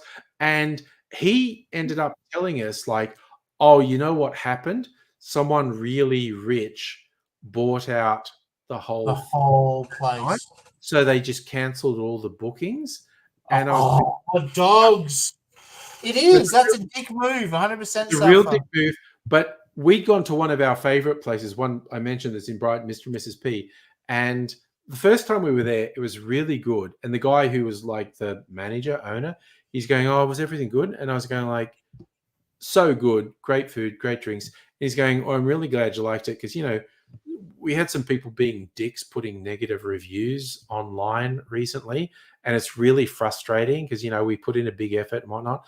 And I went, well, they're jerks. So I in my Google account, did a 5-star review for this place because it's like, fuck people. And I did a couple, and then I was getting this stuff from Google saying, oh yeah, everyone likes your reviews. So I went to this high-end place that cancelled our booking. I gave them a 0-star review. And I was you know, on Google, people start paying attention to your other reviews as well. Yeah. And I said why. I said this was booking for my partner's birthday. They cancelled it with no explanation the day before. Absolutely inexcusable. And so every time we go out, I add a review, and I always give the places 5 stars. So when someone looks at my review history, all these places have 5 stars, and these articles have a 0. It's just like, nice one. That's awesome. That's my little revenge against them. Dude, that really rubs it in every time too, you know? Yeah. And they did actually email me at one point like, oh, you know, can we make it up to you? And I never even replied to them. I was tempted to reply, you can make it up by inventing a time machine and going back and not fucking cancelling the booking for my partner's birthday. Fuck you. But I just didn't reply to him. It's like, fuck you, you pieces of shit. And being a bartender, even if you lose like 1 or 2 bookings because of a review, that really adds up. Because if other people gave you a 0 stars, that's 1 or 2, 1 or 2, 1 or 2, 1 or 2, 1 or 2. Yeah. You know, so it really adds up to loss of business, you know. Yeah. But I like to think that question. Yeah. Have they lost business? I mean, what so maybe not much from Angry himself, but if other people have also done it as well, it does add up. Pre-leaving for work shit. Okay. I hope work's okay, Ray, by the way. Yeah, exactly. I agree, Suffer. If they sent you an email, they would have definitely noticed the 0 stars. Yeah. And I just didn't reply to them. Like I said, I was tempted to go. No, the only way you can make it up is to I went to a place called the Steakhouse, the Mandurah Steakhouse, and they give you a free dessert if you give them 5 stars. Yeah. And I said, I'm sorry, no, because I'm going to give you 3. You know, like I'm not suckering myself. I'm not selling myself short just Yeah. because you want the 5 stars. You know. Yeah. I guess it's kind of, if I don't like a place, I just won't put a review for it. But it has been a great pleasure of mine to find places I like and go, yeah, 5 stars. So if anyone looks at my history, there's like a dozen places where I go 5 stars, 5 stars, 5 stars, and these wankers 0 stars. It's just- Yep. It really rubs it in too, especially when you've got so many 5 stars. It Yeah. shows you're not just being a dick for the sake of being a dick. Yeah, and it's and Yes, it and is a dodgy review system. It's a sense of bribery, you know, and I Yeah. didn't want to stand for that, you know. Fuck a Yeah. free dessert, you know. It's usually probably a shit tiny little dessert anyway, you know. Yeah. So No, yeah, I stand by my rights, and I don't give them 1 star just for a small thing. If it's a 1 star, then it's got to be like sticking your hand in my wife's drink, you know. Like yeah. that's a bad thing, you know. I saw this. I'm sure I've said this on a stream before, but I saw this really funny video from a very old school YouTuber, Freddie Wong. He's American, and Yeah. he's saying like, okay, here's for everyone who wants to know how to know which Asian place to pick based on online reviews. Or the 3-star review rule. 3 stars. Yeah, we talked about this We like a talked couple about of months ago. Yeah. Yeah, because he's saying if it's 5-star reviews, the reviews Then- are all from white people who just kind of like that the staff The sucked up to service. them. Yeah, it was all Um, about getting sucked up to the service. But 3 And he's stars going, means I'm talking good about the food, food but quality. shitty service. Yeah. You don't want 1 star because those places are actually probably really bad. Yeah. But when it averages out to 3 stars, it's probably the food quality is really good, but the staff don't care if you live or die. So all the white people mark them down. The Asian people are all giving them 5 stars just for the quality of the food, but the white people are marking them down because they don't get sucked up to. And it was just the funniest thing. He was just going like, "Yep, 3 stars. That's what you want. 3 stars, not 5 stars." Because that's going to be bullshit about the decor and the service. Not 1 stars because it's actually probably bad. Yeah, but probably 3 is bad stars. food. But 3 stars Yeah. means you got good food, but the person who served you was like, "Here you go," and threw it at you. You know. Yeah, just the way he phrased it, he's going like, everyone Asian knows it's just like parents who never show you any kindness or whatnot, but they really care for you and they give you good food and they look after you. Like these people in these restaurants, quality of And food I've is used super that system important. ever since, and it's been spot on every single time. It's so funny. Who's Alex Chidiak? What was that? You saw Alex Okay, Chidiak. Safa. I saw Alex Chidiak in person tonight. What is that? I don't know who that person is either. I think Google it's to do with it. soccer because Ray's has just gone in with fuck victory. Yeah, it's soccer. It's soccer. Ah, okay. Of course it is. It's soccer. It's As soon as soccer, Ray yeah. said fuck victory, I thought, oh, it's about soccer. I worked at the very, very first victory game. I've still got the pamphlet. You know, it was photocopied. Like it was like a photocopied piece of paper. Okay. And it was at scroll up, Laura. It's on the live chat. If you just scroll up. No. I can put it in easily. Oh, easy enough. Good. Yeah, the very first victory game. It was at Olympic Park before they changed it to Amy Stadium. Okay. I'm going to tap out and let Laura take in and cook myself some dinner. Okay. I always forget like you're like 3 hours different to me. Yeah. It's only 8 or 9 o'clock, but Sophie's Yeah. working late because there was an emergency. Yeah, no, I saw her and, arrive a little while ago behind you. Yeah. No. That was that's my housemate, Minnie. Oh, okay. I just saw So someone in the that's Sophie's background. best friend. Okay. I thought that was Sophie. I just saw someone in the background. Yeah, that's Minnie, who was helping cook. Yeah. Okay. All Hey, right, Laura, Laura. you're in. Hello. See you soon. Bye. Sega's tagging out I'll be in the normal. the chat. All right.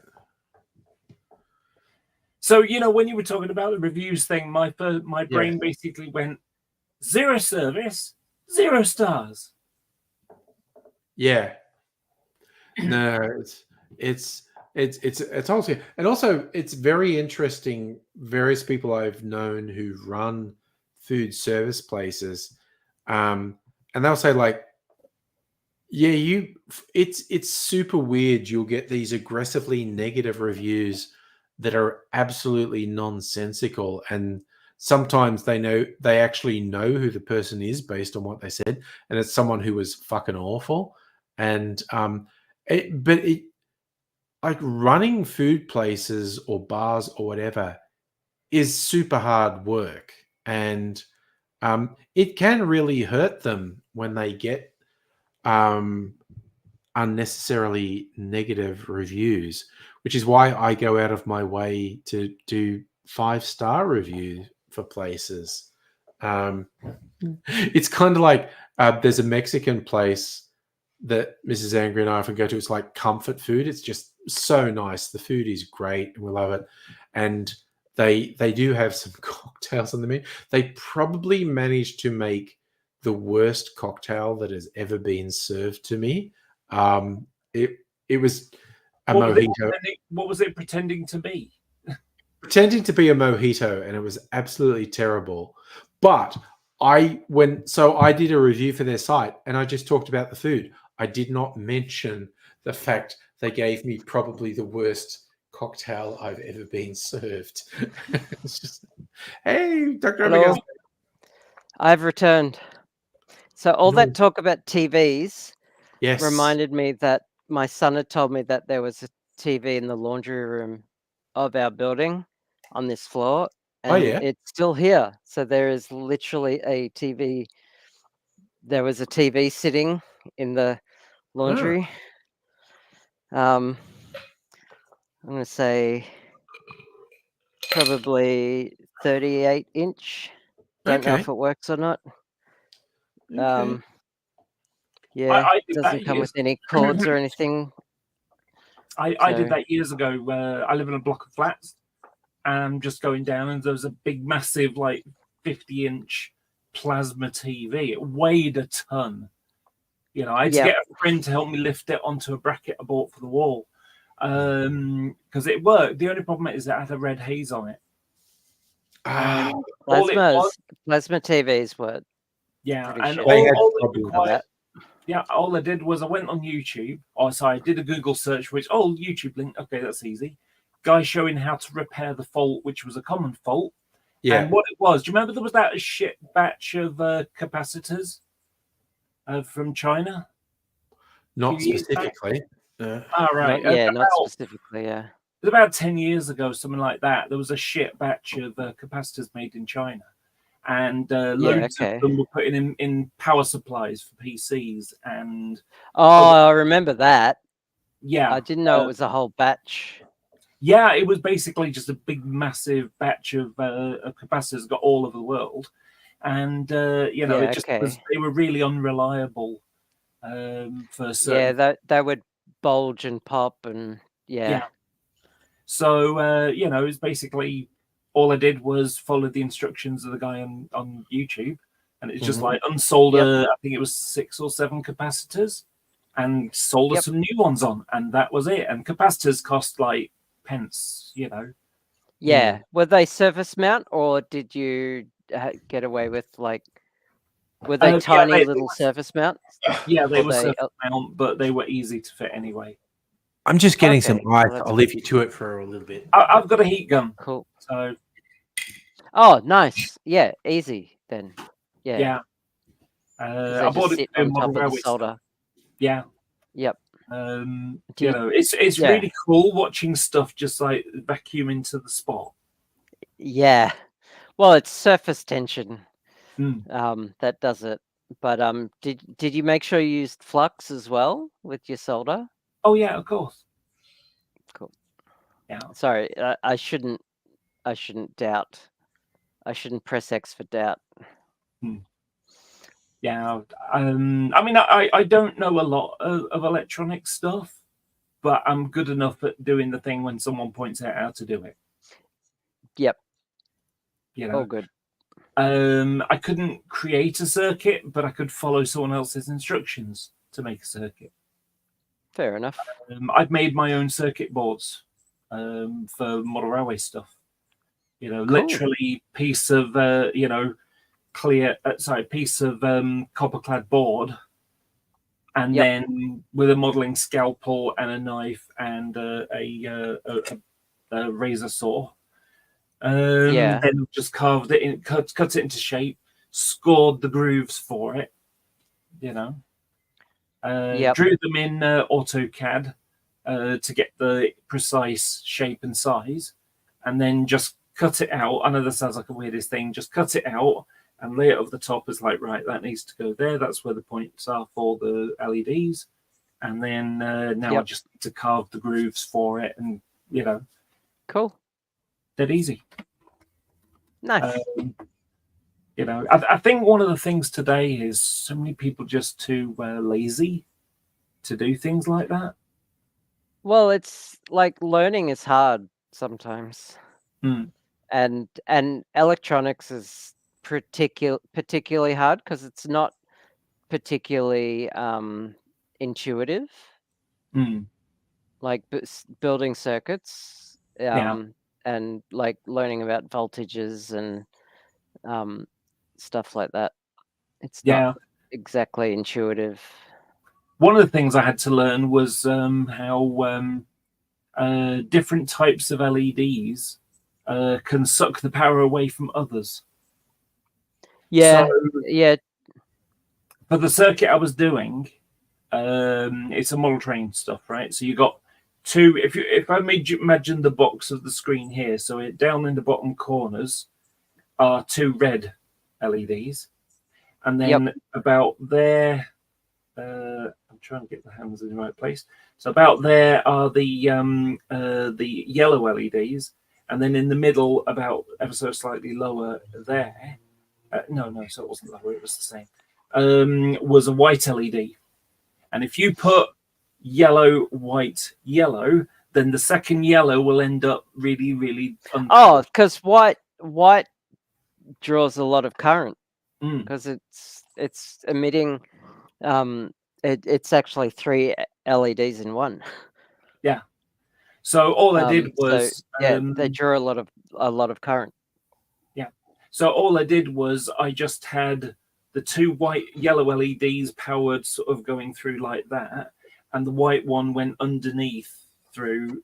Oh, a separate circuit, or were they in parallel? It was the two yellows were in parallel, and in series, and the other one was just on its own. Yeah. If you give me a sec, I'll show you. In parallel. Yeah, I get it. Oh, I feel like you've been doing some mad techie nerd shit while I was out. So was it Rain posted a picture of Cosmate fixing a laptop charger, looked unsafe, taped together, glue's conductive. Oh no. Oh yeah, use Kapton tape. Don't use regular tape. I just love Rain's final thing was she's very religious. She wanted to be close to God. Electrical tape or Kapton tape if it's used in a high heat situation, but usually electrical tape is fine. There you go. That's my circuit, and there's the model on with it. Oh, so okay. Blue is the common return wire. White is the first one, so it comes either across the yellow resistor back, or and down white resistor back, and then for the red, which are the two lights at the edges, just go around the bottom up through a resistor. Done. I'm okay with this circuit. Yeah. Yes. They, But like I say, if Resist- I had these in a row, that second yellow. would yeah, be- yeah, because they'd be in series. But resistors are that's not the symbol for a resistor. Oh no, it Just wasn't. saying. No, it's literally the LEDs, what they look like physically. That was the drawing of the 0.8 mil LED. Okay, but So yeah, I've fair enough. literally got it is a sized drawing of something that's this wide. Oh, okay. Okay. Yeah. You I know, would've- so it's a see, technical I've- drawing, not an electrical drawing. It's a scale drawing of See, I've done half of an electronics engineering degree. Yeah. And I didn't finish it. I did start it though, and got bored with it. Yeah, I did a computer programming course, and I didn't finish Yep. that either. But that's because they wanted me to learn a load of maths, and I don't really do maths very well. Oh, really? No, The amount of maths I had to do for engineering was insane. I don't know. So much maths. I mean, I don't really have Integrals and yeah. No, I don't calculus know. and I don't know what it integrals is. did my head in. Yeah, I think the problem is I never had a good maths teacher. Yeah, that's to- pretty important. Yeah, I just they really sucked. I mean the one For real. the point when I gave up was multiplying fractions, dividing fractions, and you basically got two fractions, and there's a thing where you flip the second one over, you work across the top and back across the bottom, and that's how you get your answer. And that's the cheat, I was told. It's like, okay, great. Oh, okay. What's the long is way high- around? Sorry? This is high school maths. Yeah. I thought you meant in university. No. I only went to university Oh, once. okay. That lasted 9 weeks. I was studying Japanese, and Oh, okay. I had never. No, I did I did a bunch of university level maths. Nice. I did a bunch of calculus for my chemistry degree, and I did a bunch of engineering maths for engineering, which I carried forward to my computer science degree Right. when I swapped over. Don't ask me to do any of it now. Do not. It's Do not kind of want. like when I see high school maths that I was pretty good at, and someone goes, "Oh, this was a question on the end of year 12 exams. Could you do it?" And I go, I look at it and I see the logical structure, and I see I can see a logical pattern they're asking you to do, but Oh yeah. I'm fucking over it. Fucked if am I not remember. doing it.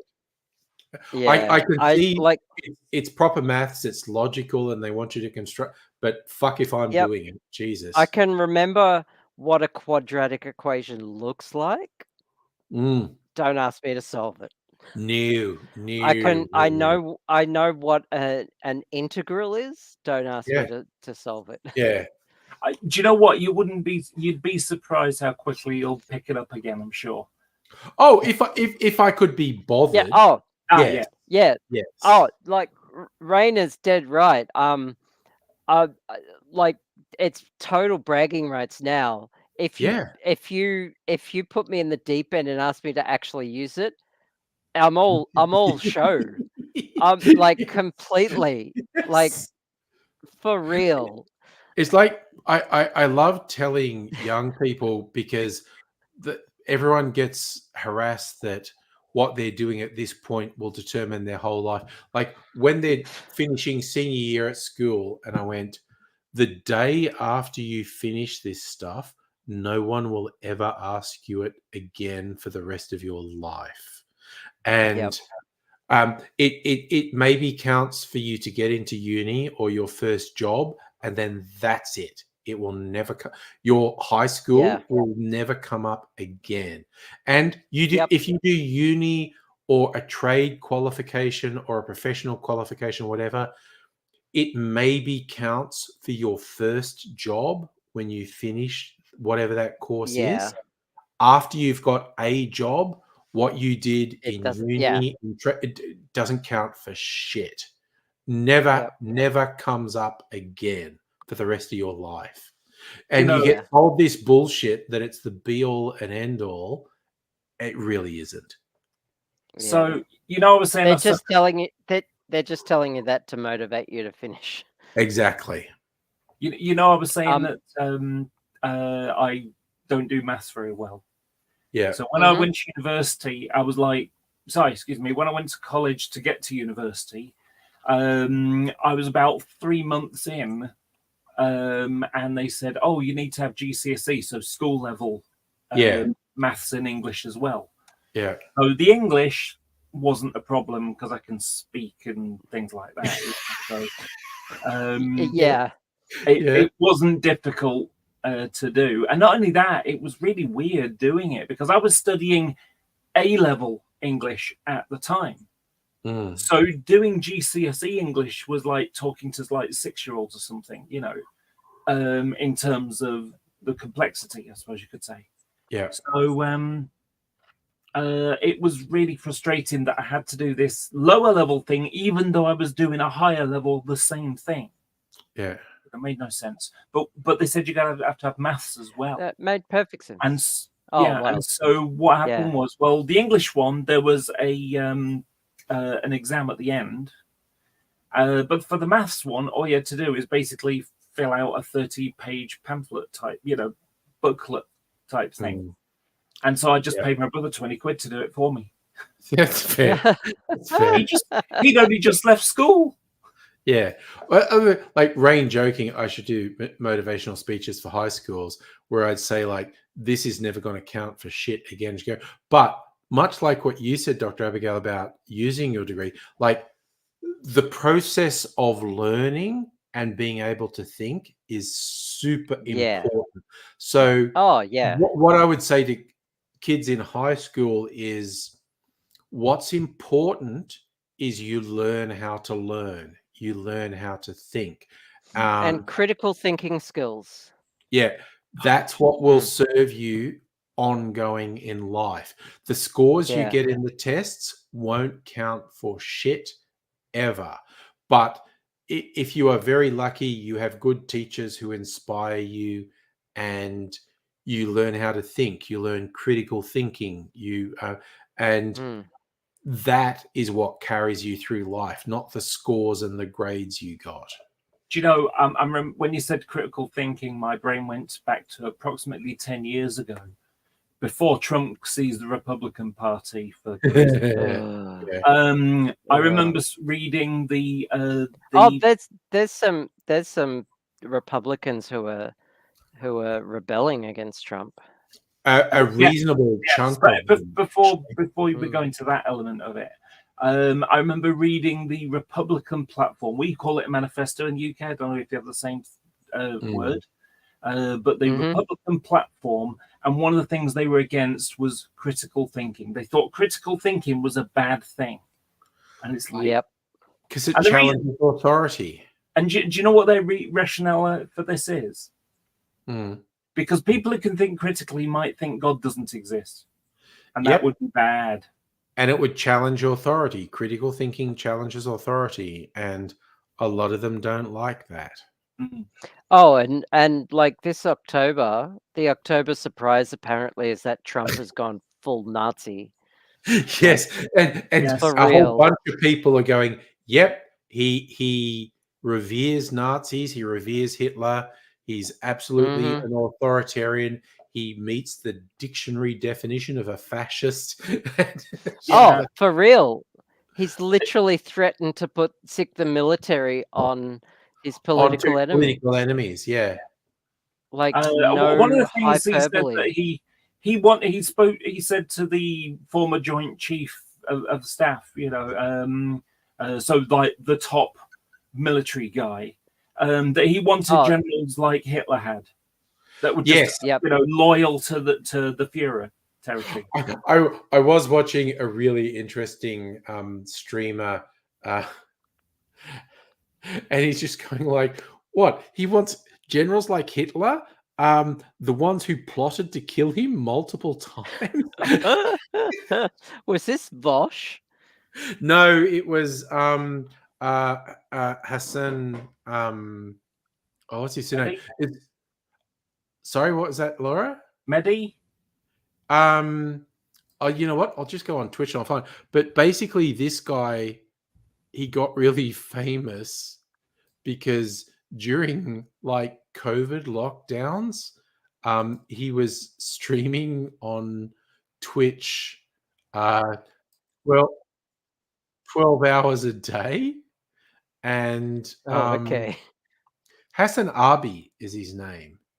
And he's ended up making a lot of money from being a streamer and a YouTuber, but he's pretty right on with the politics. But he also had one of the guys from Chapo Trap House on his thing, and they were just riffing, and they were having a lot of fun. But when they got onto Trump saying he wanted generals like Hitler's generals, and they're going like guys who lost, guys who failed, guys who plotted to kill him multiple times. It's just Not a great plan. It was like, yeah, it's a terrible idea. But it's just like,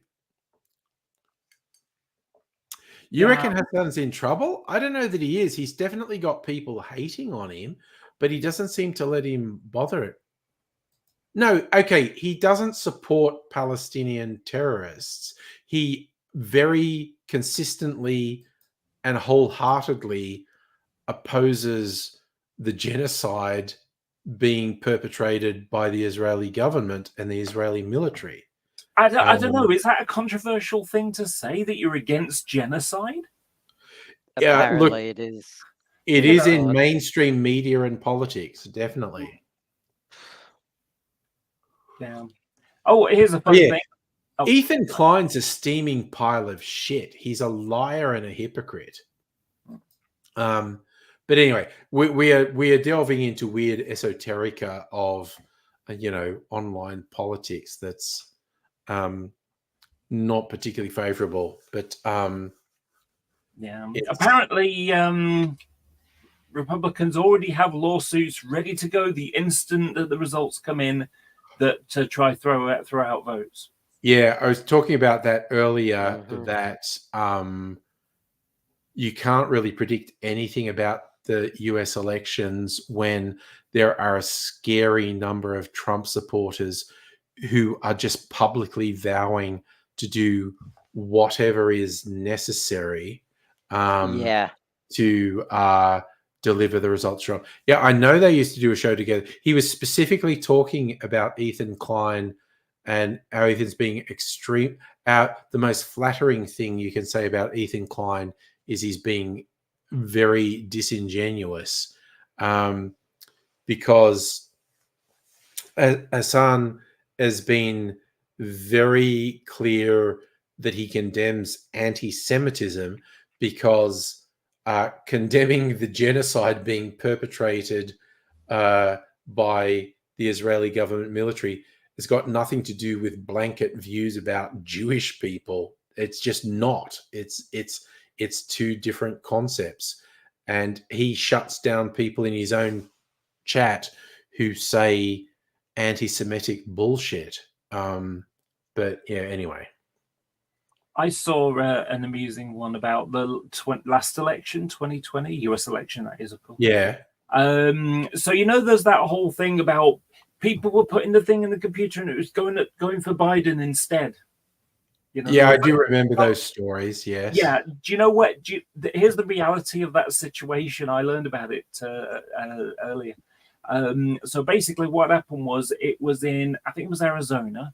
Yeah. And one lady went and, put it in. And when she got the receipt thing, it showed the wrong thing. So she went to the election worker and she said, I'm sure I went and pressed Trump and it's come out as well. So I'm like, oh. And the lady who did the examination, who the election worker. Yeah. She said, "Oh, it's probably a user error. You probably pressed it by mistake. It's okay." So she voided it, and the lady went and did it again, and this time it came out Trump. Yeah. And she posted about it on Twitter, and Marjorie Taylor Greene saw it, and I think it had sorry, not on Twitter. Sorry, she put it on Facebook, and there were like 12 views or something, And then Marjorie Taylor Greene saw it and turned it into something completely different. And, it's a massive voter fraud thing, and, the machines aren't working properly and so on. And the reality, it was one lady who made a user error and it was fixed. Yeah. Yep. And in fact, the only voter fraud was Republican voters.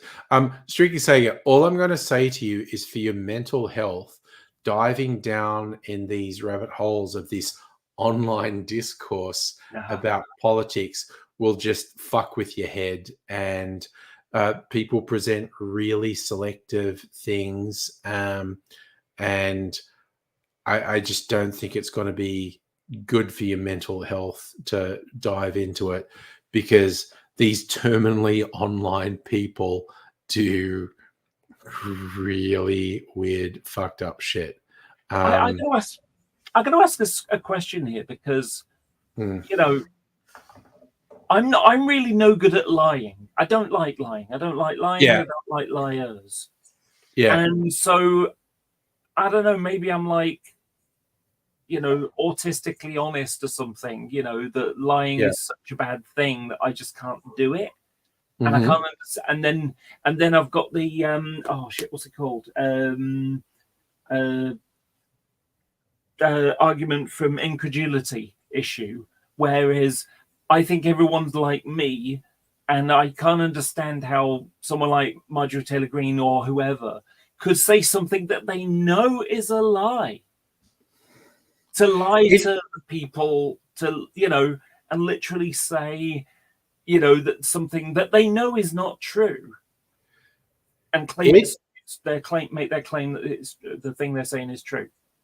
I feel like it really started to hit rock bottom with Trump's first thing, where you had like his press secretary using phrases like alternative facts, like when the media was saying that is demonstrably untrue what you're saying.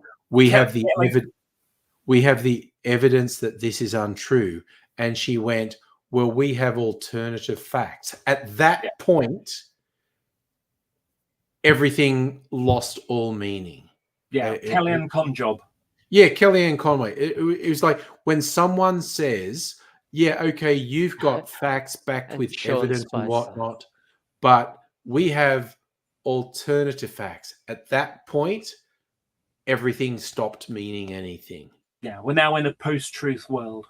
Yeah, it's just, and as you say, the fact that people can stand there and consciously lie. Look, politicians of all persuasions prevaricate and sugarcoat and deliberately vague out things.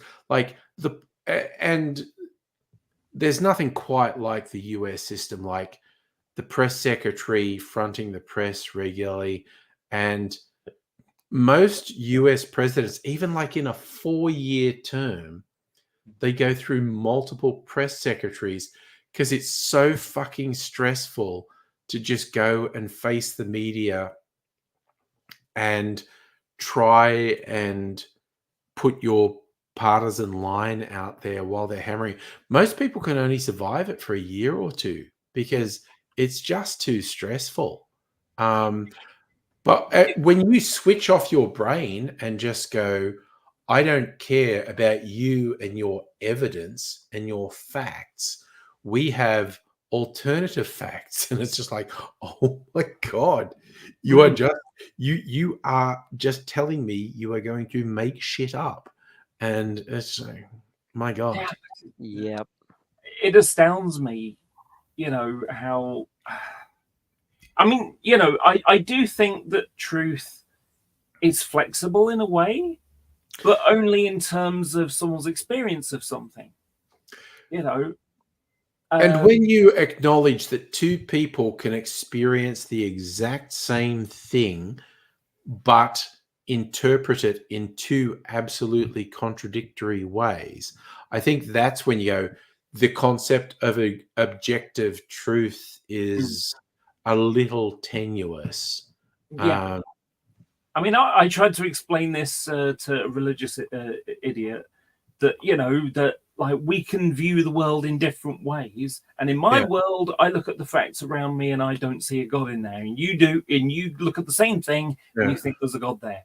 You know, and it's interesting to discuss how we get to that point. But, you know, it's, you know, and I've had, you know, sort of the truth is flexible used against me. Yeah. You know, in discussions, it's like, no, because the point I was trying to make was perfectly valid. Yeah. You know, my analogy is, you know, you go to an event, it's you know, going to a school, it might be a model railway show, it might be, you know, whatever, right? So, well, there's an area where people sit and it's like in a classroom. And so, you know, you've eaten your food, but you've got an apple on the table and you go out to the toilet and you come back and it's gone. Your apple is gone. But across the room is someone eating an apple. And you say, you stole my apple. And from my point of view, at that moment I say it, I believe what I'm saying is true. The reality is someone took my apple and walked out the door with it. I didn't know that part. And so therefore I made an assumption based upon what I believe to be the case. And of course, this is where I had to change my language, thanks to that community, because I had to say the case, not true. Because if I use true, then you know, like God exists, that's true. Well, God doesn't exist, that's true. And it's like, well, you know, and the problem is that their idea of what truth is on a religious basis, and I'm using it in a general sense, you know, as we would use it, colloquially. So it just muddied the water. So as a result, I had to start saying the case. What is the case? Yeah. I mean, you made me think of the Dilbert guy, Scott Adams, who's a complete arsehole. He's the classic example of a guy who gets divorced and falls apart. But he has written some interesting stuff. Dan Harmon. Sorry, did that come out? Yeah, exactly. Yeah.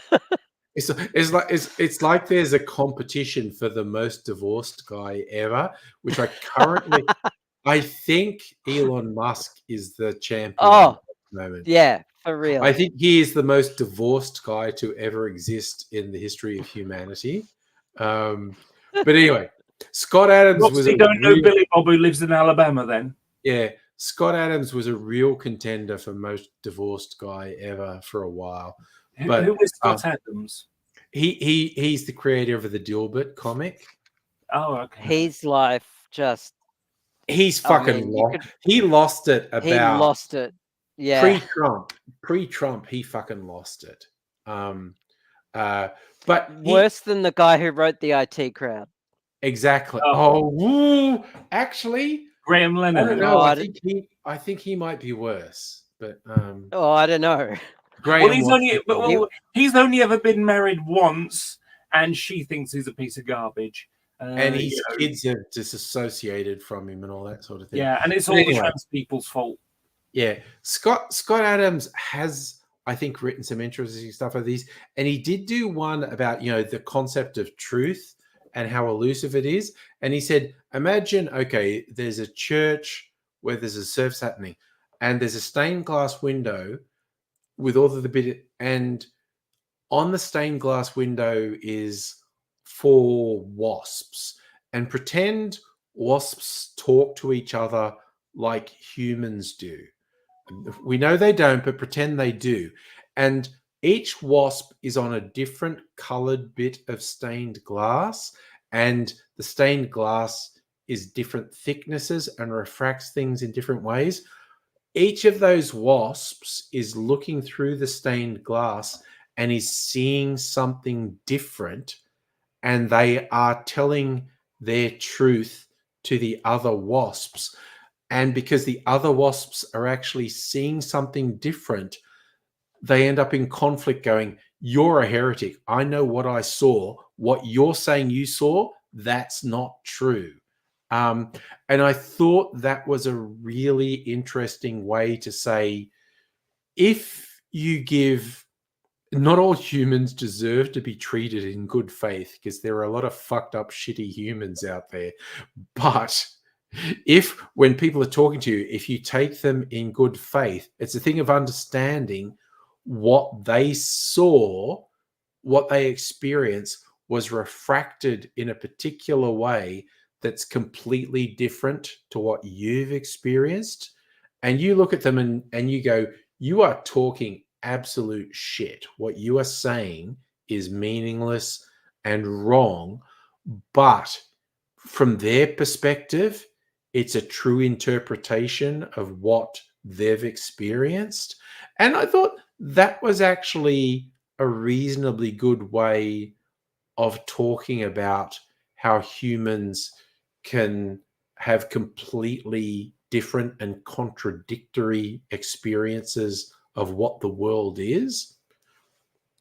But I'm giving Scott Adams a huge amount of leeway on that, quite honestly. So,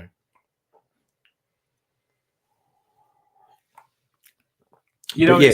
it's funny, Rain, saying about 9/11 stuff. So I was sort of a 9/11 truther for a short amount of time. But it wasn't like it's a government conspiracy, that kind of stuff.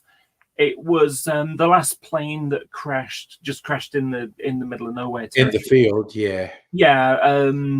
And so basically what's happened is the passengers discovered that they'd used planes, crashed them into buildings. Because they were able to talk to people on the airphone.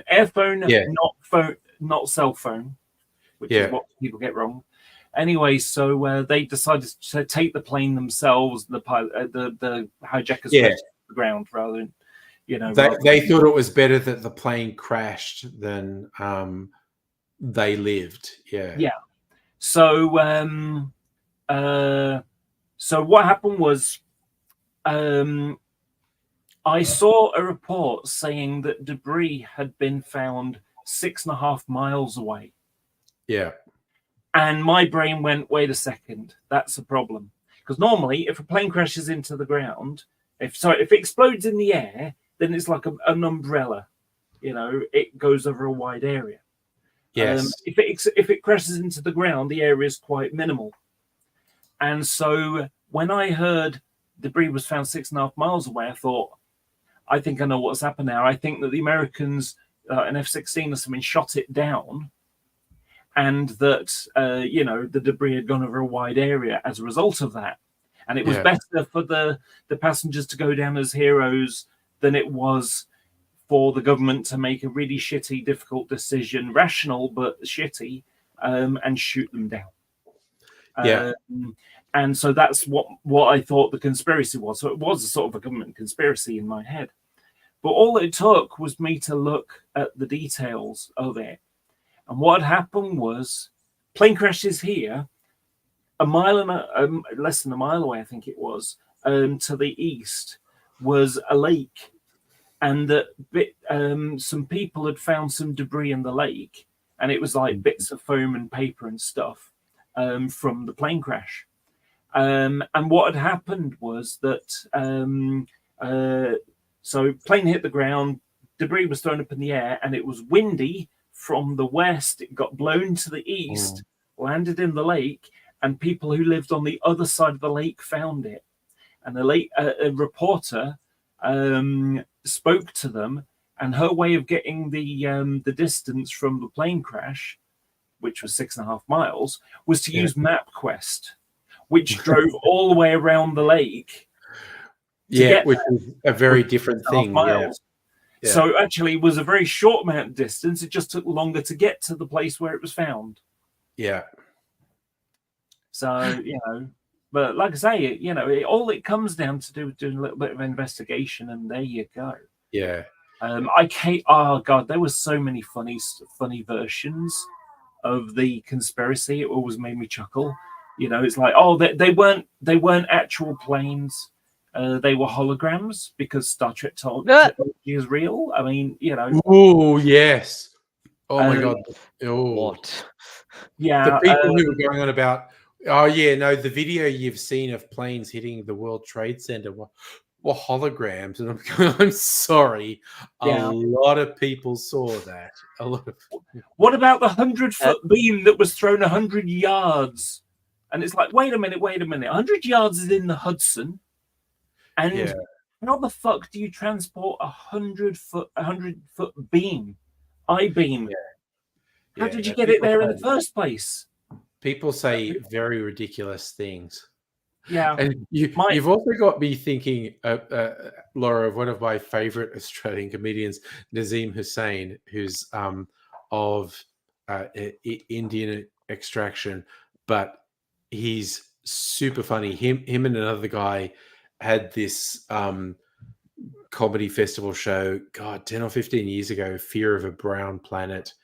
And I went and saw them. They're exceptionally funny and being really edgy. And sorry, the thing, I saw a recent video of his, and he's just going like, okay, you know, people still want to bring up 9/11 and whether it was a good thing or a bad thing.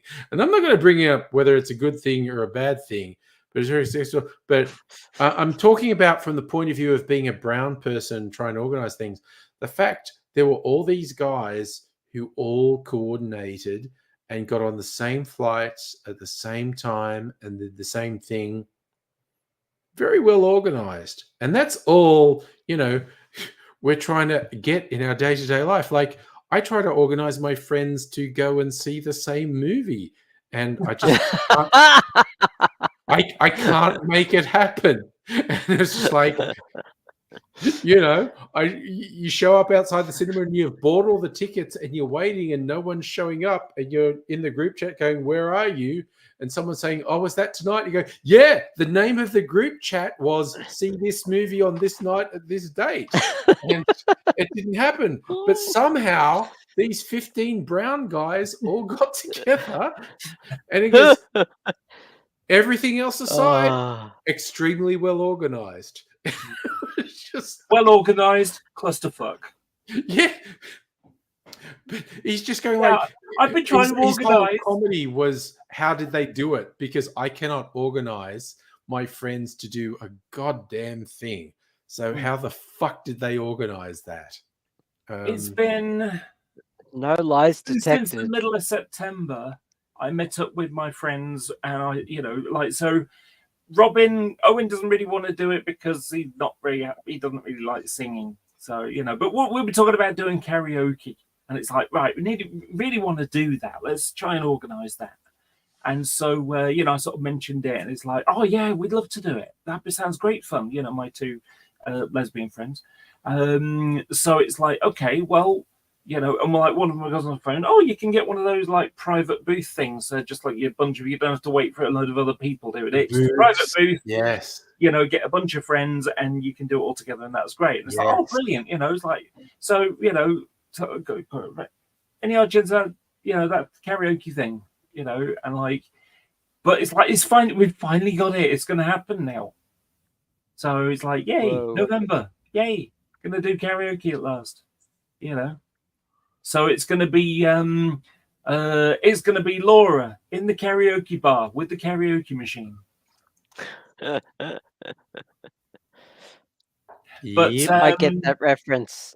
That's yeah, the Cluedo Cluedo, reference. yeah. Yes. You used to use the same thing to a friend, actually. It was Francine in the entertainment room with the karaoke machine. But yeah, one of the my favorite 9/11 truther one was someone made a video, and they claimed that, so just for the, you know, first buildings collapse, you know, planes crash into buildings, you know, buildings collapse. Later on that evening, another building collapses, World Trade Center number 7. And what had happened was it had been hit by debris from one building. Literally millions of tons of debris. Yes.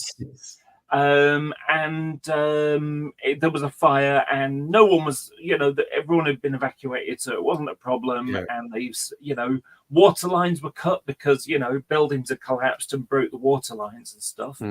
and they just didn't have the resources to deal with it, so they just let it burn and let it collapse, and it was all fine, you know. Anyway, so what happened was there's this video of Jane Stanley, a BBC reporter, and she's, you know, and so like you got the main news, you know, things like right up to Jane Stanley in New York, the third building's collapsed, and you know, so like, what have you heard? And it's like, well, details are sketchy, which is newspeak for unconfirmed report. Yeah. The third building's collapsed. It's the Solomon building, and yada yada yada, and all that kind of stuff. She's talking about it, and over her shoulder, you can see the building still there.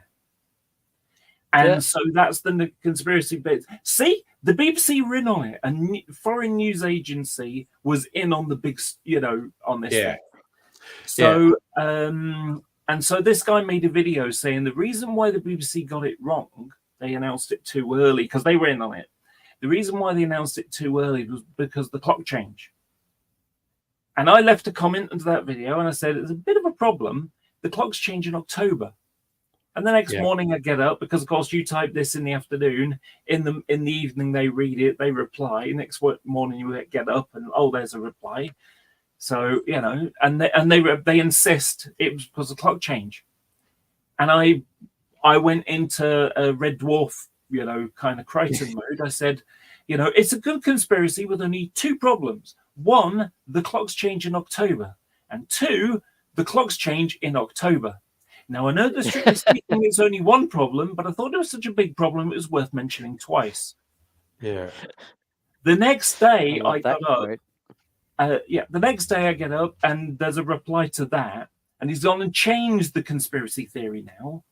The reason why it was announced too early because they were using European time. So the BBC at metric time in Europe. Yeah. Okay.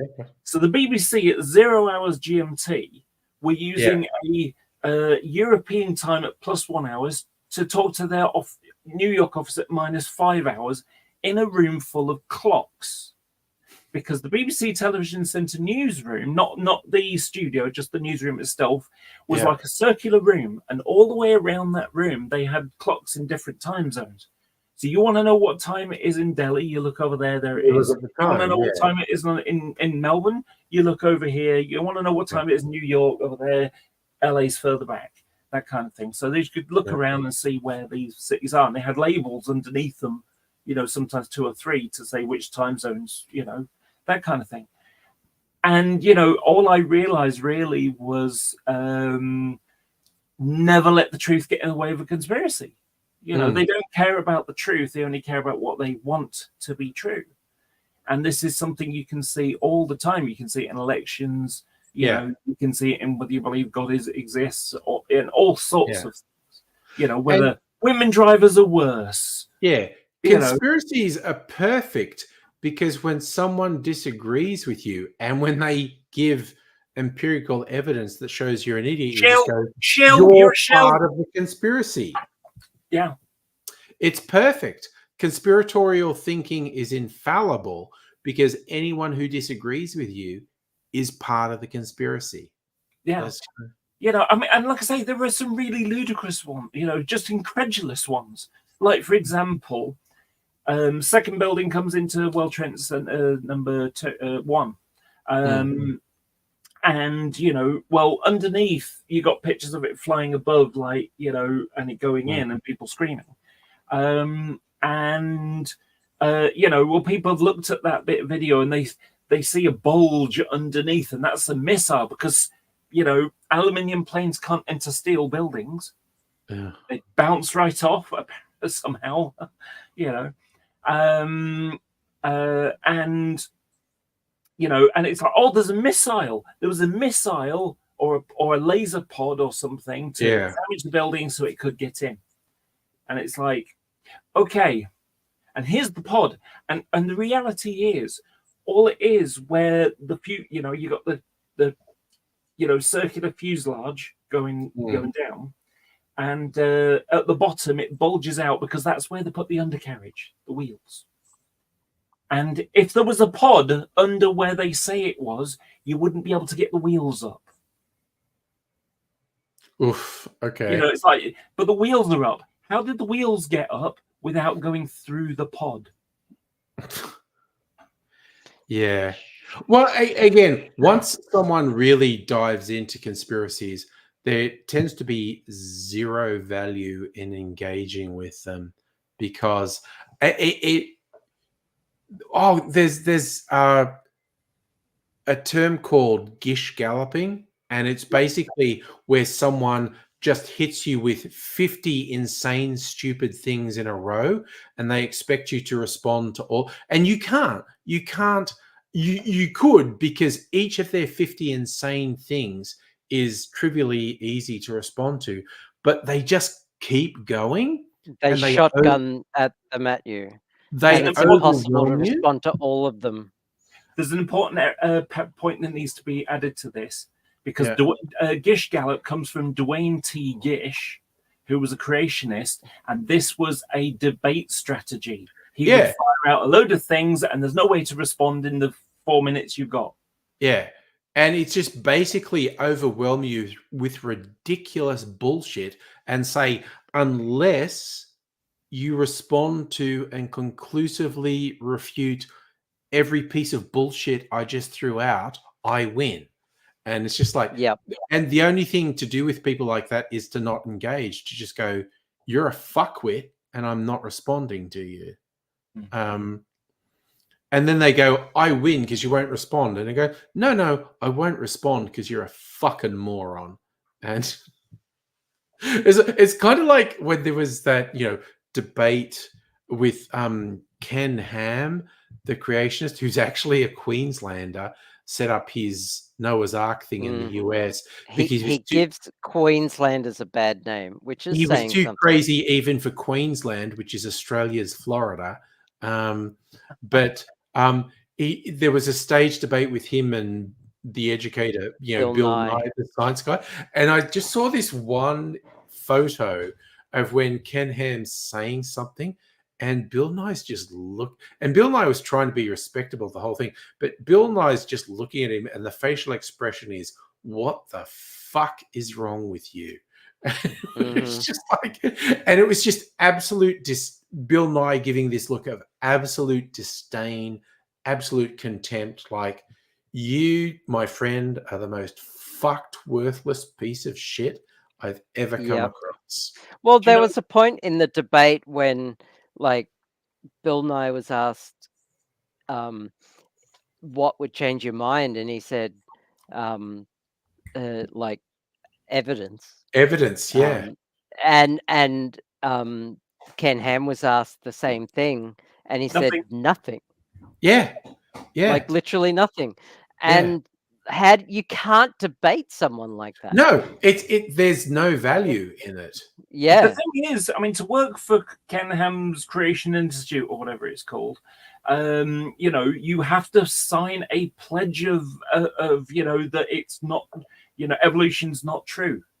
Yeah, I think to write, and they produce what they like to call as scientific papers, but comes with the pledge that you have to deny evolution exists in order to, right? I think, wasn't it Ken Ham's Noah's Ark theme park that actually got destroyed by a flood? It wasn't destroyed. It did get washed out in a flood. Yes. That almost makes me believe in God, because that's a God saying, Ken Ham, you are full of shit. He does not represent us. No. Stop taking my name in vain. Not represent me. It's the old joke about a very devout sort of Ned Flanders Christian who there's a flood and they're being swept away, and someone comes past in a boat and says, come and get in my boat, and they're going like, no, God will save me. And so the boat goes off, and then a helicopter comes down saying, here's a ladder, climb up, we'll get you out. And he goes, I don't need you, God will save me. And a succession of things like that happen, and they keep saying, God will save me, and they drown, and they end up in heaven, and they go, what? God, I kept telling everyone you would save me, and you didn't. What's about? And God says, I sent you a boat. I sent you a helicopter. What the fuck? Why didn't you take any of it? Yeah, what do you call 3 boats and a helicopter? Yeah. I have a wonderful show for you to have a look at if you can. It's called Miracle Workers. Okay. It's got oh crap! I've forgotten his name. Harry Potter, the actor. Daniel Radcliffe. Daniel Radcliffe. It's got Daniel Radcliffe in it. Okay. So basically, it's Buscemi. What's his name? Buscemi, ugly guy. Steve Buscemi. Steve Buscemi, right? So he's God, but he can't read, and he's incredibly whimsical. You know, just goes off on a whim on stuff. You know, he decides like, you know what, people are like, I'm going to destroy the earth, and so you've got a girl who said, you know, it's like, well, if you can answer one answered prayer, I'll not destroy the earth. And you know, but and so that basically she goes for 2 people who like each other but are incredibly shy to fall in love, you know, to get together. Okay. And it's kind of stupid but funny. So one of the elements is Daniel Radcliffe is the one that is able to do the signs. So to answer in the answered prayer department, and it's like a back, you know, it's the shitty department that nobody really works in. He works alone, and she goes and joins him, and you know, and like answering prayers, just answering prayers, all sorts of things can go wrong. People die because, you know, one thing led to another, and therefore, anyway, so What's the name of this show? Miracle movie? Workers. Miracle Workers. It's really I'm funny. The looking nice it thing is they're only about maybe 8 to 10 episodes, and they're about 20 minutes long. So they're nice short episodes, like probably a half an hour show with an advert in the middle. But an example of a sign. So when they're together, you know, when they're together and sort of like we've got stuff in common, they're talking about badminton. And so in order to get to try to sort of give them a sign, give the guy to give her, the girl, a sign, he gets a badminton court that's about a quarter of a mile away, and he has to use the thing to sort of the wind to blow it, and then to blow it, and to blow it, and to blow it, so it goes in a window. And she just sort of like, oh, I wonder how this got here, and throws it out the window. She just completely ignores that little, you know, that sign that was supposed to like make her think about that guy so they can get together. It's really funny. 4 seasons, I know. The 4 seasons. So first one is In Heaven with God. So it's in, you know, God's. So like heaven is almost like a factory, and you've got workers that make snowflakes and, you know, all sorts of things. Different kind of snowflakes, angry. Like things that fall out of the sky. The second one is like, you know, Middle Ages kind of thing. The third one is like the prairies, so you know, the Manifest Destiny going west in the US, and then the last one is End Times, which is Mad Max kind of thing. Okay, that sounds genuine. I'm not at all familiar with this, but it sounds really good. It really is. I mean, the Mad Max thing is like, you know, the girl is a road warrior, and she's like taken over. She's got an empire, or rather, you know, but she's decided she's fallen in love with this guy, and she's now going to live in, you know, Boomtown, which is like Thunderdome kind of thing, you know. So she's now going to settle down there. And, you know, be with this guy, and he goes and gets a job. So he's like wearing a biker jacket with a tie, you know, and like the job is to sort out garbage. So it's an office job, sorting out garbage. It's bizarre, you know. They've got. Do you remember in Mad Max? You know, you got the guy who, like, you know, he's got a collar and like he's treated like a slave almost. Yeah. He's got a dog called Scraps, who's the guy. A man. Okay. Is the dogs, and it's like, oh, cute on his head and stuff like that, you know.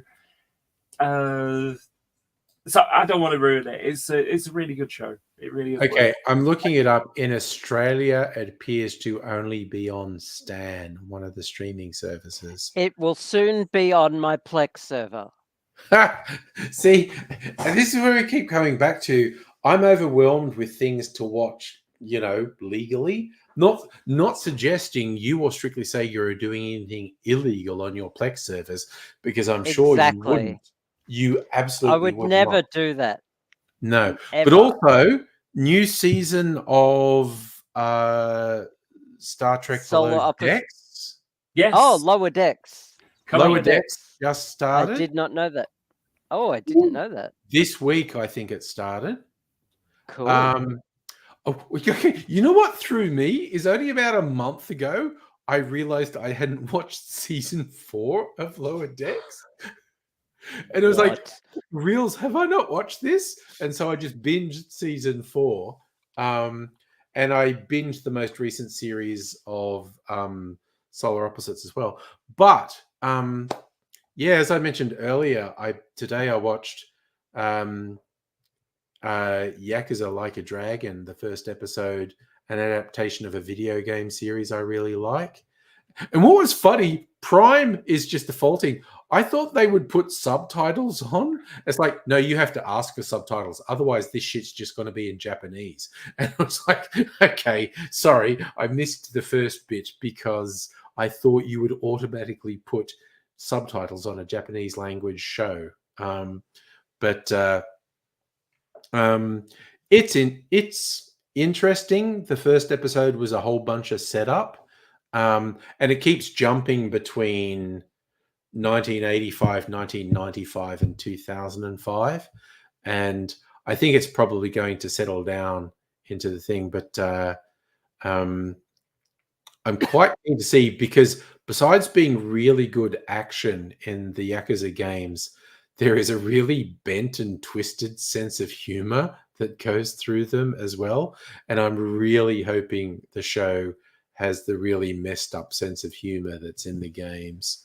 But yeah, the first one was off to a good start. But so I've got that to watch, and I'm going to have Lower Decks to watch. And now it also makes me want to go back and watch the last season of Strange New Worlds just for the Lower Decks crossover episode, which was fucking hysterical. That was so good to have the Lower Decks characters as physical humans rather than cartoons. And Boimler particularly being so overawed by everything that was happening. Because he's such a fucking nerd. It's so good. Such a hoot. But anyway. And I've seen 2 teasers for the next season of Strange New Worlds, which is going to be on sometime next year. And the one where all the characters get genetically changed. I haven't seen them yet. Oh, there's a couple teasers you can find online. One is when a whole bunch of the characters get this thing injected into them that temporarily turns them into Vulcans. It's fucking hilarious. It's so fucking funny. You have to find it because it's really good. It's on YouTube. And a more recent one, there's clearly war with what's the scary race that they've been building up in Strange New Worlds? The Romulans? No, the Gorn. Oh, yeah, the Gorn. Yeah, war with the Gorn. So the 2 teasers, one is just incredibly funny when they get genetically changed to be temporarily Vulcans, and it's funny as fuck. But then there's this other teaser that came out in the last week where it's clearly war with the Gorn, and it's clearly full-on high stakes. What the fuck? So they're clearly mixing it up, which they have actually been quite good at doing, at having some lighter episodes and then having some really intense episodes as well. But yeah, Dr. Abigail, you've got to find the teaser on YouTube because it's like 5 minutes. It's a decent chunk. Oh, wow. That's not a teaser. That's a trailer. Yeah, I don't, but it's not even a trailer. It's 5 minutes of what might be the first episode of the season. And okay. it's not like jumping and chopping. It's 5 continuous minutes, and it's funny as fuck. It's really good.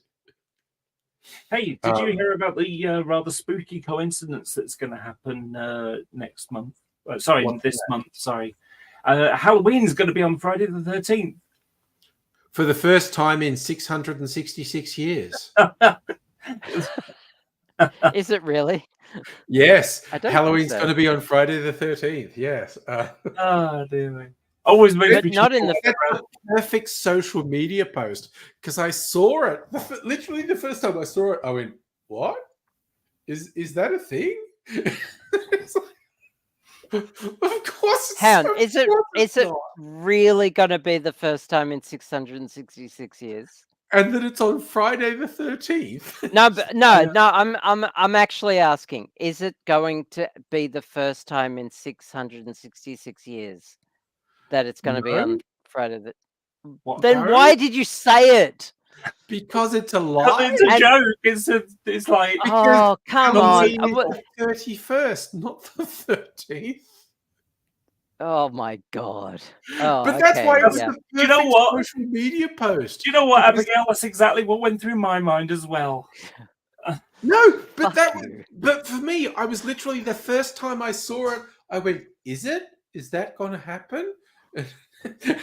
And then the gears in my brain very slowly turned over and went, "No, it's not going to be on Friday the 13th because it's on the 31st." And it was just like the classic sort of paranoia social media post. Do you know what? If anybody ever says that, the first thing you need to do is sort of say, "Can I just check? Are you dyslexic?" Because it's the 31st.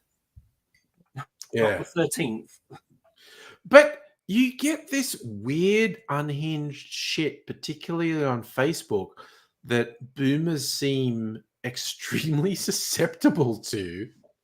You just post something absolutely outrageous that plays into their worldview and they go for it. Again, another one I saw with someone taking the piss. It was a picture of a baby riding a dolphin, and it's like it's AI generated video, and there's a comment from a boomer saying, "I had to watch this 20 times to be sure it wasn't real." And it's like, it's a baby riding a dolphin. What the fuck? It's like, obviously it's not real. What's wrong with you? And it was a joke, but you do get this really obvious AI shit being shared unironically by boomers about, we're forgetting the real sacrifice. And it's some weird fucked up AI image or AI video. And you're like, what the fuck is wrong with you? Why are you sharing this? Do you know, one of my favorite things from a number of years ago is this idiot called G-Man. Black guy, lives in New Jersey, and but he's an idiot, and he's really religious, and he will just come out with the most ludicrous claims. One of them, his proof of God is answered prayer. Okay, so here's the story for you. Okay, so what happens is he lives with his sister. His sister's getting kicked out, and so he's got to find somewhere else to live. He needs the money for a deposit for a start, kind of thing. So he goes to his family, and no one will lend him some money. And so he goes to his church, and they won't. And so a couple of days later, he goes around the side of the house, and he finds a CD player, some CDs, and a safe. It's probably one of those little lock boxes. And the safe's got a hole in it, and he looks inside, and he can see something green. So it's like money. So he smashes this thing open and finds $3,000, and that's proof God exists. Yeah. Okay. Well, now, here's another situation that fits exactly the same circumstances. So The night before, some bad guy who, robs people's homes, broke into someone's home and they stole a CD player, some CDs, and a locked safe. And they didn't want to be found walking the street by the cops at 3 o'clock in the morning with a CD player in one arm and a bag of CDs in the other with a locked safe as well. And so they stashed it around the side of someone's house where they couldn't, where it wouldn't be noticed. And so that they could retrieve it the next day and it won't look suspicious then. But unfortunately, an idiot religious person found it and thought that that was the answered prayer. So, and by taking it, the idiot religious person is now, is now receiving stolen goods. So becomes a criminal by keeping them and not saying, I found this. They hand it to the police. The police go, oh, well, we couldn't find anyone, so it's yours. Oh, dear. By the way, so to answer his prayer, God made him a criminal by giving him $3,000 of someone else's money. Yeah. New episodes of What We Do in the Shadows season 6 Yes. started. Oh, final season of What We Do. It's going to be the final season. Yeah. And again, I fucking love, because I'm such a huge fan of the original, the movie What We Do in the Shadows. It's not the original. There's a short film which you can find on YouTube, which is also really good. And I'm amazed at how few jokes they reused from that. And Wellington Paranormal. And the whole idea of What We Do in Shadows being transposed to the US on paper sounds terrible, but in practice, it's awesome. Laura, what are you sharing? I made this to show what an idiot the guy is. Yeah. So to break into the safe, that was an answer prayer. It was. I'm going to test your meme knowledge. You know what meme you made me think of, Laura? Like if you cry every time. Are you familiar with that one? No. Is that just me? Okay. It was a super weird thing from a really long time ago where someone writes this ridiculous story and they spell it really badly, and it's some relationship thing where it ultimately ends up with tragedy happening. And the last line is, like if you cry every time, spelled really badly. And it's the idea, like this social media post, if this really heartwarming, but demonstrably, obviously not true story, if that affects you and you cry every time, like this post. And you know what's funny about it is when you say this weird, unlikely story and it makes you cry every time, it reminds me there was someone on BBC Radio and it was Our Tune. And basically someone writes this story which is just laden with tragedy. Someone gets cancer, but somehow something good comes of it. They fall in love and here's Our Tune. Or I love this woman. She was gorgeous, and then she got cancer, and there was this slow decline, and she's died now, and I'm really sad about it. But here's Our Tune, and they did play this piece of music, and in the background you just got this really sad sort of melancholy, and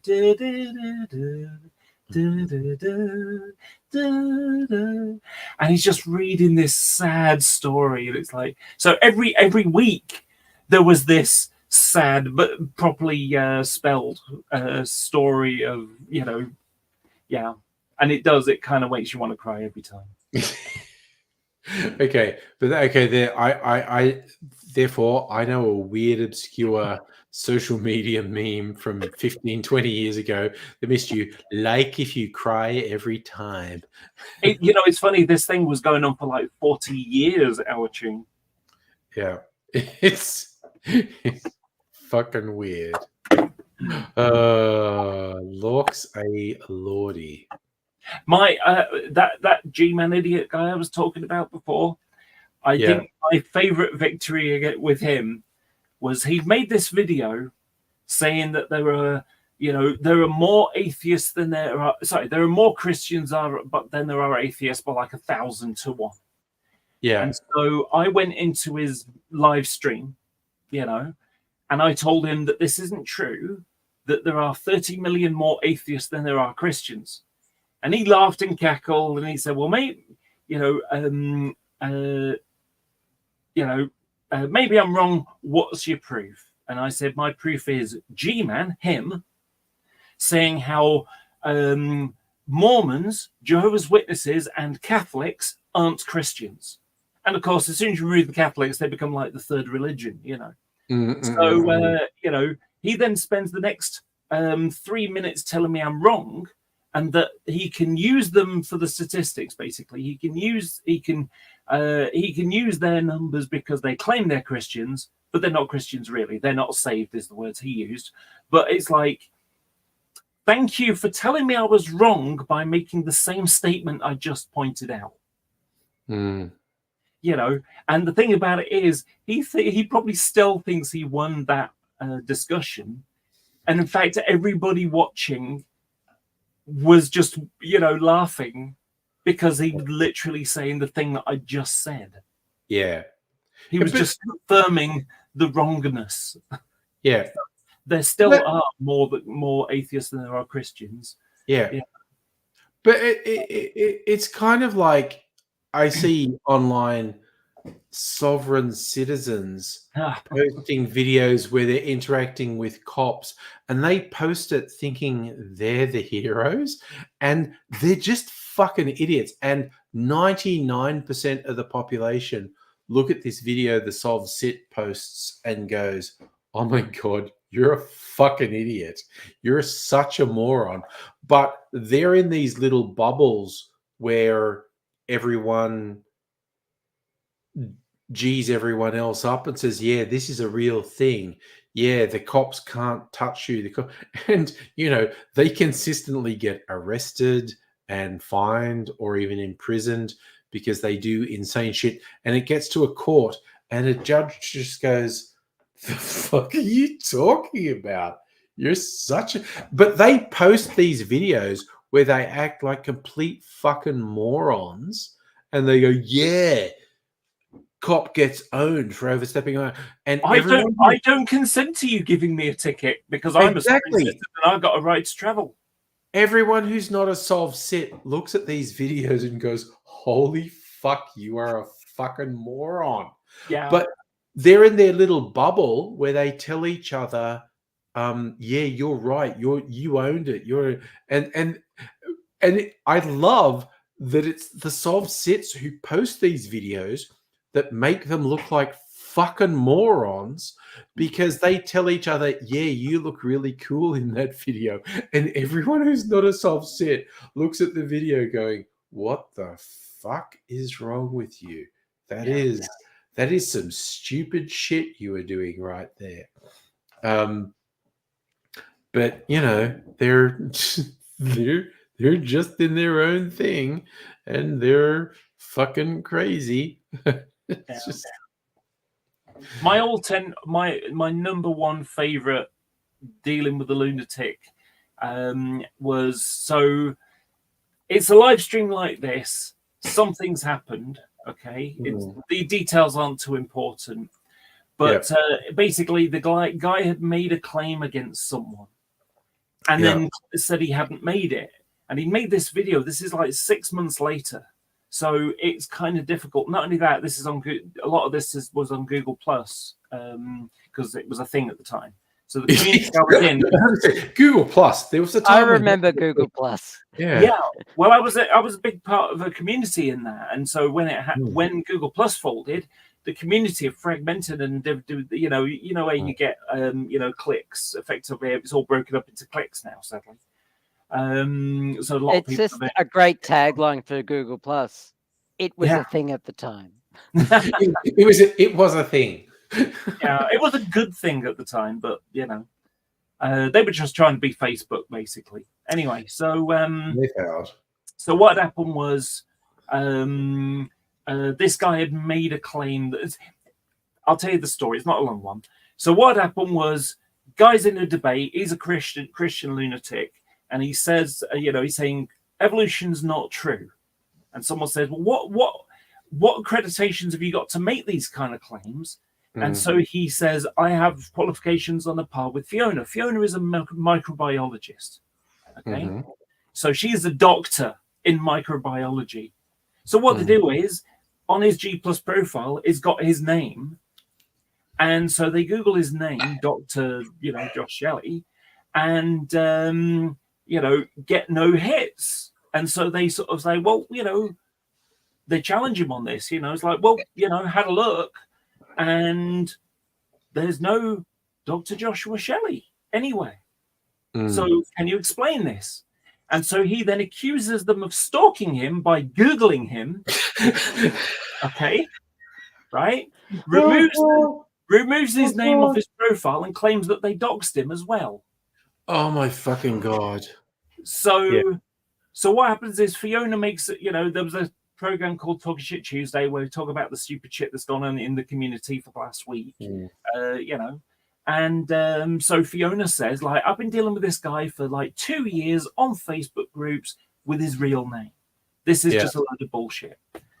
And Luke, an idiot who lived a couple of miles that way, now lives in Ghana, which is ironic. Yes, I've got some real, actual, exciting news. Oh, what's your real news, Did Abigail? you see the interview with Brian Cox on Stephen Colbert? No, I missed Brian it. Cox being the actor who is playing Helm Hammerhand in Lord of the Rings War of the Rohirrim. Okay. It was fucking awesome. right. Yes. Okay, I missed And that. the movie is going to be really awesome. That's And animated. I'm looking yeah? forward to it. Yes, it is animated. And Brian Cox is playing Helm Hammerhand. Okay, see, I get confused with Brian Cox, the scientist. Brian Cox, the scientist? There's Yes, a he's in scientist named Brian Cox? Okay, Brian yeah, so Cox. Brian Oh, Cox. Brian is- Cox, the physicist. Yeah, the boy Yeah. from the boy band. Oh, Yeah, yeah, he- the British guy. Yeah, he was in a boy band. which is the fucking best. Before he Yeah, I finished know. uni, he was in a boy band. Yep. It's the fucking best. Yes. Brian Cox is Yeah. most famous for Succession. Brian Cox, the actor. And he is Um, very, very, very good. He is playing Helm Hammerhand. Which sounds very fucking cool. And just the fact that they've made a movie of Helm Hammerhand is just so awesome, because that guy's a fucking legend in the Legendarium. Like, he went out every night in winter blowing his horn and striking fear in the hearts of just by blowing his horn, just by like going out by himself. Just while the threat they that he were- was going to come and fuck people up scared the shit out of yeah, them. they were under siege by the Haradrim and the Dunlendings. Yes, the men from Dunland, yeah. Yes, and the Haradrim allies that had sailed up from the south, from Gondor. The Corsairs. Because Gondor yeah. was under attack as well from Yeah. from the men from the south, the Haradrim. Yeah. So yeah, that's why there are Myrmidon in the trailer for the movie, the big elephants, because it's canonical. That's that they were there at the time, because they landed in the west of the south of Eregion, and oversailed past Gondor. Yeah. To attack Rohan. You just reminded me of one of the bits I love in the Lord of the Rings movie that's not in the books. Gimli having a competition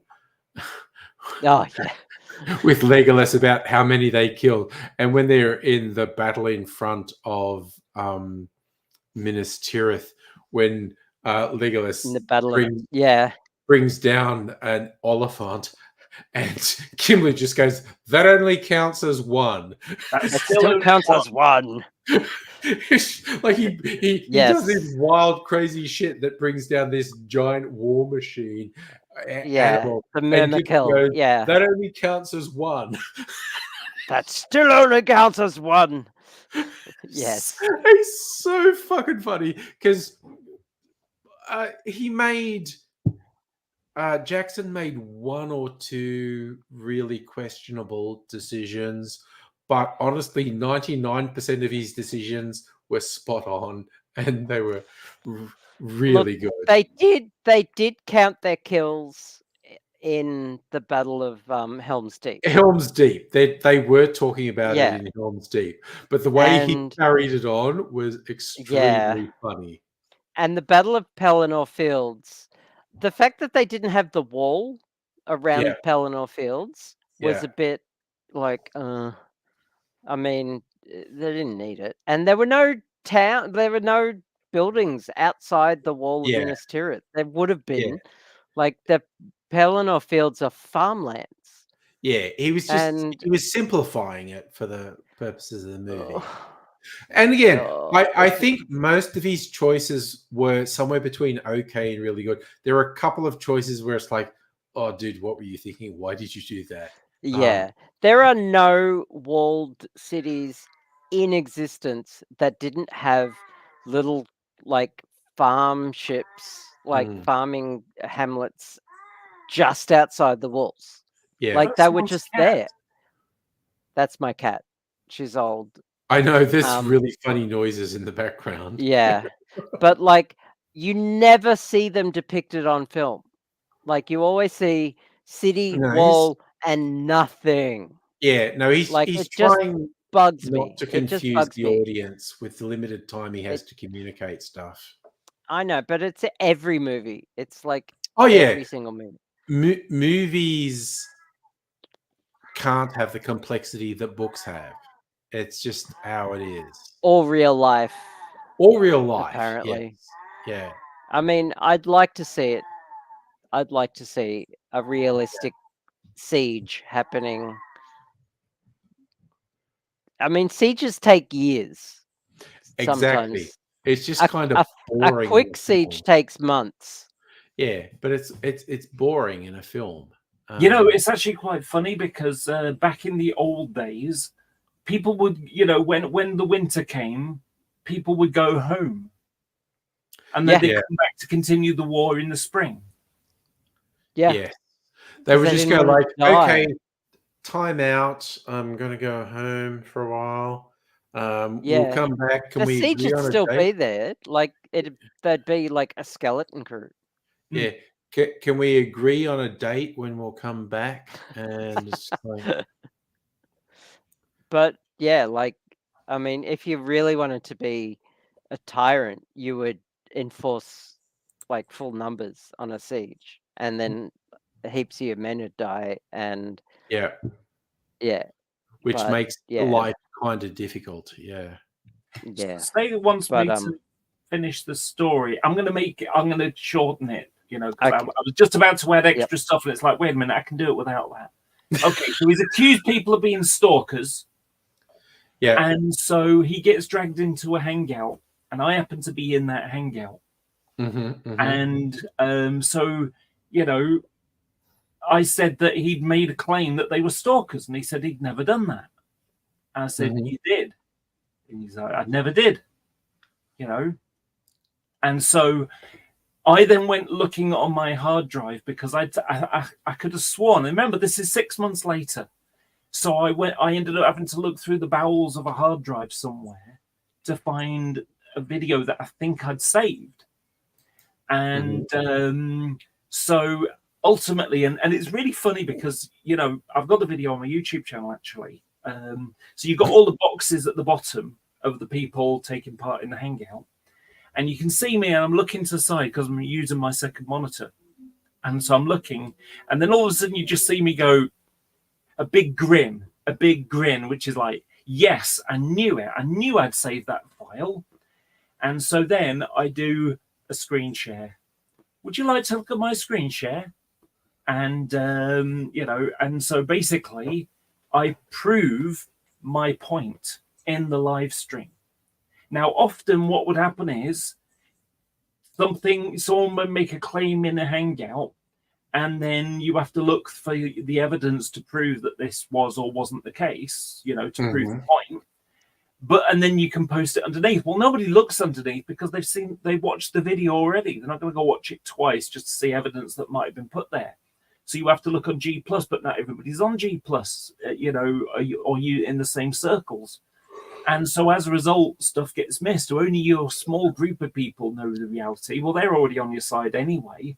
So it's difficult to prove one way or another to the third parties or the other party that's making the opposite claim. So, but I was able to do this in live stream. And it's funny how the guy went 3 octaves higher in his voice because he's been caught lying like a sack of shit. So it was just one of those wonderful coincidences that, I'd saved that video from 6 months ago. I was in the hangout as well, and I was able to prove it live in front of everybody, and there were like probably a couple 100 people watching at the time, which was quite big for the community. And so it was a wonderful moment for that guy. And after then, his credibility was completely destroyed. No one wanted to talk to him. He went off to the, netherworlds of where nobody cares. The desert wastes of the desert waste of the internet with only Mad Max for company. So it just I think that was my best commitment to the community, to get rid of that guy. I mean, ultimately, he ended up making videos where he goes to a library or a bookshop or something like that, and he takes a Richard Dawkins book and puts it on the fictions shelf with the fiction side under it and says, look, so you, the people who work here think it's fiction. That's how. And after that, he deleted his channel. Yeah, sorry. Randomly, you just made me think when you brought up Mad Max. For some reason, thing that tripped in my mind was, do you know what the Furiosa movie established? That the Mad Max open world video game is canon.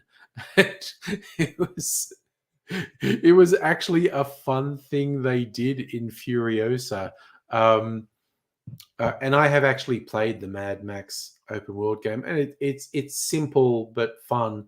But it actually established what happens in that video game is canon in the Mad Max cinema universe, because there were several. How does it do that? There are several characters and incidents in the game that appear or are referenced in Furiosa. There are characters in Furiosa that are in the open world game, and there are events in Furiosa that are referenced in the open world game. So it was just kind of like, when I watched Furiosa, I went, holy shit, they are saying the open world game is canon. It's just like, Nice. what the fuck? Immortan Joe's other son, Scrotus, is in the Mad Max open world game. He's not in Fury Road because he's dead in Fury Road, because you kill him in the open world game. But there are a couple of other things and characters from the open world game that are in Furiosa, and I just remember watching it going, this is really funny. They're just going, oh yeah, the open world game is canon in stuff. Just like, holy shit, like no one played the open world game. It was, I guess it wasn't unsuccessful, but it wasn't a huge hit, because it's nowhere as expansive as like Grand Theft Auto 5 or Red Dead Redemption 2. It's not as expansive an open world as that, but it's a fun game. I really enjoyed playing it. And yeah, It's just, to me, it was a complete surprise. But Furiosa, there were a couple points where they just went, "Yep, everything that's in the open world game is canon," and it's like, "Oh, okay, cool." It's just That is pretty cool. I like it when they do that.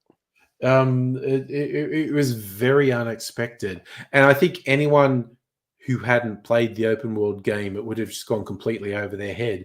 But I was literally going, "Holy fuck, no, that character who was just in for 5 seconds, he's in the open world game. Holy shit." It's just like, oh my god. So yes, I don't got okay. My brain has stopped working. It's like I can tell. Yeah. it's 1:30 Don't worry. a.m. It's weird though. Yeah.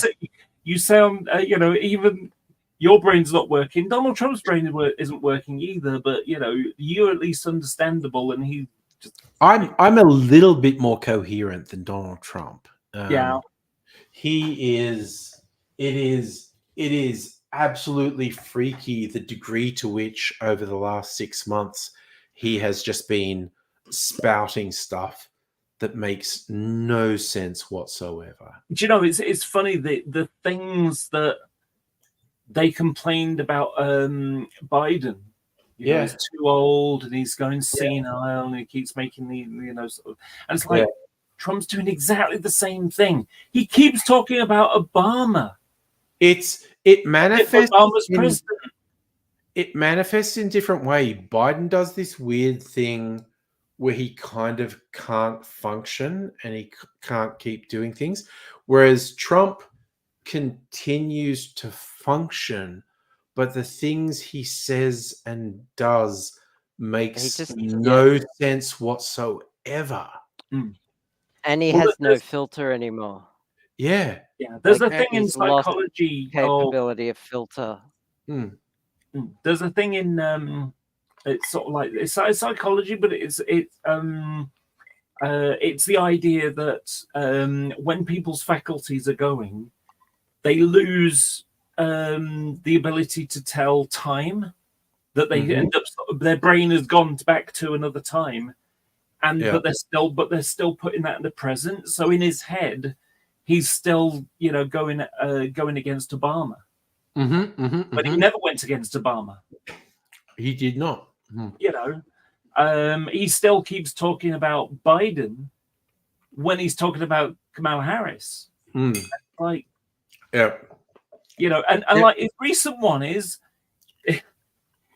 I don't know whether he's going to try to go to court with it or something, but he's basically pissed off that he did all this work against Biden, who's an easy kill for him because, it's quite clear Biden's got some problems. And they've gone and swapped out Biden with Kamala Harris with no voting at all, because you don't need to. Yeah. Well, like he was only a presumptive nominee. They hadn't gone to the convention yet. You know what it makes me think of? It makes me think of the series True Detective, which the first season established this thing where the story is actually being told in 3 different time scales, separated by decades, and the story of all these different events over different decades comes together. And season 2 was doing that as well. But season 3, the lead character, like he's quite old and he has dementia. So he is reliving stuff that happened when he was young because he has dementia. And it really played with that whole thing about telling the story in different time scales. In season 3, the story is being told in different time scales because the character had dementia when he was older and he kept thinking he was reliving the stuff that happened when he was young. That's Trump. Trump has dementia and he's reliving stuff that's not real. He is not good. He's not good. Yeah, one of the other things that happens, and it's visible with Trump, is how when he gets to a point where his brain can't figure things out exactly, you know, so he'll be making a speech and be saying something, and then it'll sort of like weirdly taper off. We just make a noise at the end, and that's just the laziness of I've got to say something, but I don't know what to say, so you just make a noise. Yeah. So he just like, you know, Obama's kind of thing. Oh, I Yeah. just use that as a random Yeah. one. It's like, oh, okay. And you know, once you see that from someone who understands about dementia, you can once you know those signs to look for, you now see it. It's like, yes, okay, I see that. Yeah. No, Trump's brain is turning to pudding. There's no fucking question. The bizarre thing for me is just how he's taken over the Republican Party. Yeah, because they're all weak as piss, basically. He is a steamroller who has just absolutely taken them over. And he's a loser. He lost an election. How does the guy who lost an election twice still take over the party? Because the rest of them are weak as piss.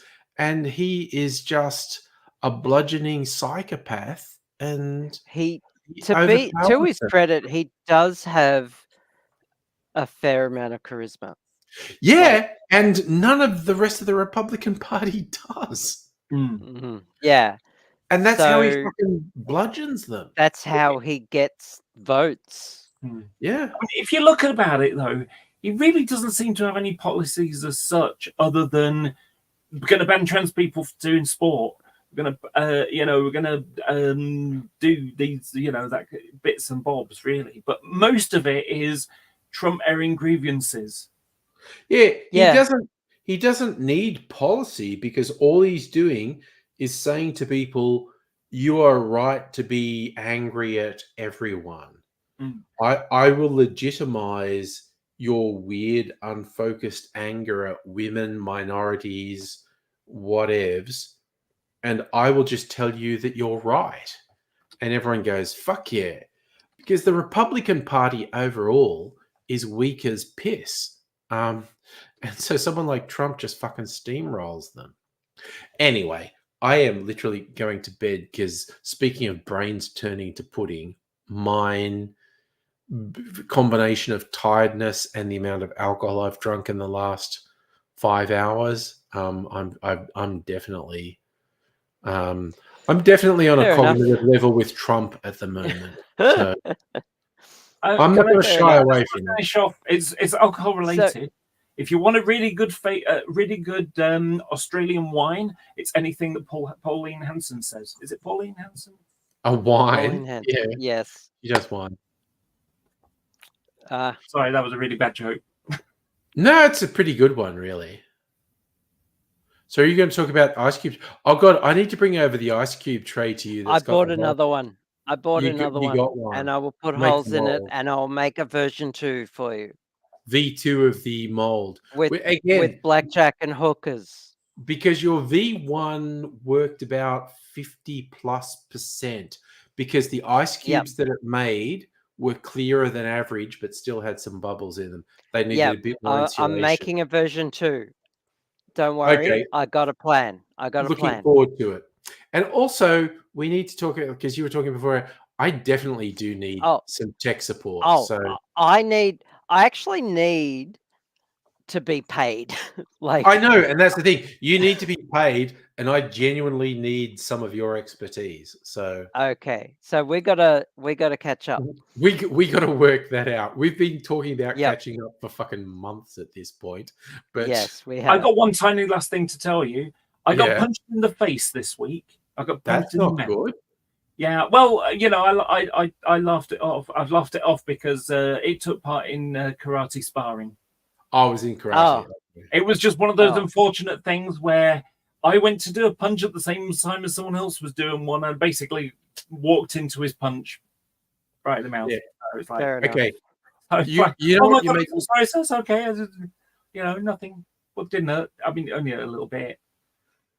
You know what you made me think of? My son texted me earlier tonight, and he sent a text message and then a photo. And I didn't look at my phone till the second one came through. And the photo is of him looking sad. and his face is all fucked up with the caption, "I got assaulted in St Kilda." And I was like, what the fuck? The text message that I missed that came before said, "I got assaulted with special effects makeup." And, Oh, oh God. and I'm like, and I Oh. was like, what the fuck? Where are you now? And they went, "Oh, sorry, I just saw the text that came before it." And then he replied with like, "No, that was a joke. Sorry, lol." And Oh. but it I'm was, going because I've got a headache and I need to go to yeah. bed too. No, I need to go to bed too. So It's like almost 2 a.m. it is. So, It's nearly 2 a.m. Namarie, See you all good later. night. Bye bye, buddy. Bye. Bye. You are totally fucked!